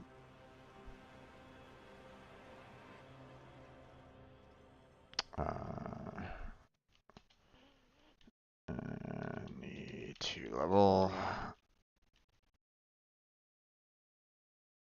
We have the Gramu that we need to level.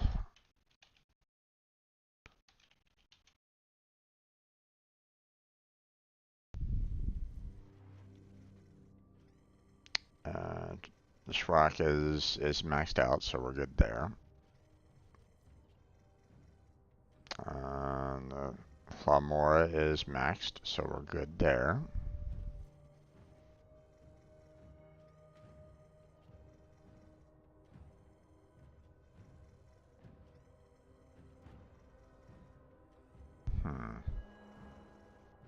The moat is maxed, so...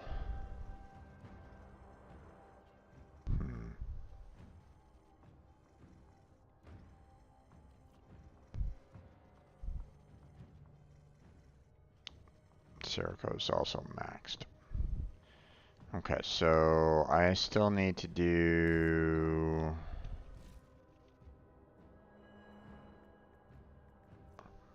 Clantic.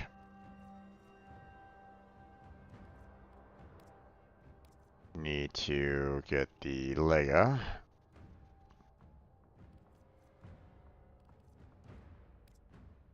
And run, which I apparently don't have any of the blueprints for right at this moment in time.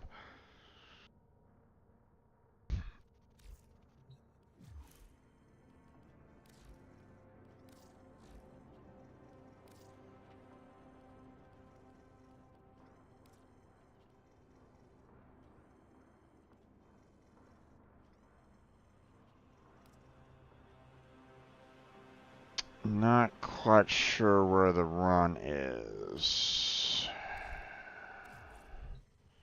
At least I'm not really remembering where it is. I think maybe Fortuna. Let me confirm here. I believe that was a new amp that they added in, so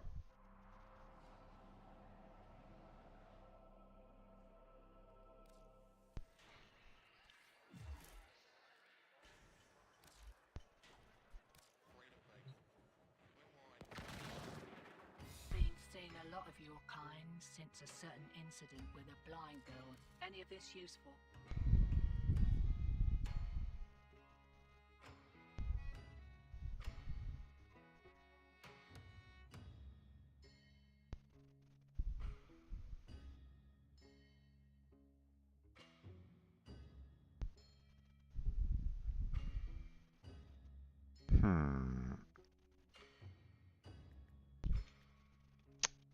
it's not there. Okay, interesting. So then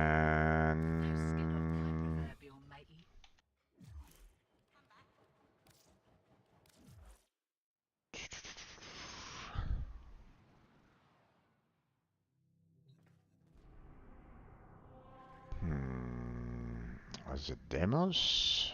I knew I kind of know that Demos had like one or two that was, or you know,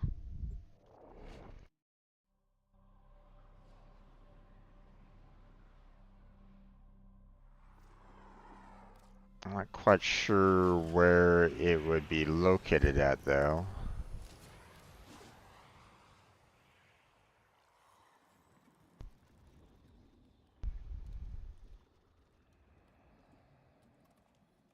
Maybe Father? That shard of Seraglass my wife clutches means more to her than the damn wedding ring. None of us could ever live up to her father. No. Least of all me.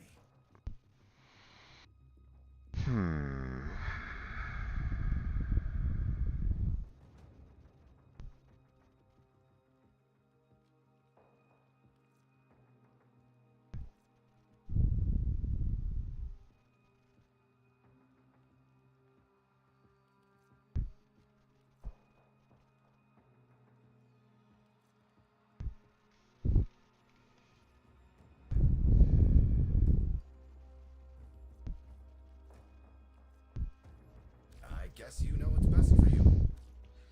Be seeing you again, I'm sure.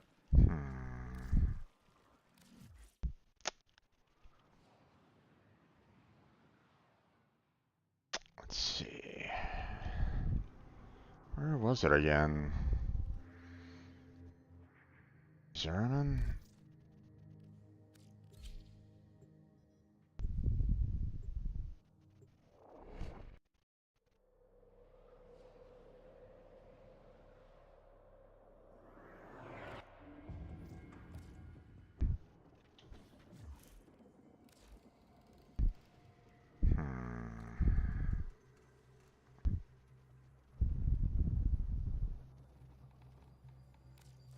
Quinn and Yonta down here and take your time. Let's see.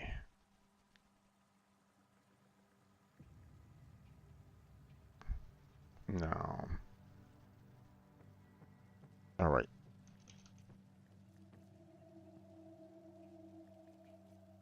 Am I just being blind or something? Hold on. Okay, Warframe. Where are you?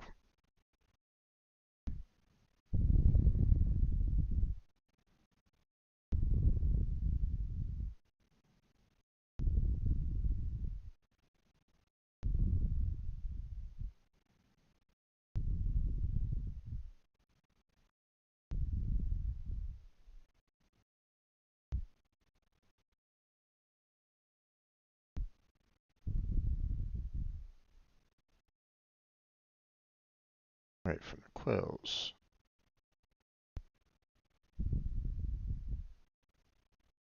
Wait, this was something added to Cetus? I can wait. If you die, I got dibs on your stuff.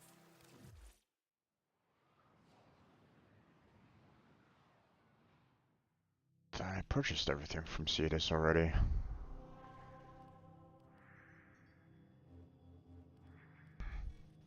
Witness. My control expands to a new sector. Except, you lack the capacity to stop me.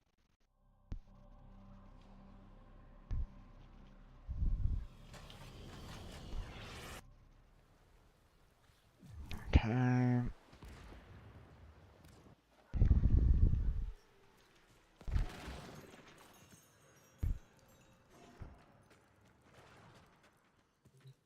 We watch. We anticipate. We intercede. Okay, brass wares.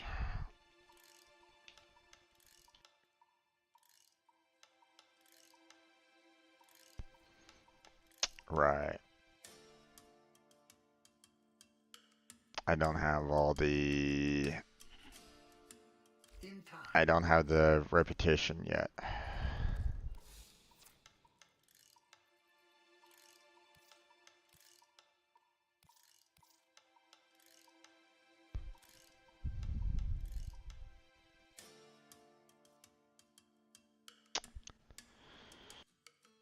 Okay.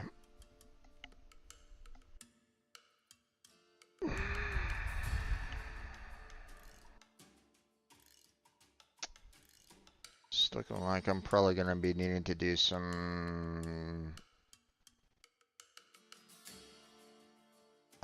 Eidolon hunting here pretty soon.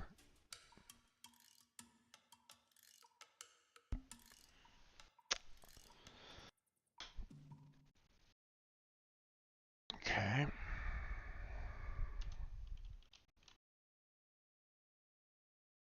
Let me go ahead and kind of make a note of that.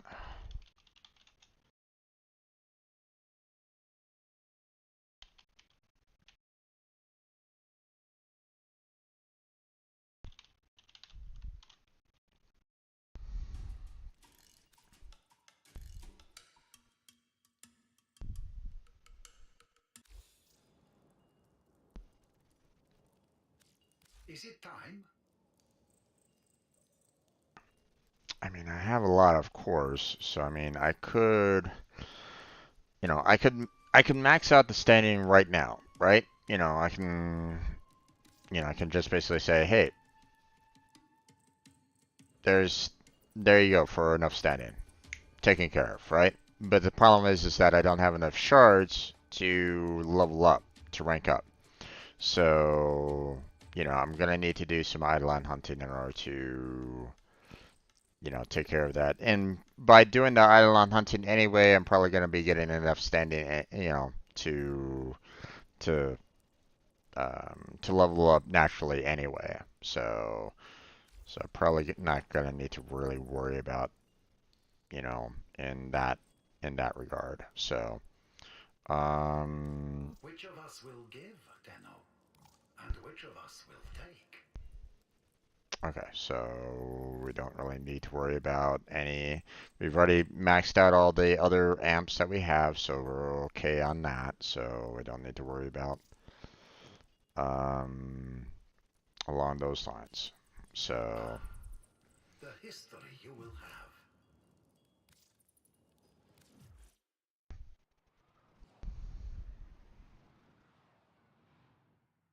okay. Um, okay. Obviously, spoilers for anybody that is new to Warframe.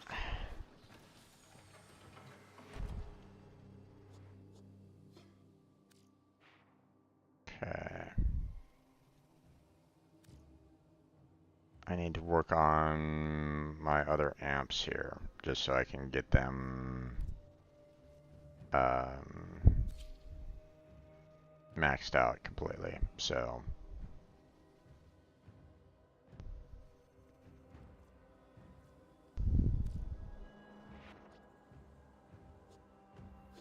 Okay.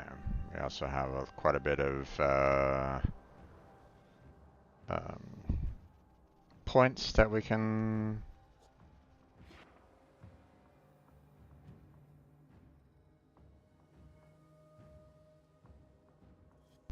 add to.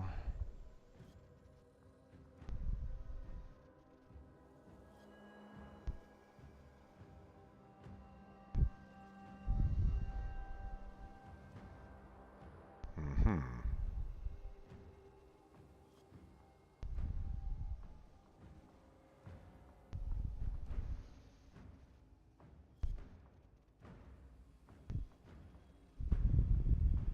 Ordis is angry. I may require maintenance after all.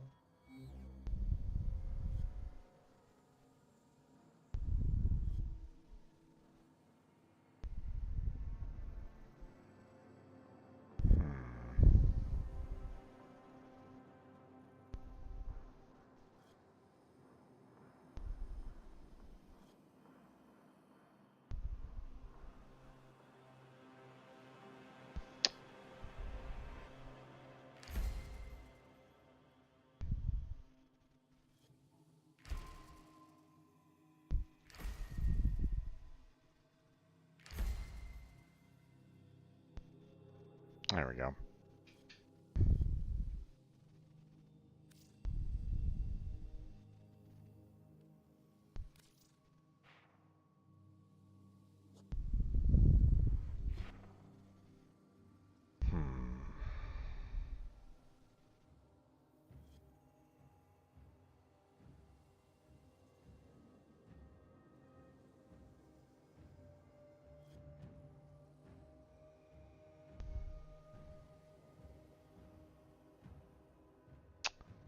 Okay.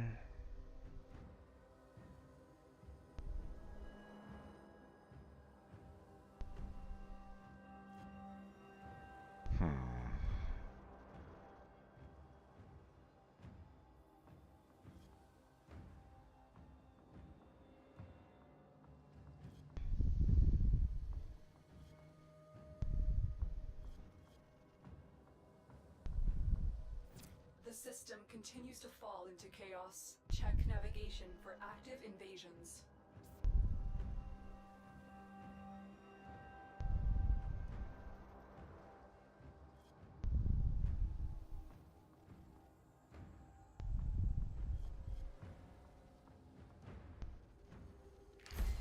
Undo that one. And let's do that one.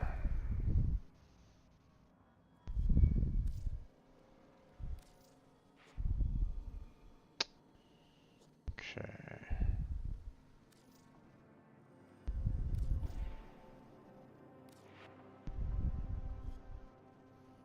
Don't have enough there to kind of work on that, so can unlock that.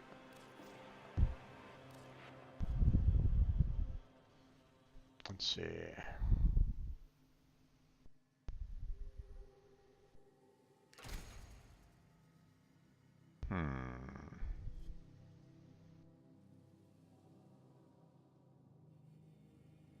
Okay.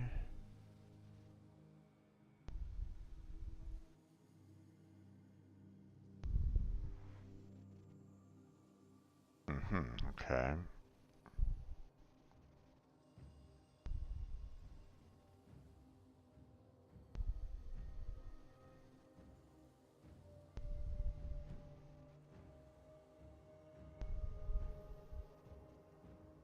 Interesting.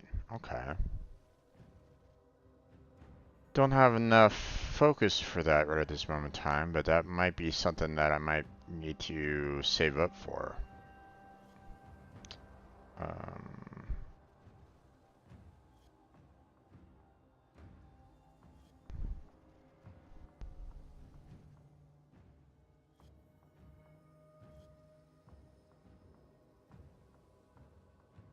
This might also be kind of helpful, especially when it comes to Rhino.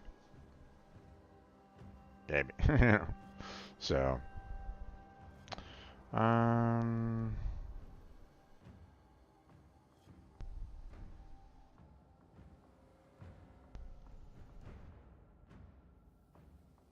Okay, it looks like these two would probably be, you know, some really good ones to kind of try to work towards. So,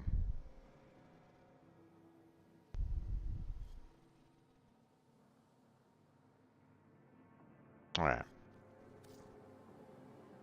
Yes.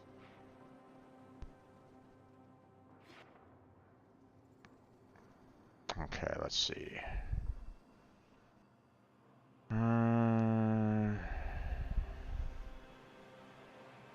Revives are instantaneous.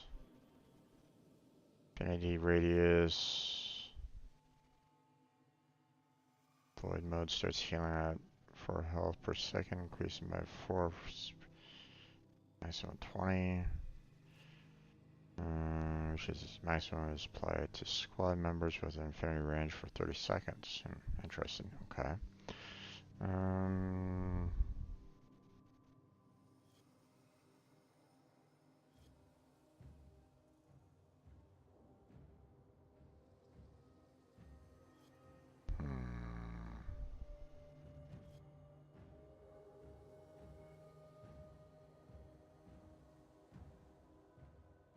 Increases operator health and armor by 50%. That could be very handy.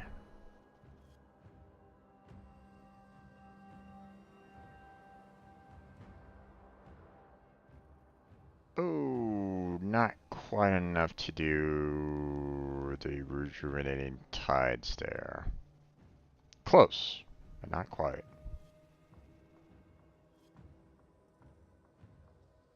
Alright. We'll save up for that at least. Okay, but I think that is about it for that for the most part.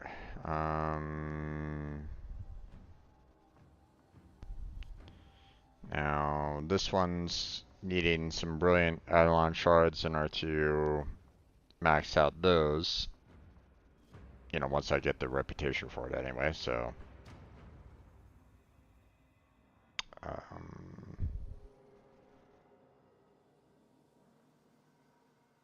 You know what, let's add some more there because I can always use some more energy overall.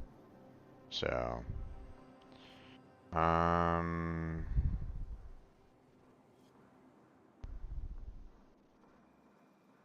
really don't need these right at this moment in time. Like, I'm not really in major need for either one of those, so.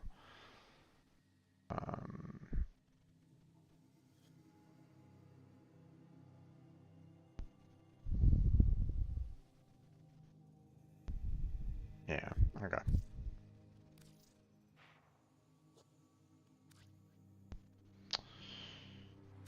Okay. And, you know, I don't really care too much about the overall appearance right at this moment in time, so. Okay.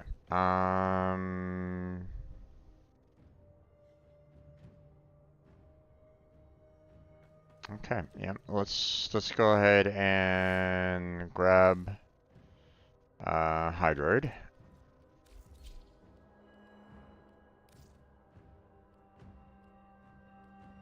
Let's see. Grab their Vandal. Grab the cleavers.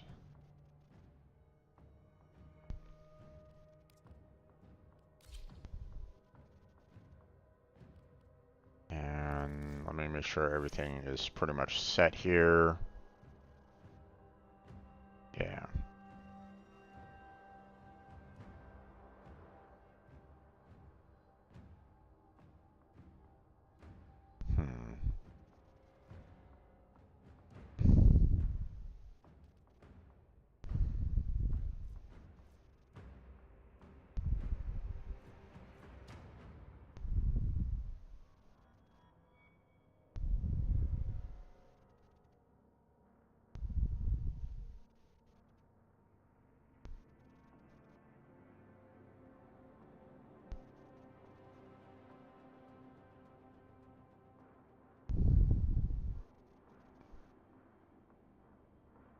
Too bad that there's not a way to increase the overall number of tentacles overall, but oh well.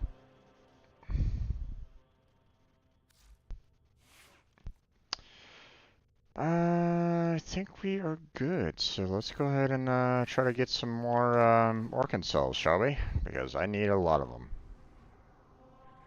Now, if anybody wants to join me on getting organ cells, then let me know.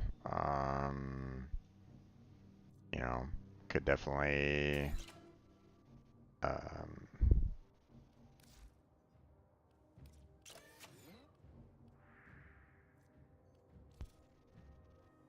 use more of those.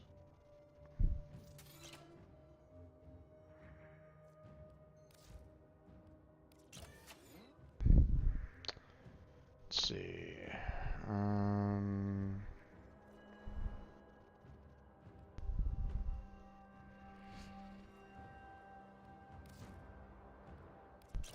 There you go.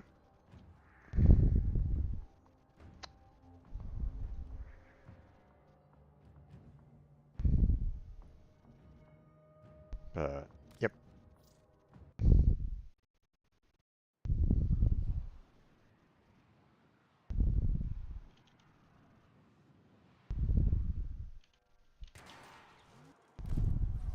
Distract the infested while a lone Tenno operative hunts for supplies. Set off the alarms to start.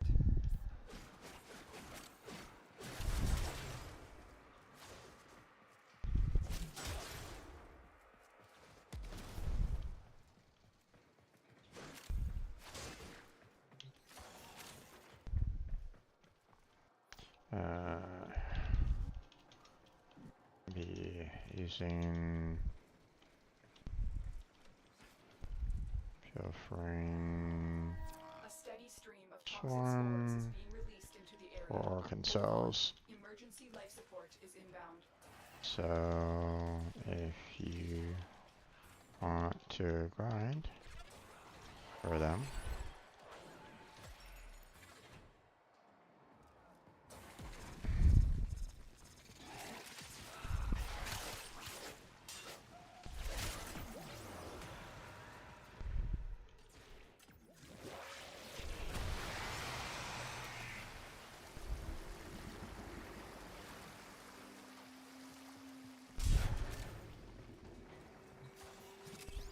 Look for personal life support modules dropped by fallen enemies.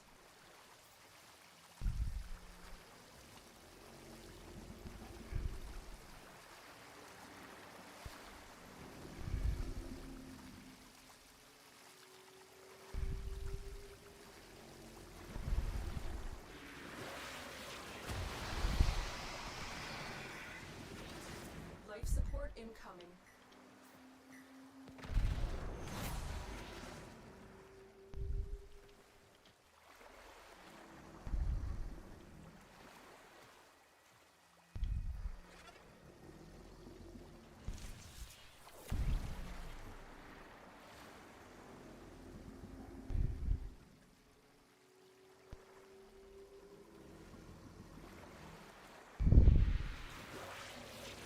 I delivered a life support capsule to the area. Activating it will buy you more time.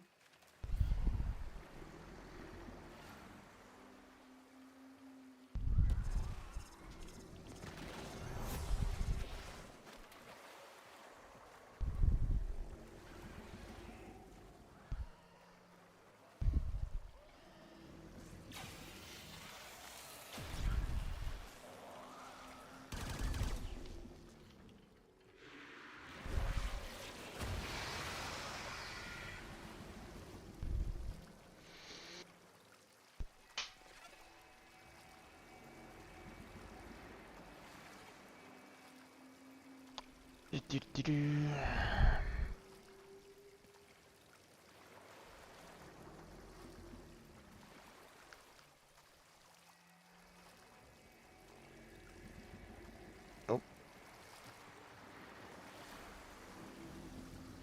Life support on the way.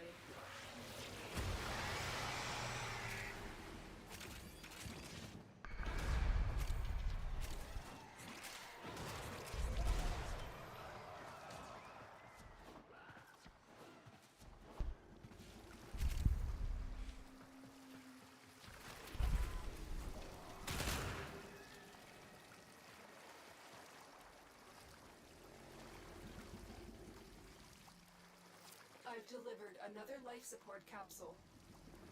Okay.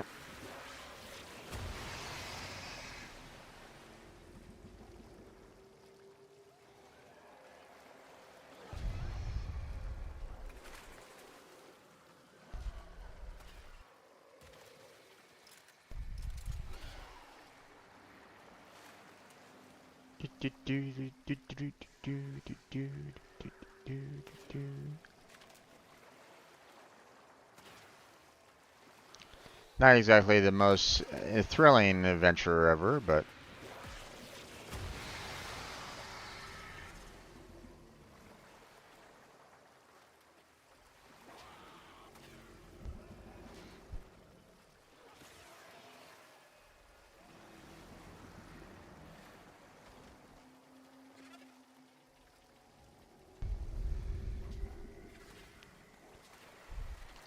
kind of wish that these guys could,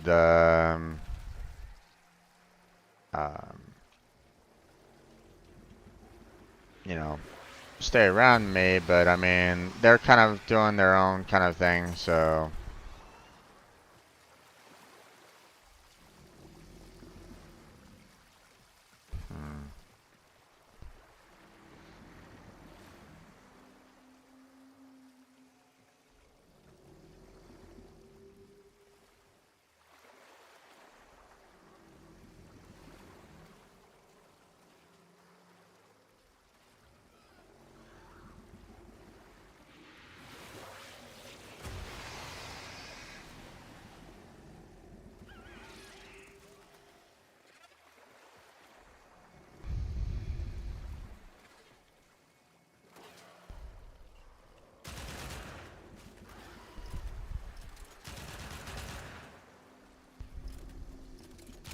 The operative has just made their first Okay. discovery. Keep up the good work. When you need it, extraction is ready. Let's see how many people are gonna stay or go.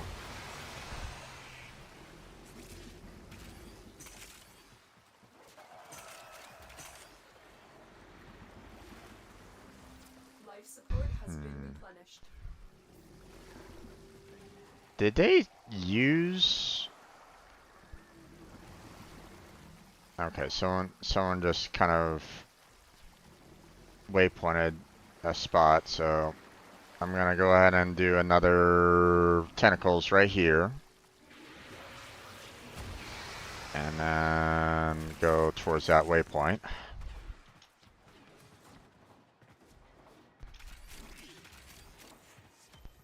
Oh, there's another one.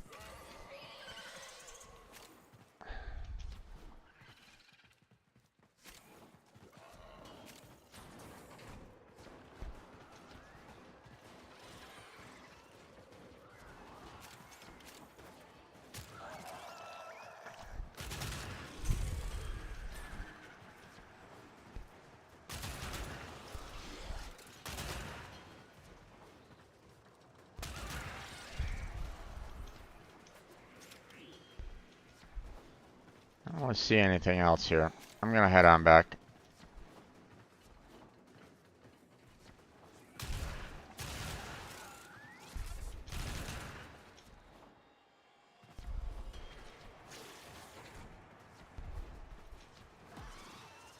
Wait, this is not the way, or wait, was it?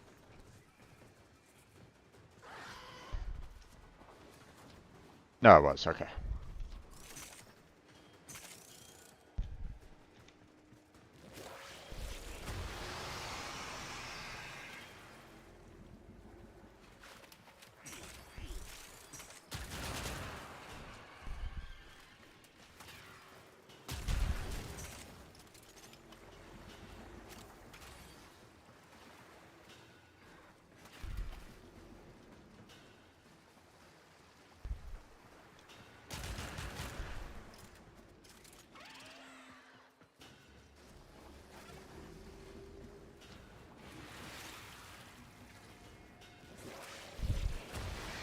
Oh. Now waypoint another one.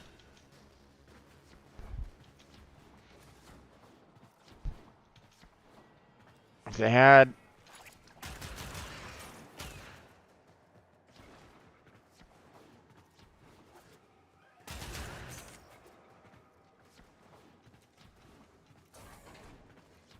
they stuck around me, you know, they'd probably be getting more, but maybe. But, you know, they're not really doing that right at the moment, so. Oop, missed that.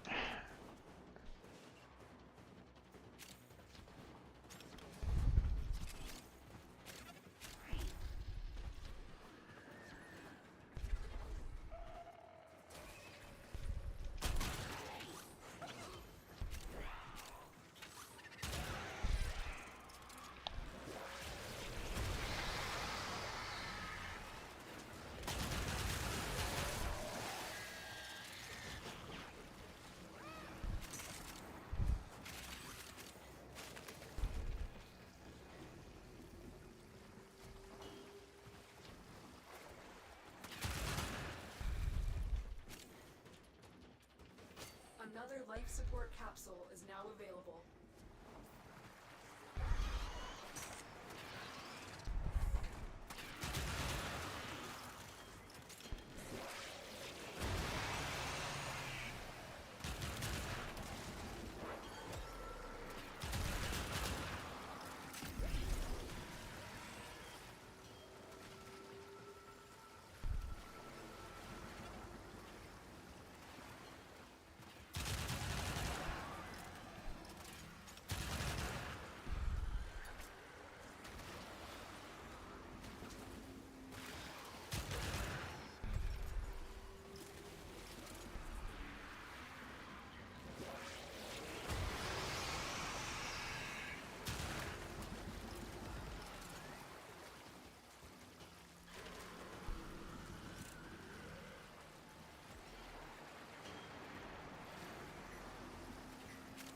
The longer you fight, the more successful you will be.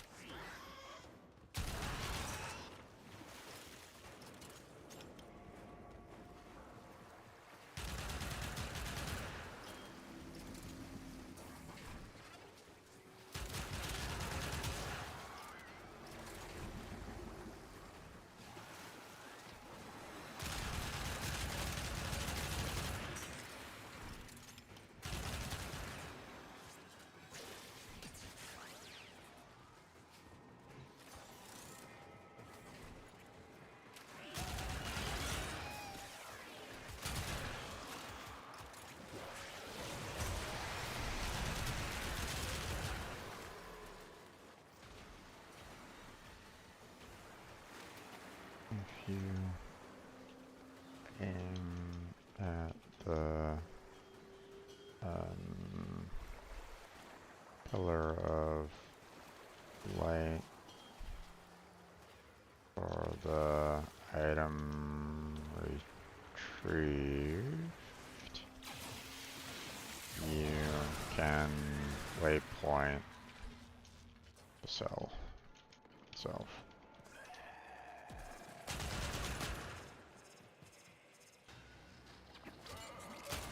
We will all share in this bounty.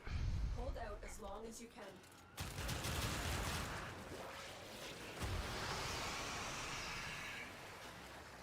Right at the base where the light meets the floor.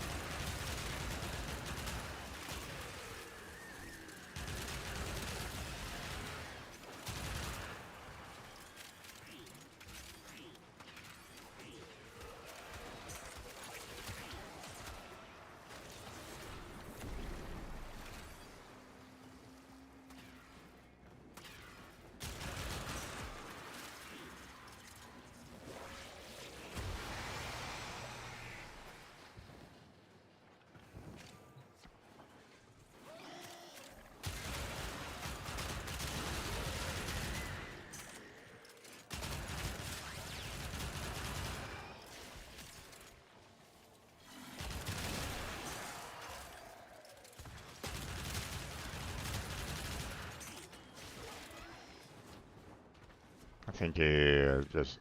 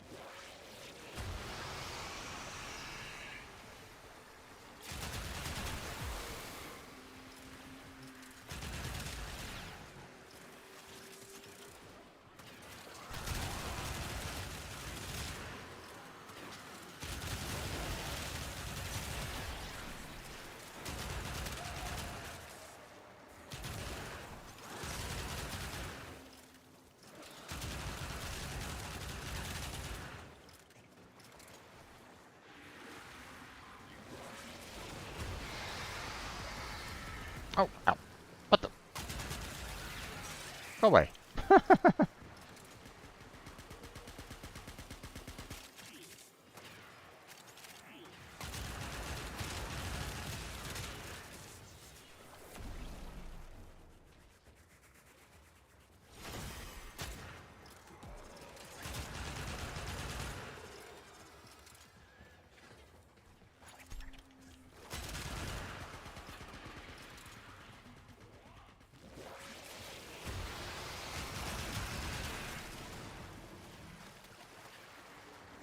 You will all share in this bounty. Hold out as long as you can. Excuse me.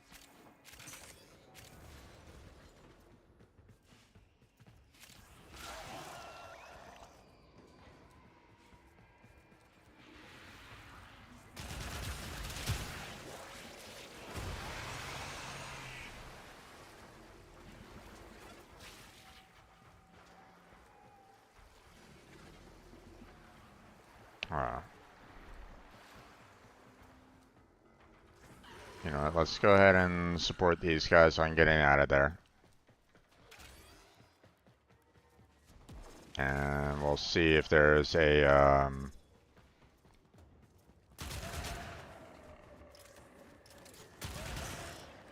we'll see if there's any kind of, you know,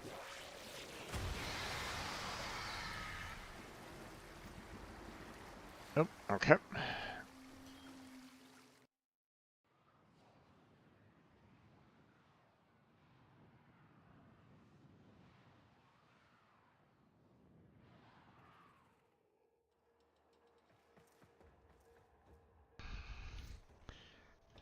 If you want to stay longer, I would recommend that we find a bottleneck to hold up in.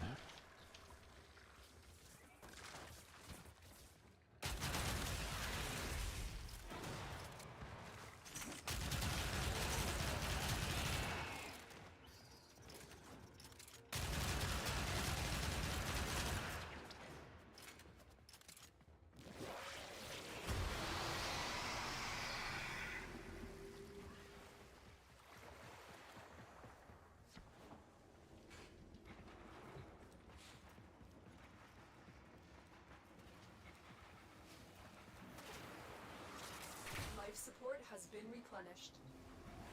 Additional life support has arrived.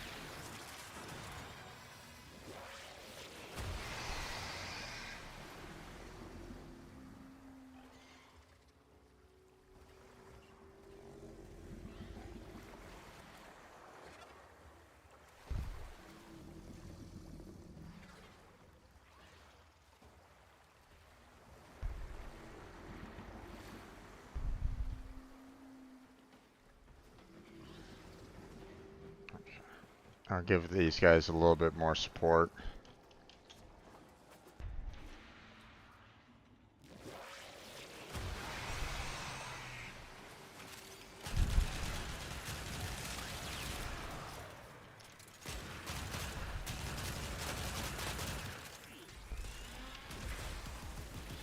Shit.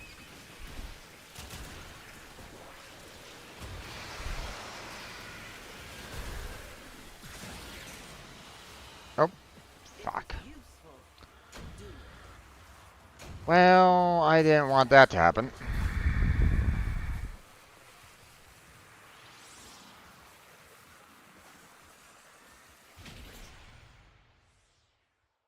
Oh well.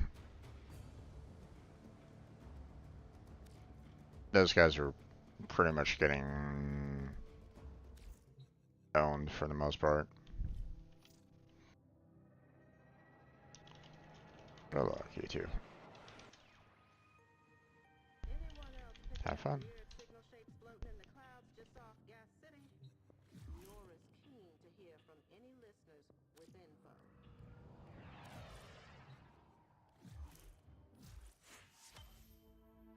Okay. New Riven mod.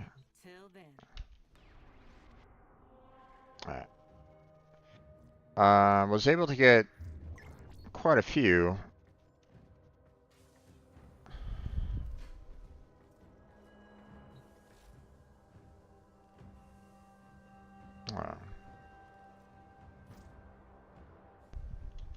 No worries.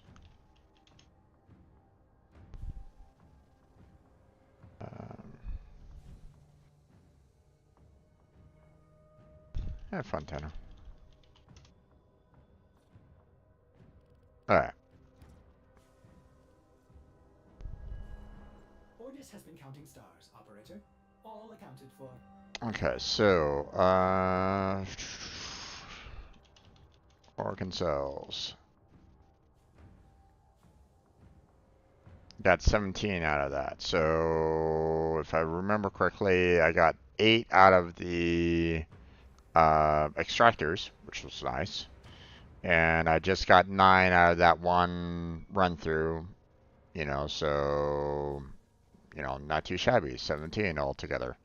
So that will help out. I'm building some of these weapons that I've been, I mean, well, not all of the weapons anyway, but, you know, we can at least start on some of them. So.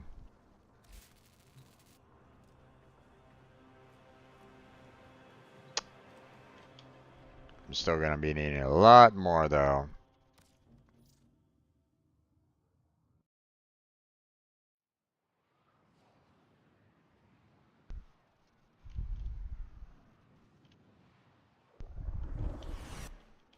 Distract the infested while a lone Tenno operative hunts for supplies. Oh, Set off okay. the alarms to start. That was interesting.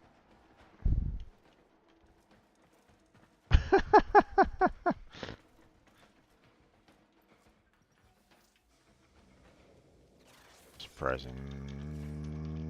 Start there. A steady stream of toxic spores is being released into the area. I have Life support is inbound. different swarm. If anyone wants to work with that. Fallen enemies will drop crucial life support. Be on the lookout.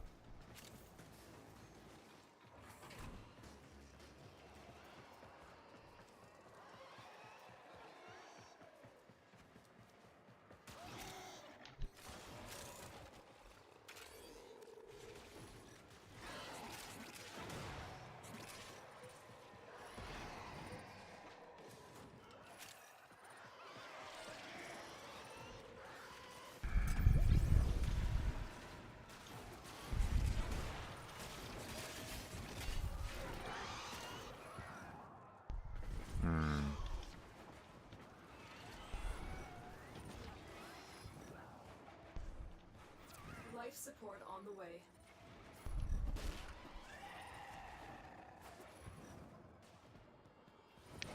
I really wish it would kind of show you a little bit better as to where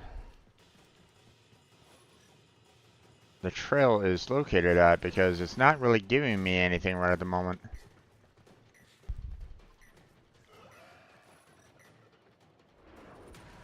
I've delivered a life support capsule to the area. Activating it will buy you more time. Unless they've already, and no, they haven't already killed it yet, so.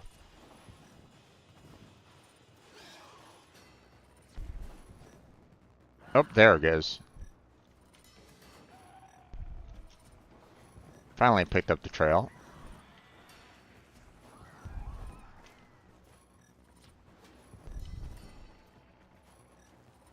And then I lost it again.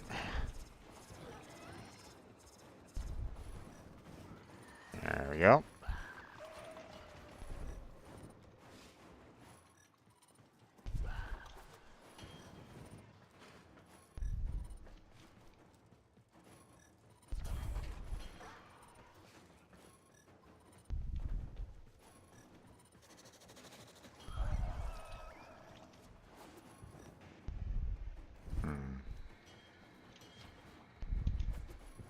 Get ready for a capsule.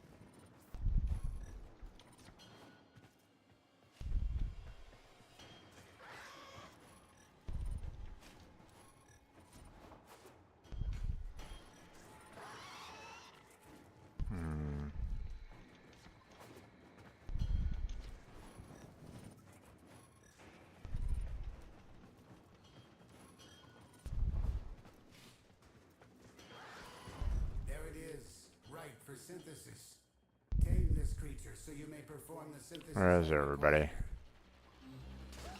Another life support capsule is now available.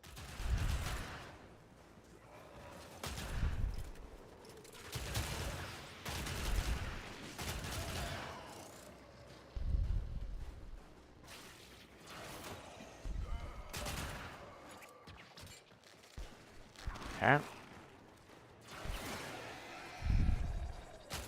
Oh.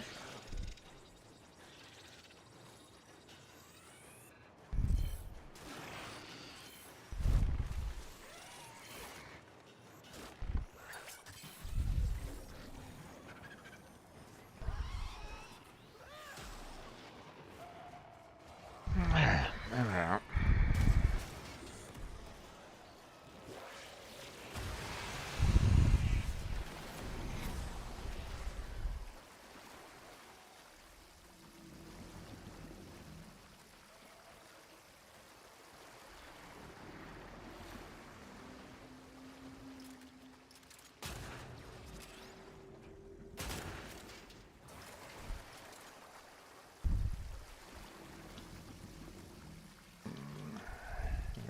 For some market cells.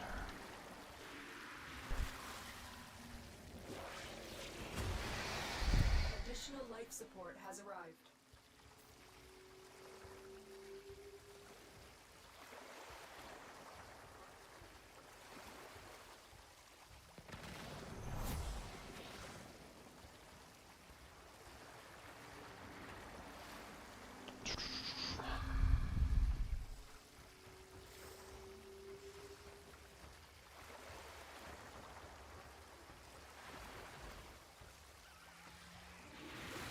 The raid is off to a successful start.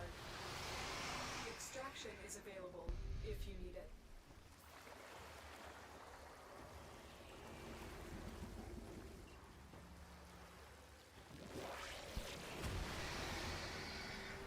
Oh, jeez. It appears there's a couple of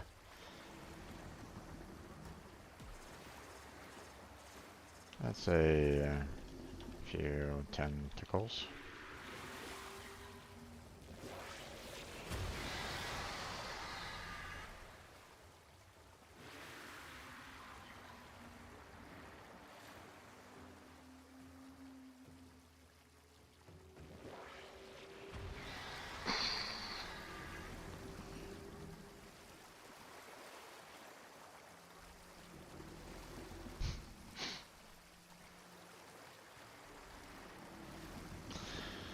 Oh boy.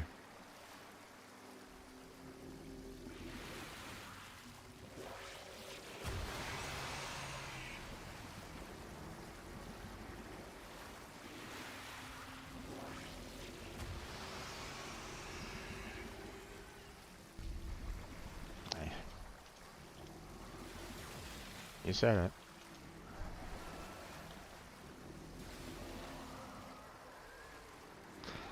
Oh yeah.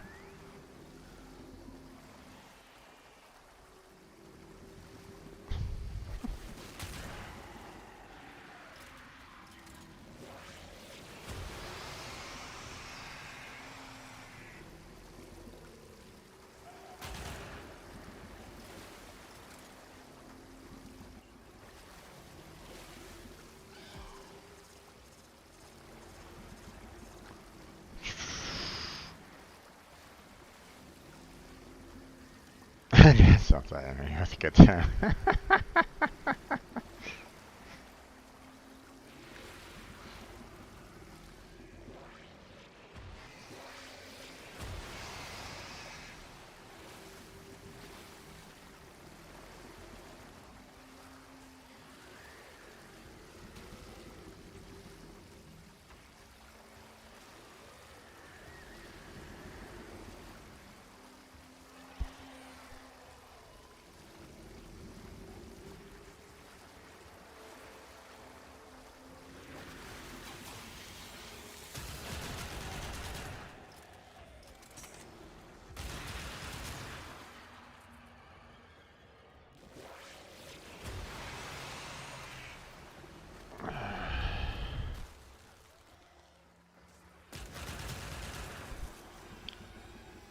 Typically,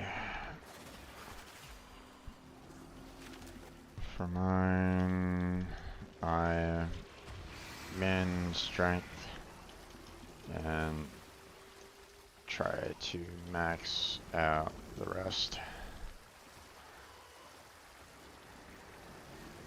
At least for pilfering.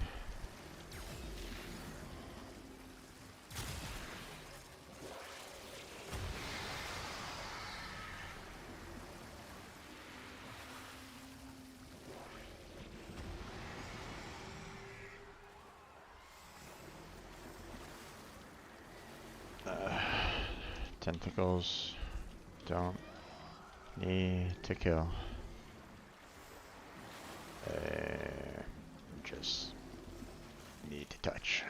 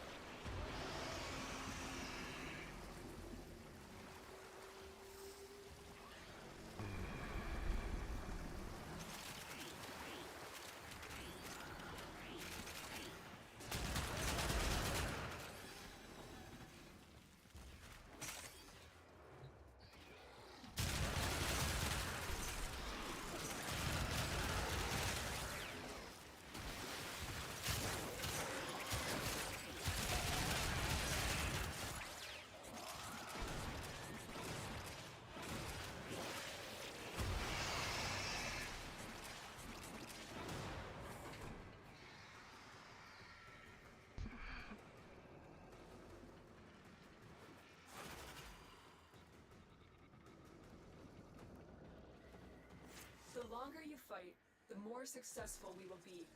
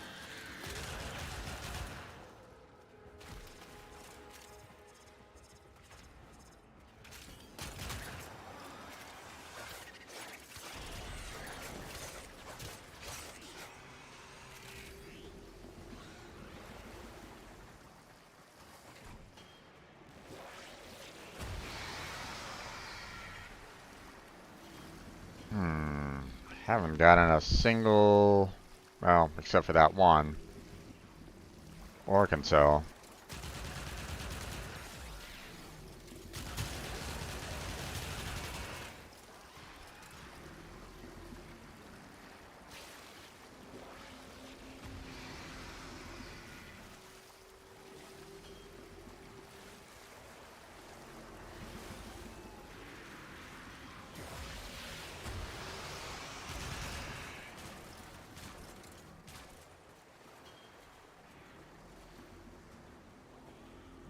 Okay, who else is the Hydroid Silver Demon? Okay.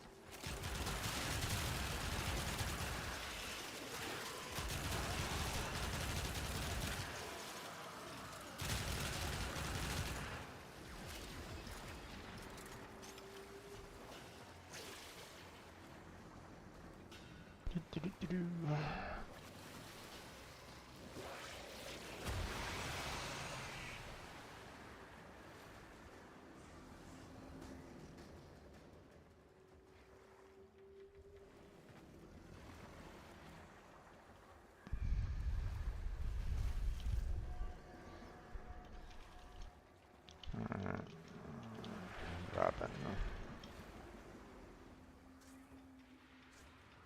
Not many.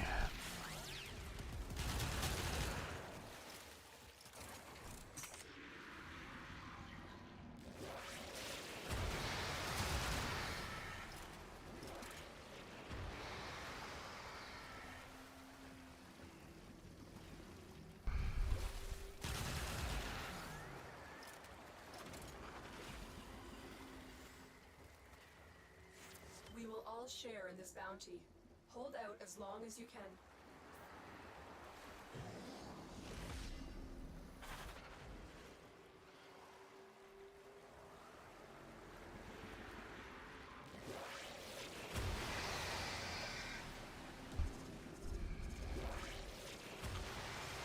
Last attempt.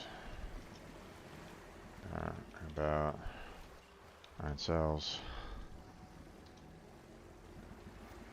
So this is a rough RNG this time.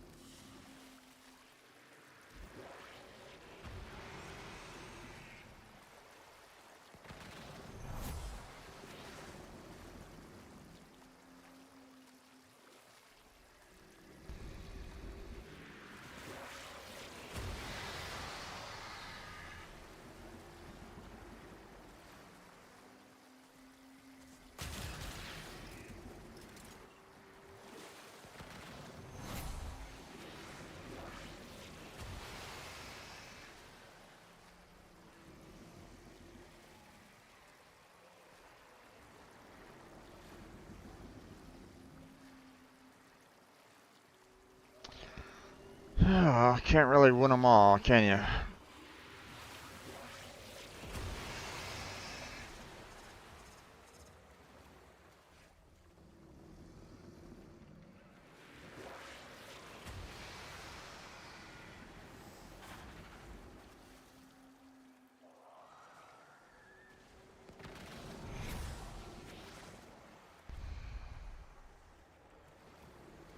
Just kind of keep everybody's energy filled.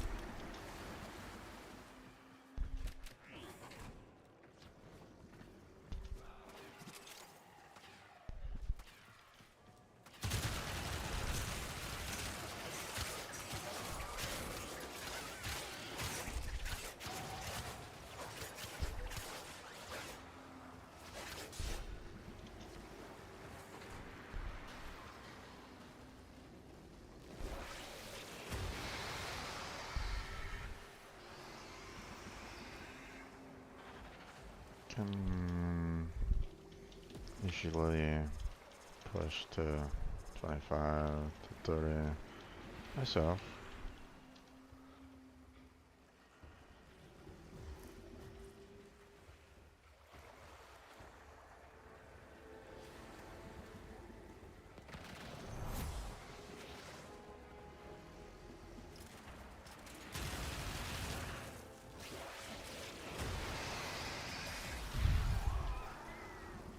But I'll join you all if you want to leave.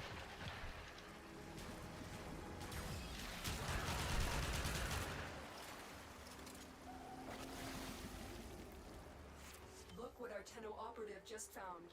They could not do this without you.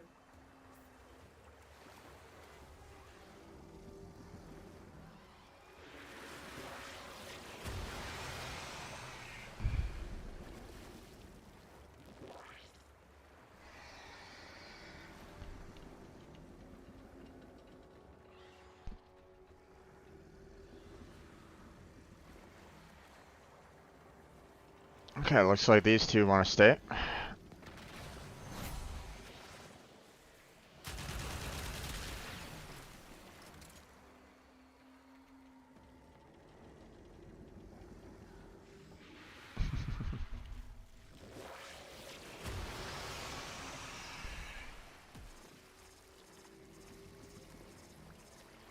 No worries.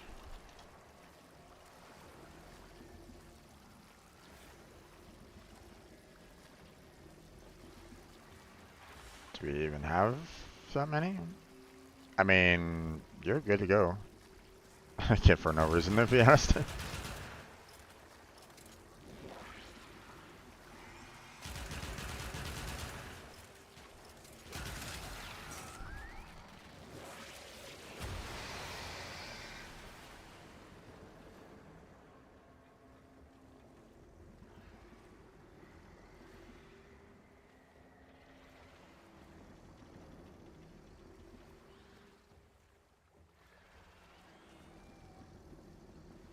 Okay.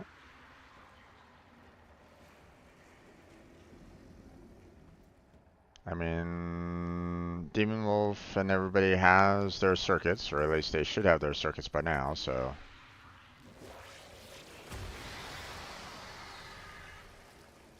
Alright, looks like they're kind of getting ready to get out of there, so.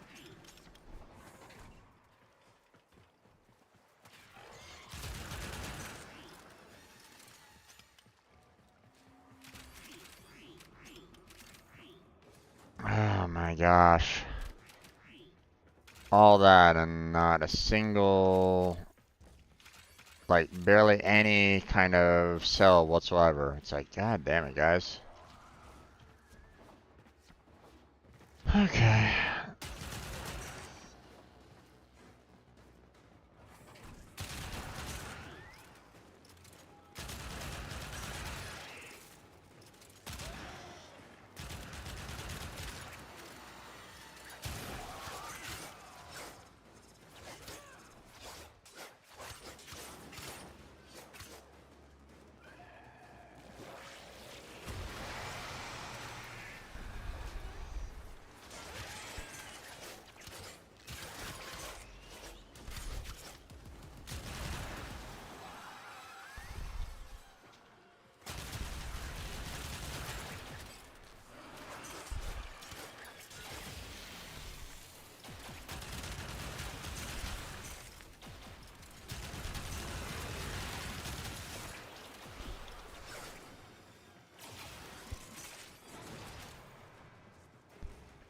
There we go.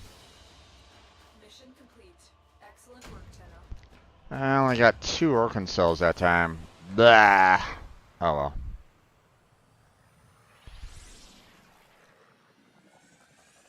That sucks.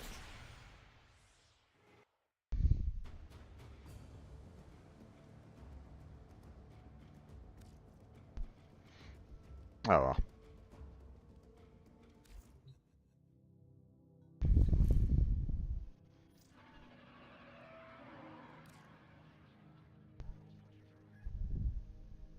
Mm-hmm.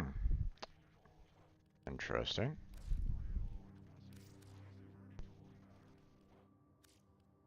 Silver King? Sure. I'll accept your friend request. Jedi is online and Princess is online. Okay. Is Jedi streaming right now? Or is he just kind of relaxing and having fun? He might be relaxing and just having fun, so it's all good. But I don't see any notifications about him going live, so he's probably just having a good time. It's all good. So. Okay, let's see. Close that tab. Now let's see.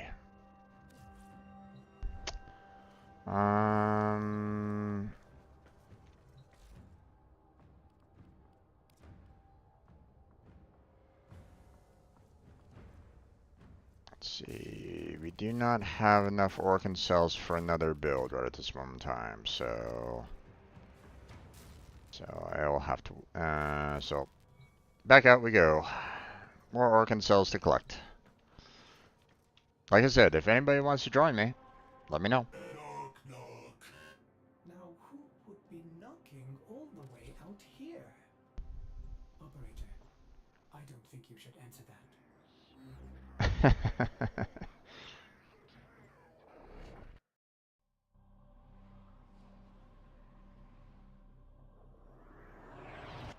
Alright. You must provide cover for a lone Tenno operative. Set off the alarms and keep the infested busy. The infested are releasing toxic spores into the area. The emergency life support I am delivering is your only chance for survival. Okay.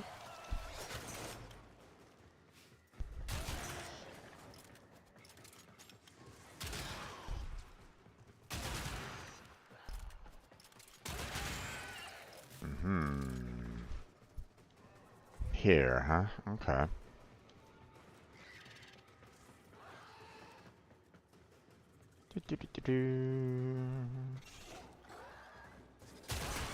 Fallen enemies will drop crucial life support. Be on the lookout.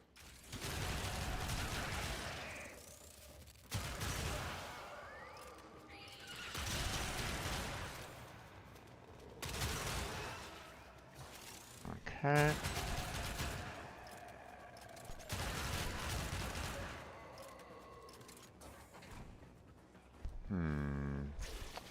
No, not exactly the best in terms of bottleneck right at the moment. Let me see if I can find a better one.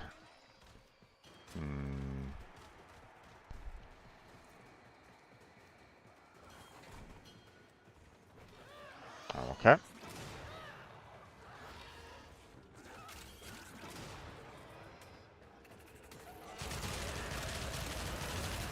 I've delivered a life support capsule to the area. Activating it will buy you more time.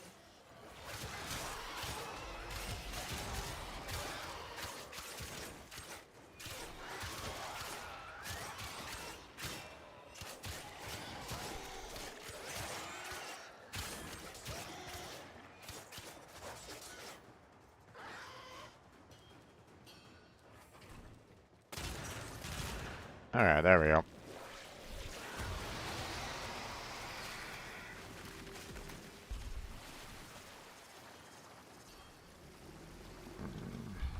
Going to be using preference 1 if you want in on the resource drops.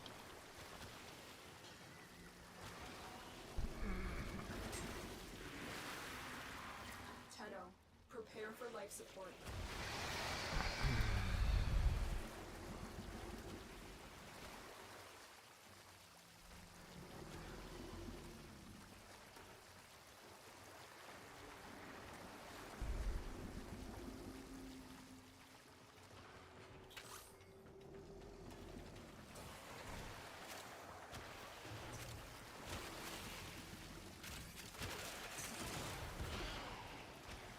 I've delivered another life support capsule.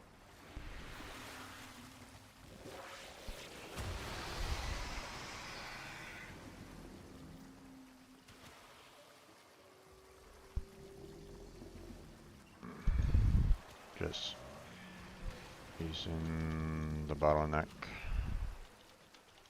to maximize the loot nearby.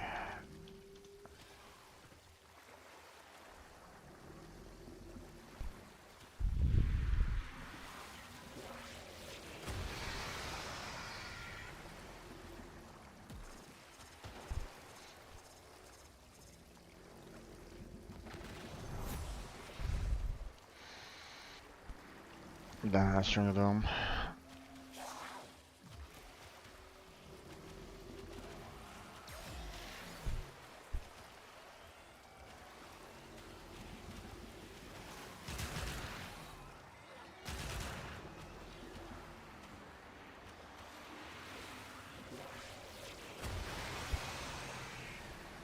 Don't have the rep for strangle.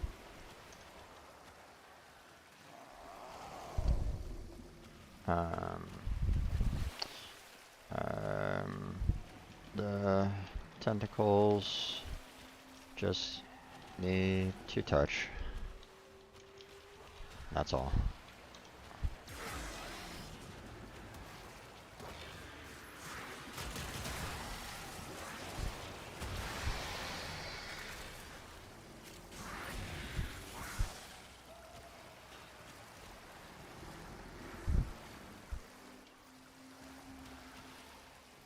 Alright.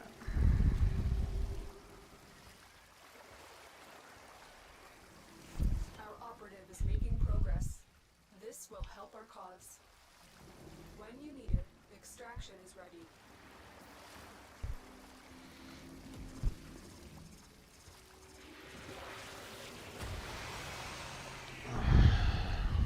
If you need strangle, let me know. We can make a trade if you want.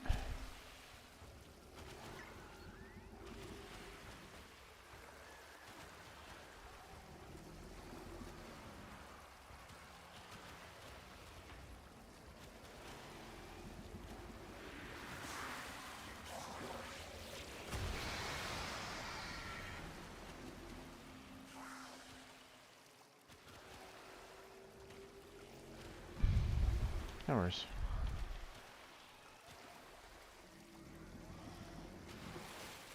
Additional life support has arrived.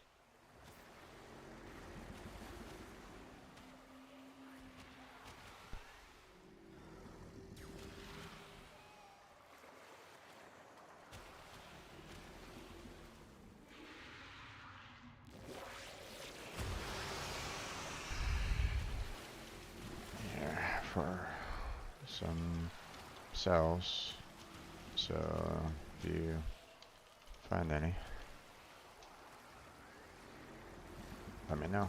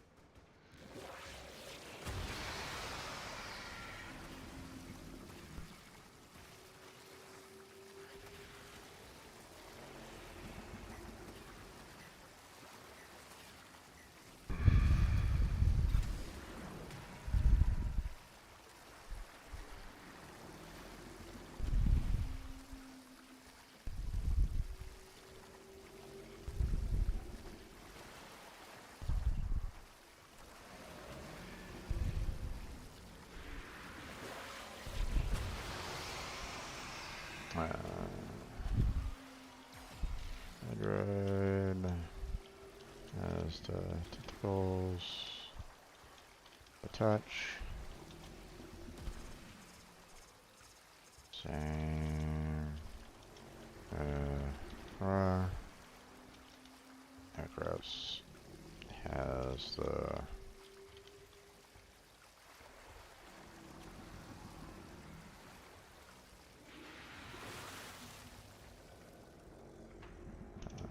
bodies.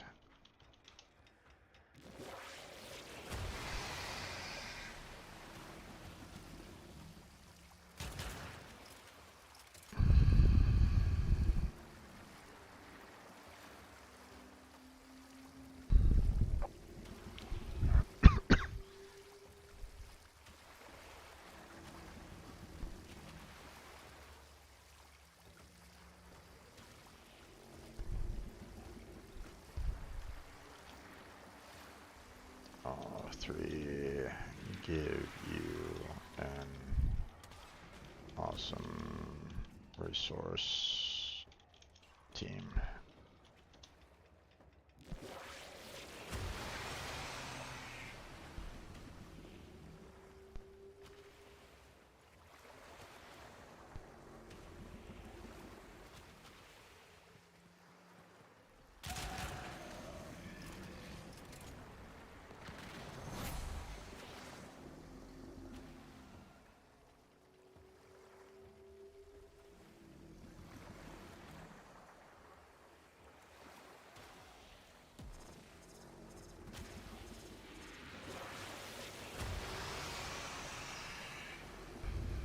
The longer you fight, the more successful we will be.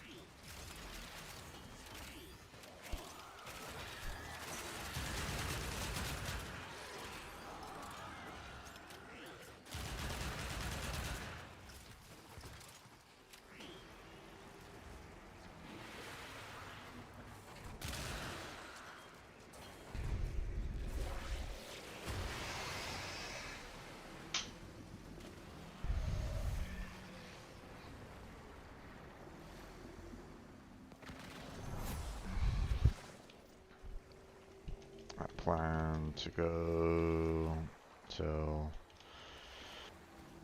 25 to 30 minutes.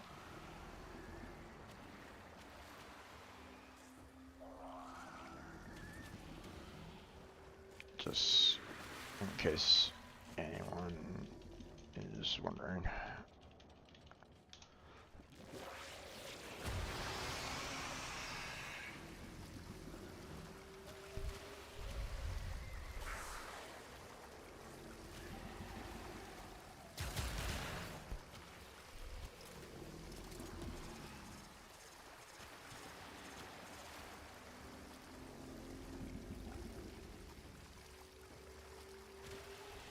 Nice.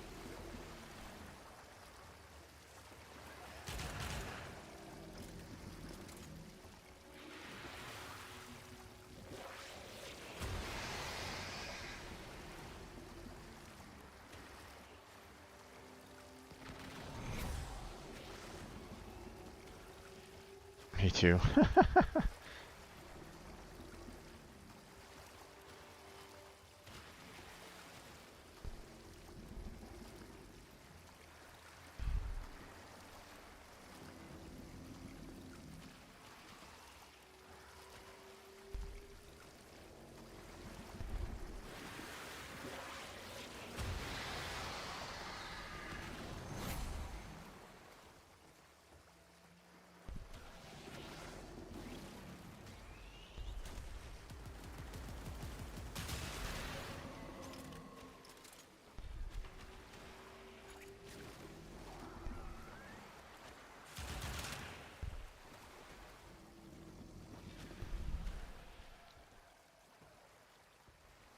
I don't know if they do.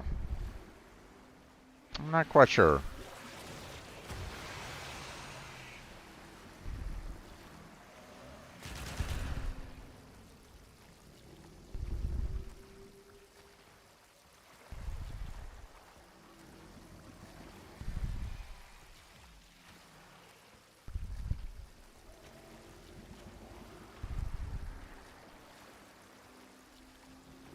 Nice.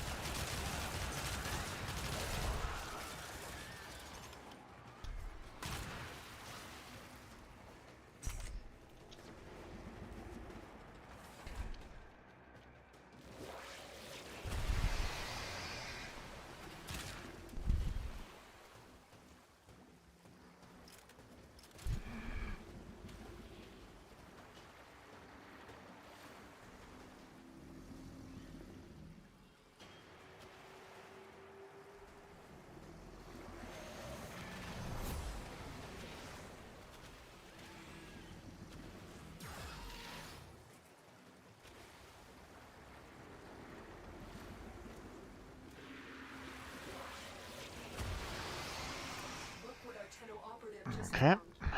Another relic, which is nice.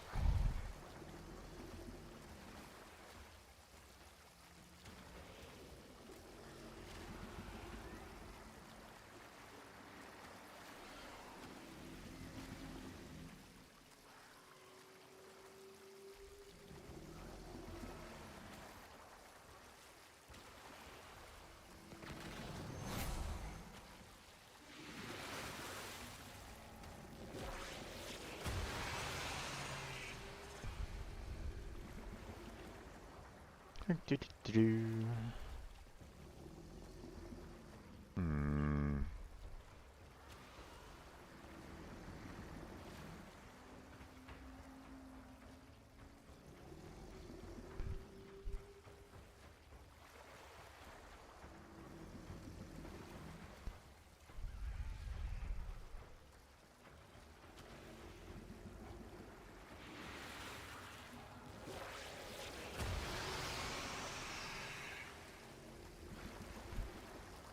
not seeing a whole lot of damage, which I'm afraid that our one friend over there is kind of using his Strangle Dome to kind of be more of a bottleneck there. So, okay, I'll go grab that one as soon as.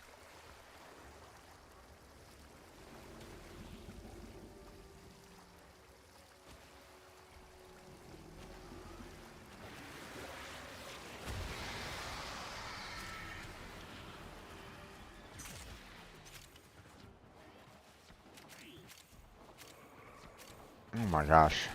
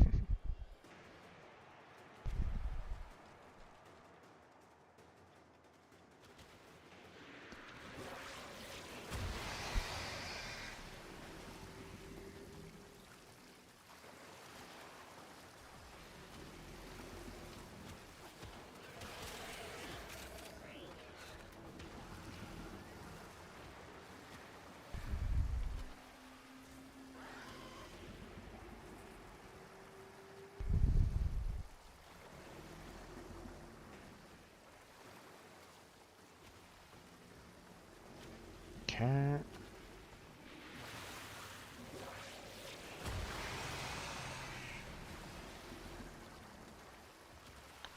Need so many organ cells. I mean, 7 isn't too bad so far, so.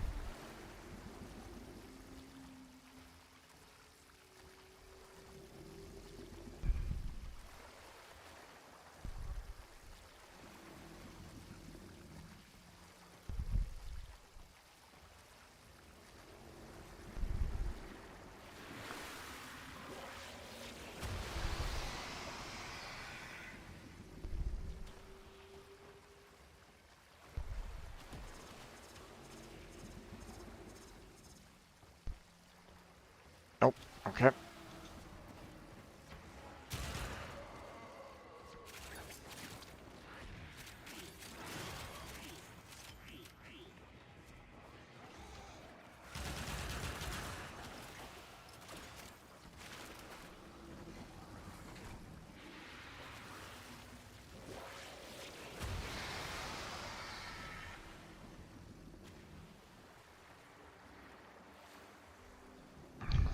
I mean, we do have all 3 of us here, Hydroid, Necros, and Korra.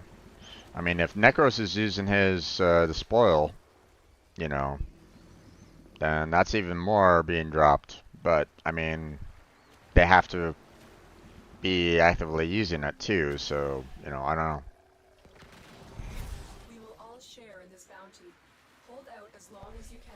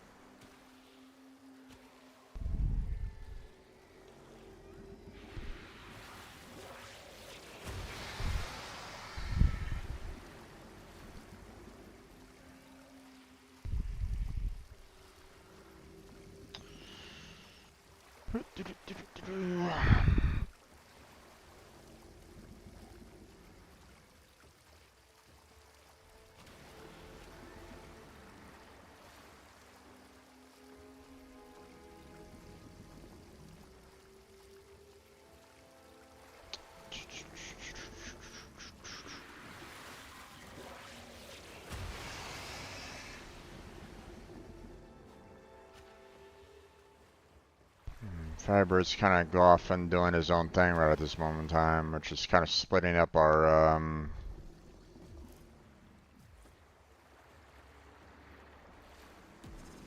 potential drops right at this moment in time, which isn't that great, unfortunately, but not much I can really do about it.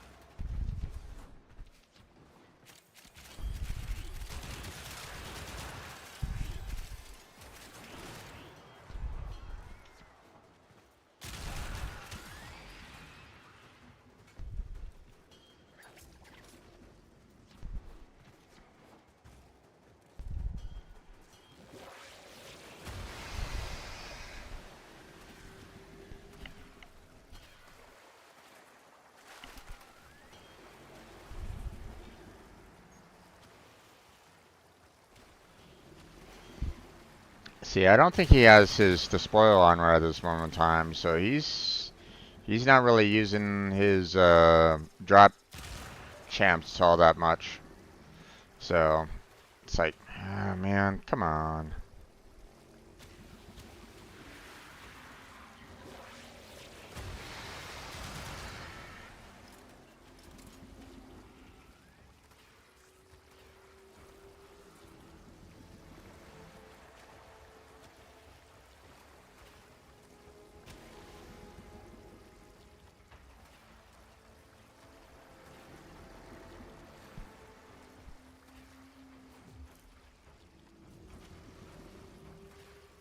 I'm surprised our Wukong doesn't have his clone out. Or at least I haven't seen his clone out, so.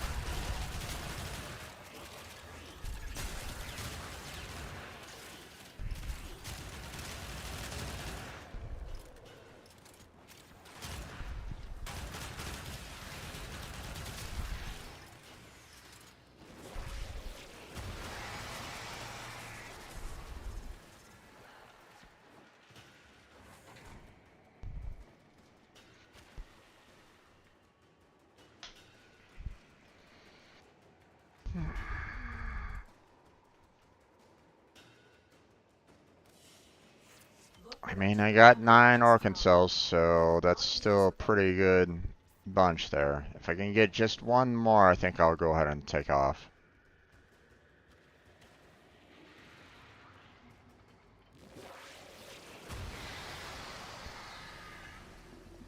And one more, so it'll be fine. Then I'll back out.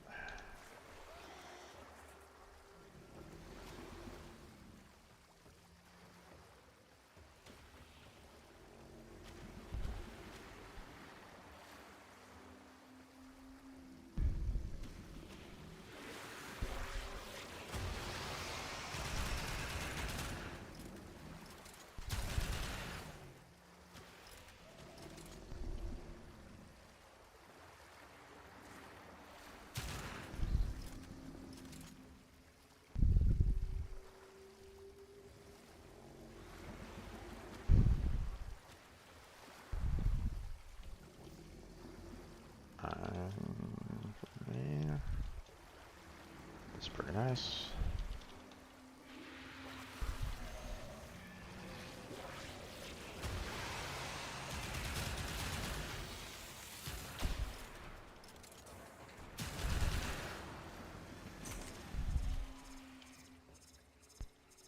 But 10 would help out on the builds.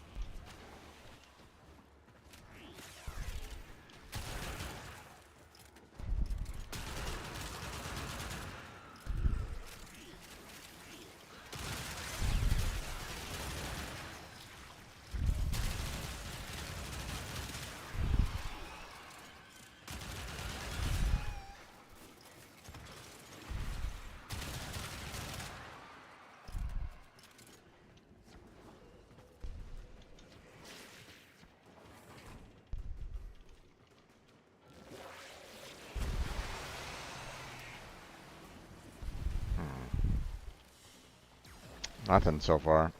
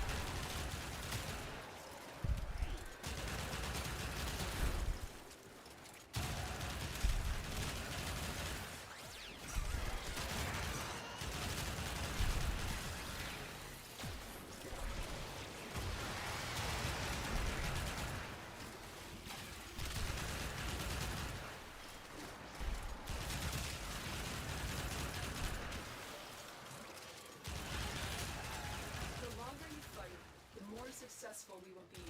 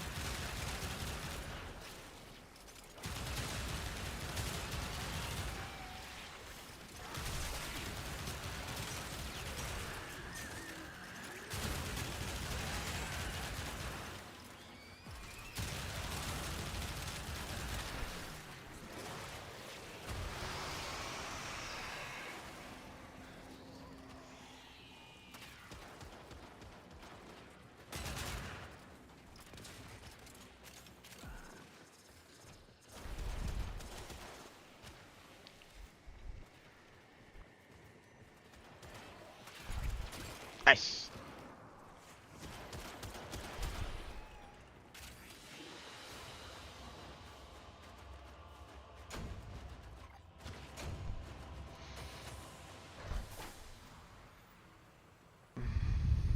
No worries. Anytime.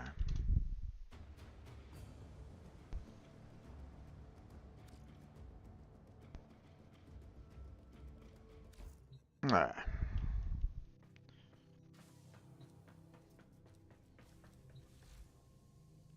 Alright, let's see. We got 10 more to go here. So now, if I got an 11, I probably could have built, you know, another one, but, you know, whatever.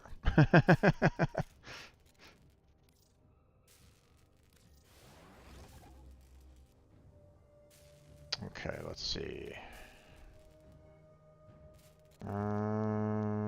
Right, I still need one more there.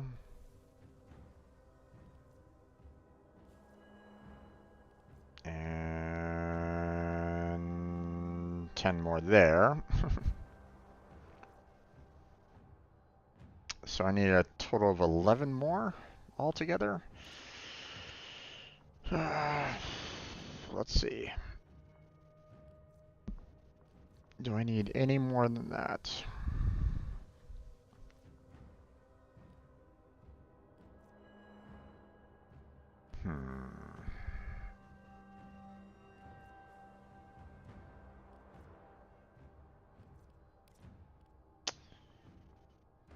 Let's see.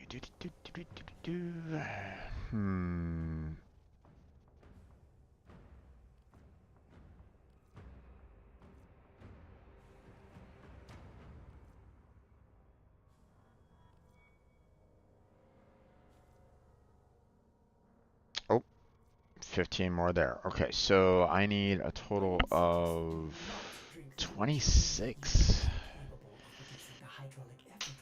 Oof. Let's see. 26.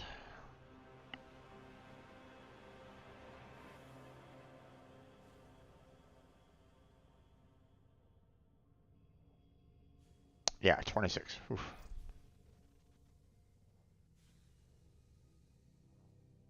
No worries. It happens.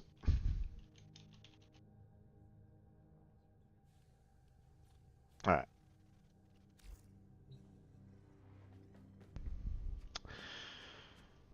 $26 organ cells. Oh my gosh. But the thing is that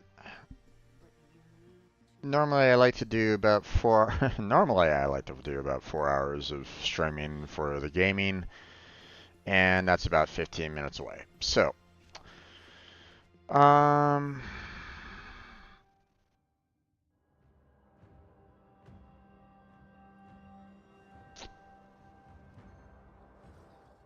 about we do this? How about we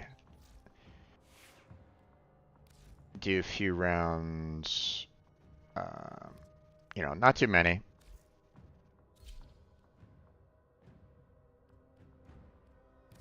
Oh, do I? I don't think I have any weapons that I need to level up right at this moment in time. I think everything is pretty much maxed out right now. Oh, nope. We have the Batacore. Let's see, I don't... What about secondaries? Probably not much, if anything. Yeah. So, Piranha Prime is still there. What about melees here?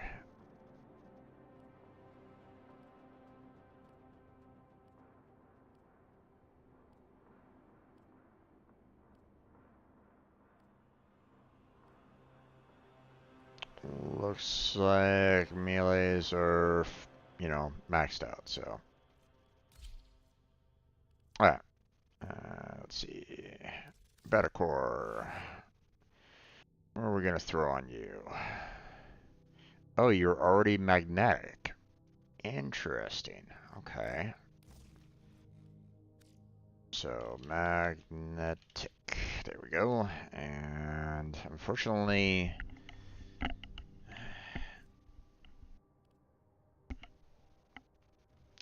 don't have any polarities right at this moment in time, or I'd throw, you know, some of these in here a bit more, but at least throw some high voltage in there and some rhyme rounds. So there we go. Boost up the overall damage and, you know, increase that status effect a little bit more. So there we go. And yeah. Okay. Saddle up. So what we're going to do now is we're going to head to Earth. We're going to set it to friends only. And we're going to do the excavation. And we're going to do about 15 minutes worth. So, or 10 minutes worth. So,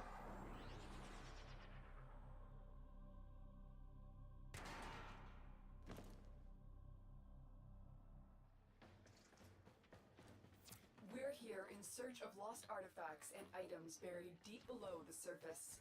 The scanner has picked up a target. Go to the dig site. obviously not the,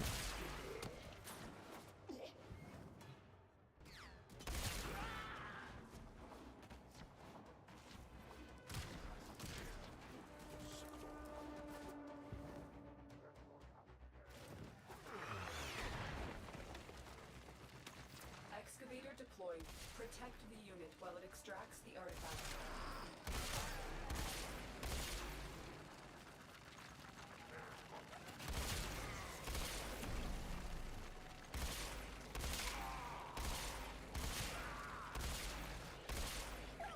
The excavator has run out of power. Find a cell.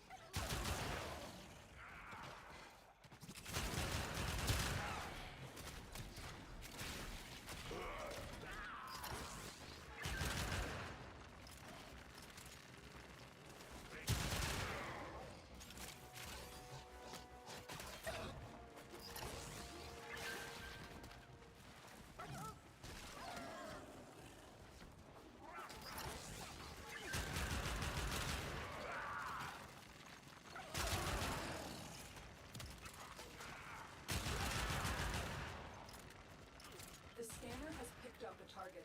Go to the dig site. If we can avoid alerting them, this might be easier. Daydreamers, we are up and ready to party.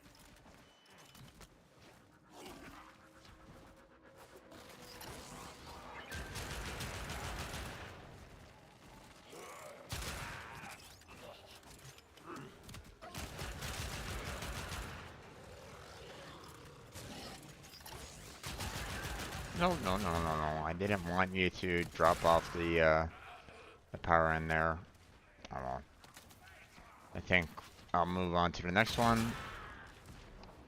Because I doubt they're going to be able to kill it in 5 seconds. Look what we just uncovered. Extraction is now available. Excavator is ready to go. Keep it powered and protect it from enemy fire.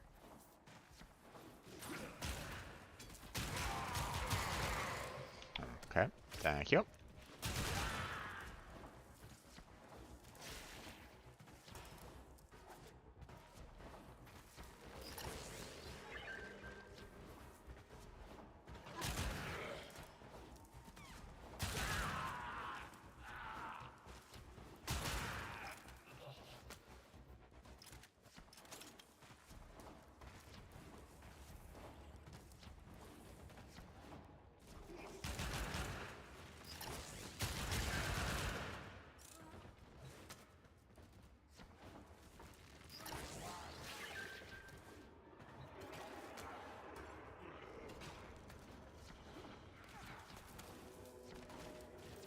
the Tenno.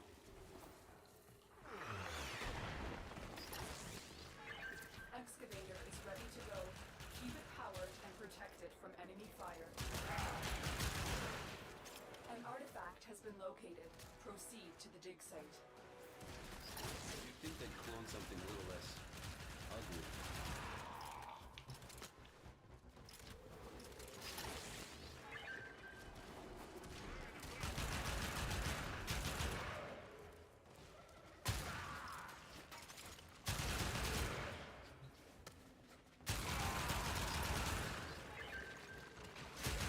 Excavation complete. Look what we found.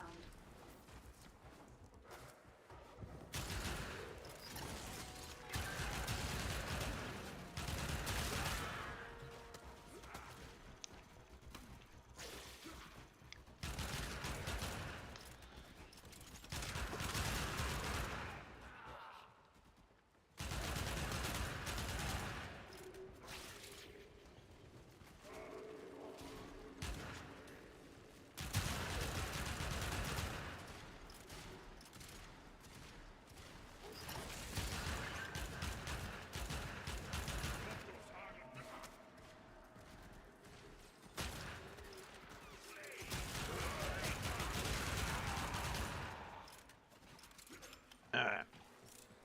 We should be good.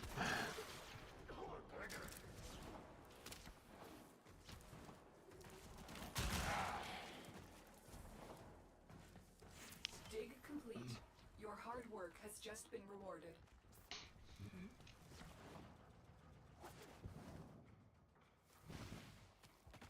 Okay.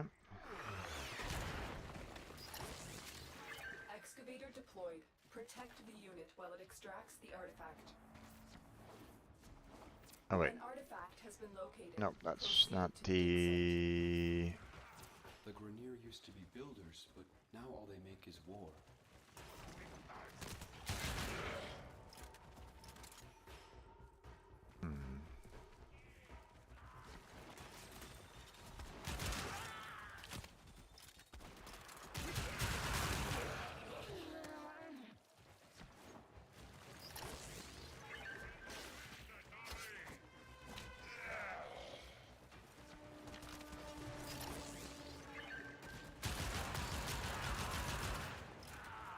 Okay.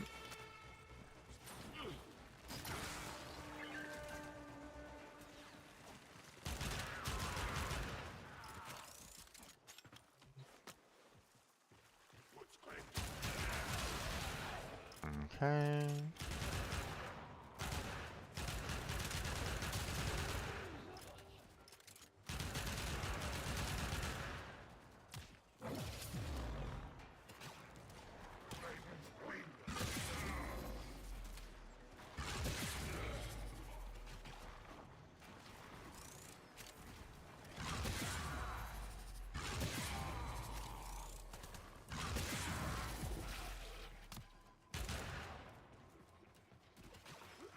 Okay, we're good. We're good on that one. Dig complete. Your hard work has just been rewarded. Gotta get as many crowd tick as I can in the short amount of time that I have.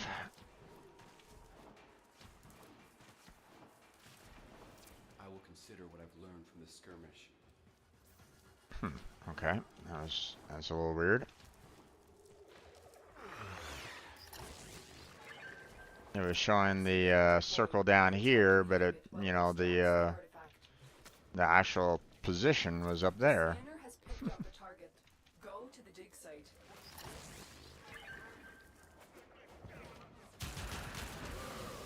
Ow.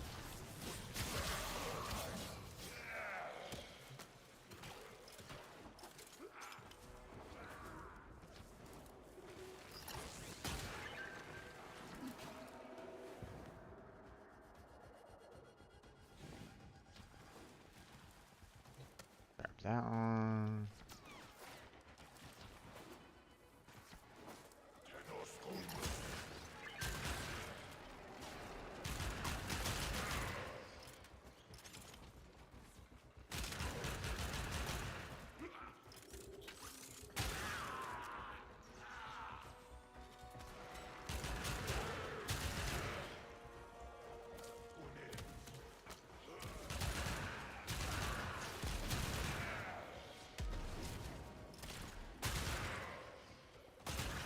Now, if I had like Hydroid or something like that with me, then this probably wouldn't be that big of a deal, but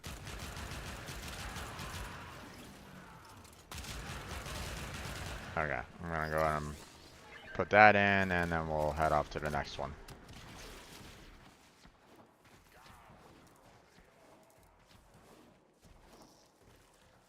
Alright, and this one will probably be my last.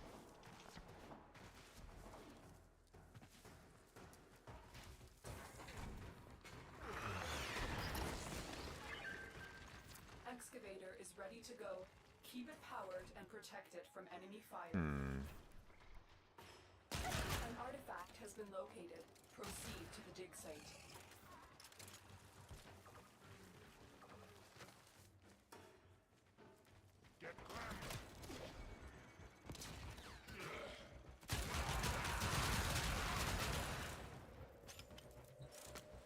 Okay.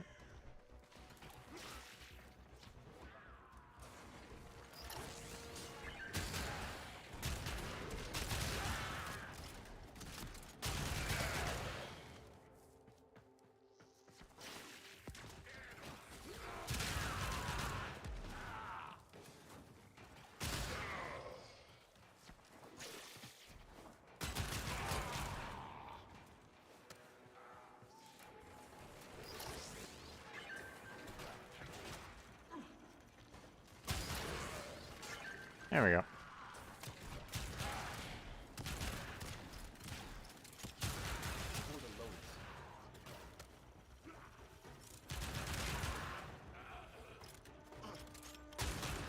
Okay. Let's see. That direction is the same as the exit, so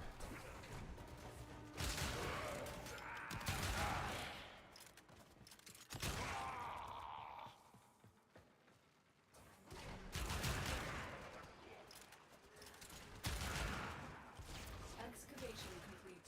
Look what we found. okay.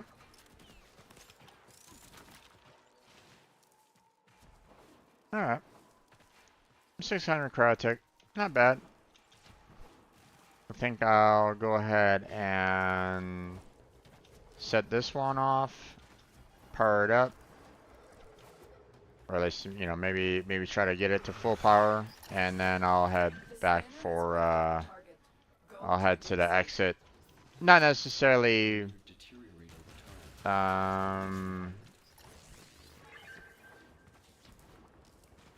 Excavator deployed. Protect the unit while it extracts. maybe not necessarily guard it, but you know.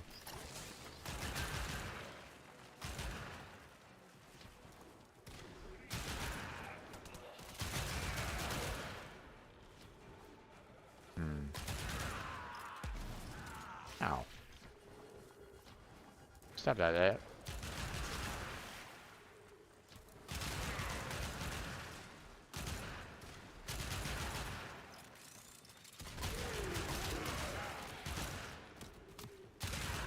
Here we go. Alright, are we done? There we go.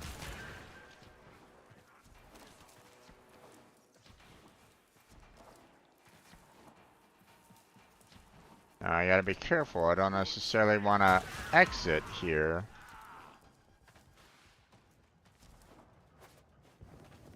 Oh wait. Excavator is ready Wait, to go. where's extraction? Keep it powered and protect it from enemy fire. The scanner has picked up a target. Go to the dig site.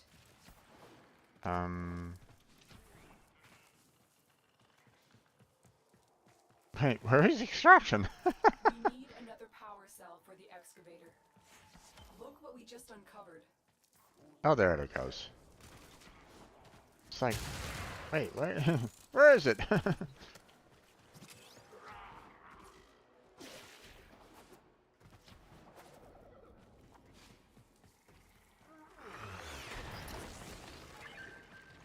Excavator is Alright. ready to go.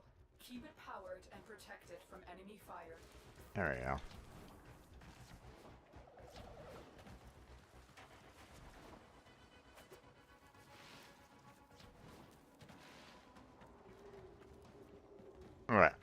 we're just gonna kind of wait here for the most part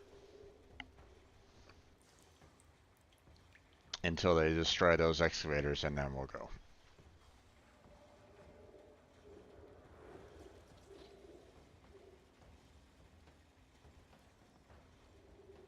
The excavator has lost power. Find another cell. An artifact has been located. Proceed to the dig site. Okay, well, that's going to be it for tonight's Warframe. So, I want to thank you all for joining me, even if it's just kind of lurking in the background. It's perfectly fine. Hopefully you had a good time. Want to thank you all for joining me on this. Hopefully, hopefully you had a good time with it. I mean, I wasn't really showing off too much, and you know, obviously the you know, Hydroid collection isn't exactly the most riveting. I'll admit that, but hey, when you're at the point where you're gonna be needing some resources, you're gonna have to take in that time to do the grind. So, but that's it. That's where we're gonna go ahead and call it for tonight. Excavator destroyed. Protect the remaining dig sites. Nope, don't need to.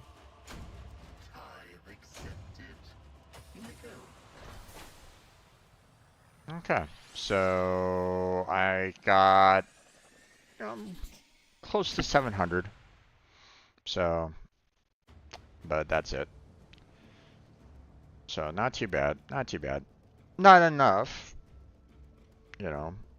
for everything that I need to do, for everything that I need to build with it. But, because,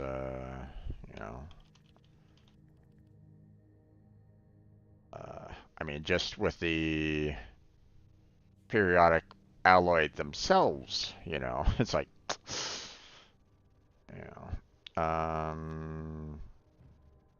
I still need more for the gaze there, so, I gotta work on getting more there.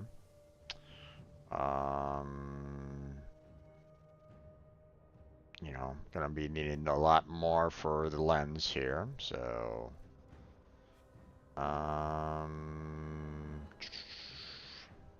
obviously more for the plank, but, I still need a lot more gyromags and the, argon crystals as well, so, alright. But that's going to be it for today's Warframe video. Now, tomorrow we're going to be doing some more Genshin Impact, or we're going to be getting back into Genshin Impact. Blackheart will not be joining us, so it's just going to be pretty much me doing a lot of missions. That's probably going to be what my main focus is going to be. Just trying to get through all the missions that I possibly can. Leveling up where I can. Well, probably not going to be doing too many of the bosses to get the necessary resources there, but I'm definitely going to be needing to do a lot more questing, because I got a lot to cover, a lot to get through. Blackheart is definitely way ahead of me now. But yep, that's going to be it for tonight's stream. So I want to thank you all for joining me for tonight. I hope you enjoyed. Hopefully you'll come on back next time. Feel free to give a like and subscribe. Help me out with the YouTube algorithm. That would be fantastic. Check out the description for various links, social media, links that help me out, links that might help you out.